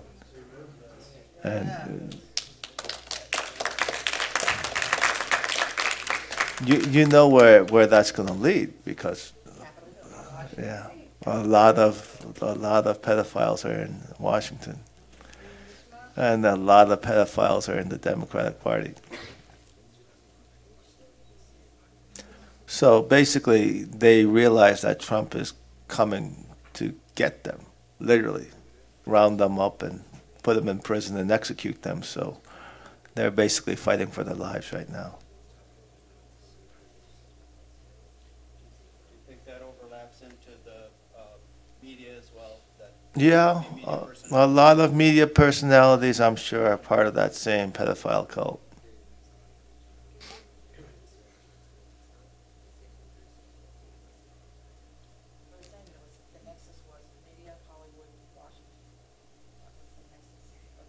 Don't leave out the Pope and the Catholic Church. He's going to be deeply insulted.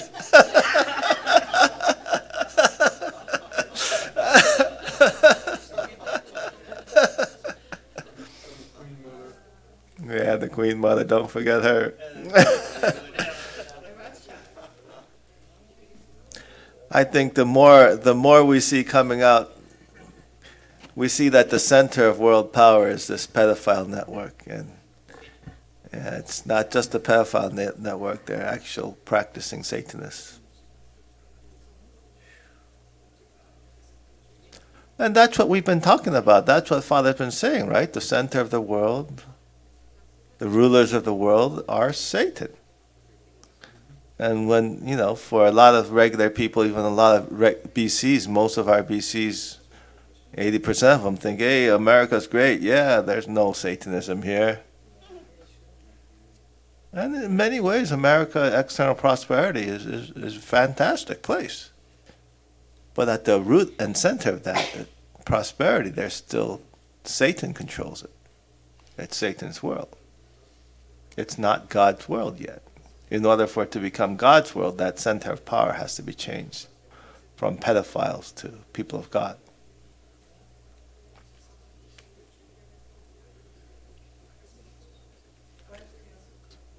Go ahead, Kyle.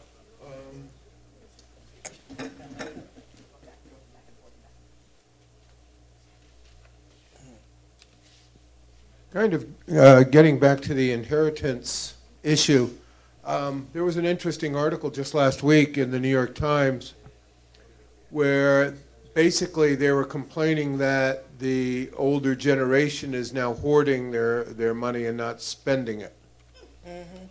And it was very interesting to see their slant. They're trying to build resentment towards those people who are accumulating wealth, and it just seemed like that even in the New York, especially in the New York Times, that they're trying to make an intellectual case for people spending their money and not passing it on, actually. Well, we know what Satan's all about, right? Yeah. Satan's all about trying to teach you to hate your kids. All right? Isn't that what Satanism is all about? To harm the young ones? That's what the pedophilia is about. That's what the sex abuse, the murder of kids, the sacrifice of children. No, that's the basis of Satanism, is to hate your kids. And so basically that's the culture they're pushing, is, hey, spend your money on yourself, don't give any to your kids. They don't, they're just spoiled brats and you should hate them anyway. But that's very different than the principle of discerning. And they're saying, yeah, my kids aren't perfect. Some of them have good characteristics, some of them bad, but I'm going to decide to which I believe am most confident that he will carry on my vision for my life and for the vision for my lineage's life. That's very different.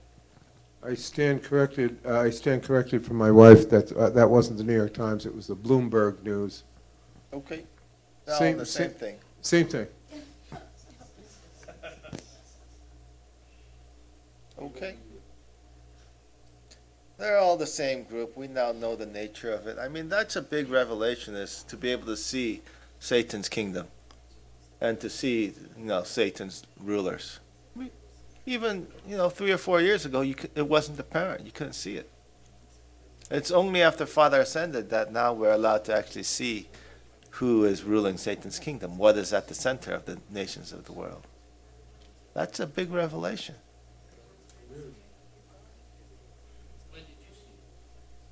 Well, after Father went to the spirit world, it became, yeah.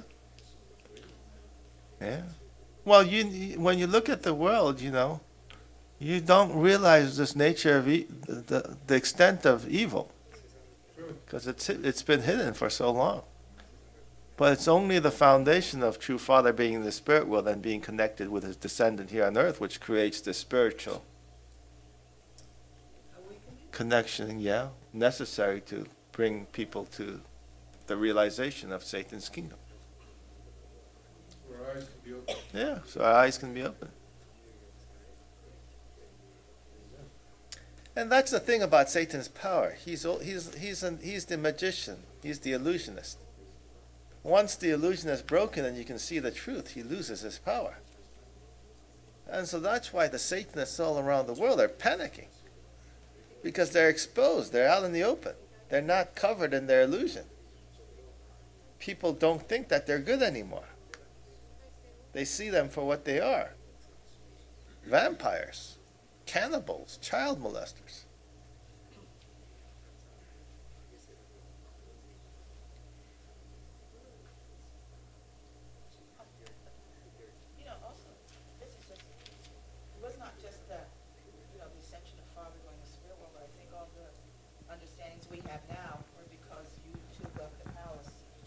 Yeah.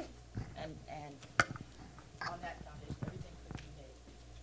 Well, basically, because we separated from the fallen mother, then we're able to stand up and preserve Father's lineage, Father's heritage, Father's truth.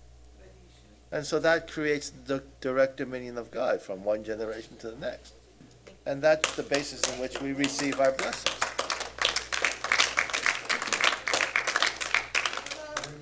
So now the world is changing. It's fundamentally a different world than it was 3 years ago. And now all the oppressed and angry people from all of history are now seeing who their true oppressors are. And the pitchforks are coming out all over the world. That's why the elites around the world are all panicking. They're terrified. All those pedophile Satanists are terrified.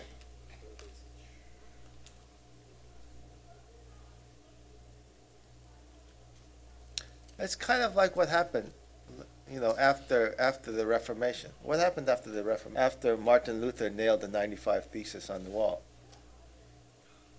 There was a 30 years war, of course, but then after that, what did they start doing? People started going up to the castles and doing what? They started burning the witches. Witch burning all over the Protestant world. And the history books like to say, oh, these religious fanatics were really mean, they burned witches, but they were just basically burning all the Satanists. So I think a lot of those witch burnings were proper execution of child molesters, pedophiles, and satanic practitioners. So we should probably bring back some of those laws, like if you're actually killing children in satanic rituals, maybe you should be burned at the stake. I think that would be a good law to have. Maybe pedophiles should be burned at the stake. Or, if you're a cannibal eating children, you should be burned at the stake.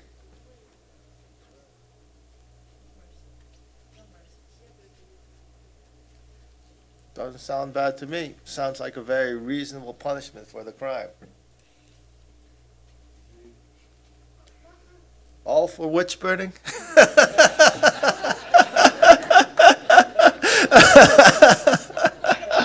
Light them up. We got a lot of wood. Save the bullets, burn the witch.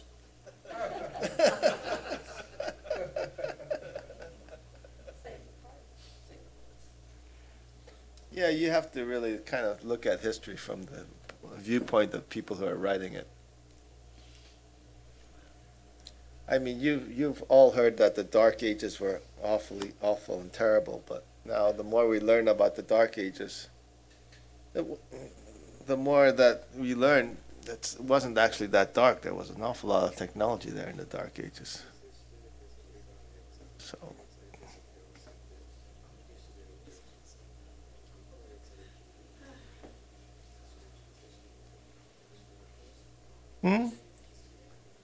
Okay. What's up? Just wondering if you had any thoughts about what could happen around July 2nd. What could happen around July 2nd? You mean with the Democrats planning their civil unrest? Well, I think it could get quite violent.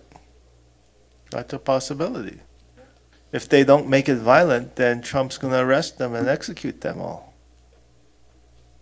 I think they know what's at stake.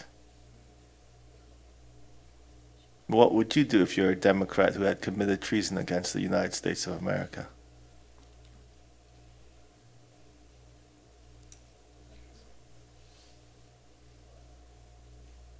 I mean, if you understand what's happening, you can understand why it would get violent very quickly.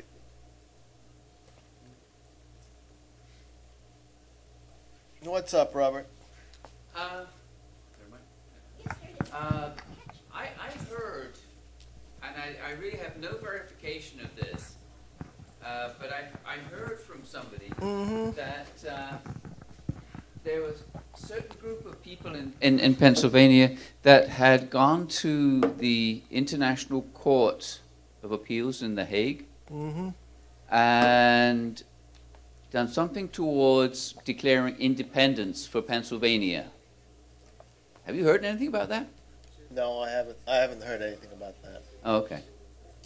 I guess we'll have to look it up. Never mind. Okay. Apparently there's about 10 states altogether that have started doing it since Pennsylvania did it. Well, you know, the United States of America, even most of Europe, is based on common law.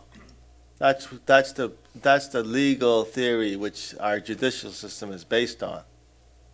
And so that common law system actually allows for anybody to assemble a court and a jury. So, you know, you could establish a common law court as citizens. And I think, you know, that's one of the things which we should start studying and learning more about is how we can make our community and our county more consistent and more compliant with the idea of common law and start pushing that forward.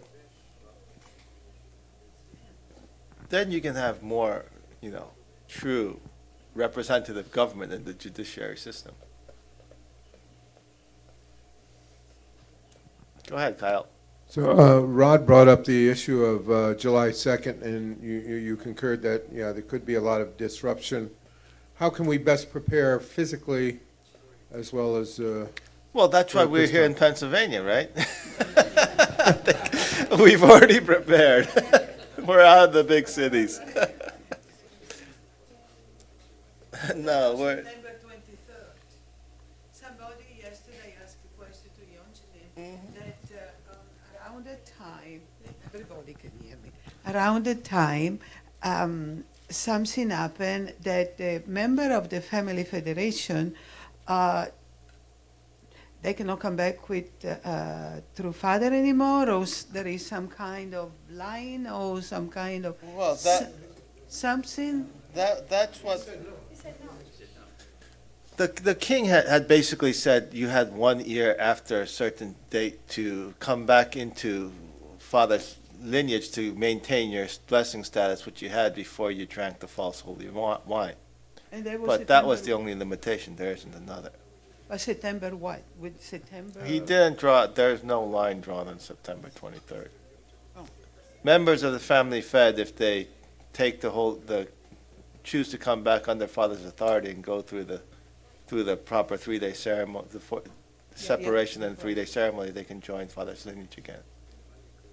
But they don't maintain the blessing status which they had.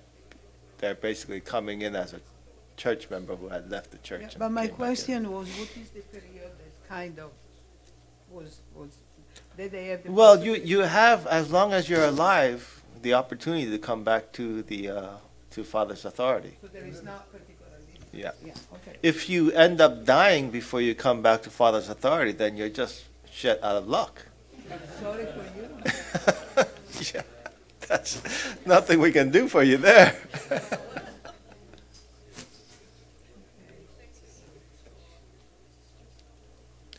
But that's what we want to leave you with, is that we need to be a community, and we are a community that is actually looking towards trying to actually build God's kingdom on earth. Not just from a theoretical perspective, but we want to build it in substance and in practice. And that's what our community here is challenged with. We need to bring it to this community in Pennsylvania, and then to all the communities around the world. So step by step, everybody needs to work in that direction. Okay? All right, thank you. Okay. Yeah, we can take a picture. Group picture? Could you please come to the front and, Do you want to take a picture going this way? yeah, we'll just take pictures for you and Janet. Well, you get set up, I'll bring you back.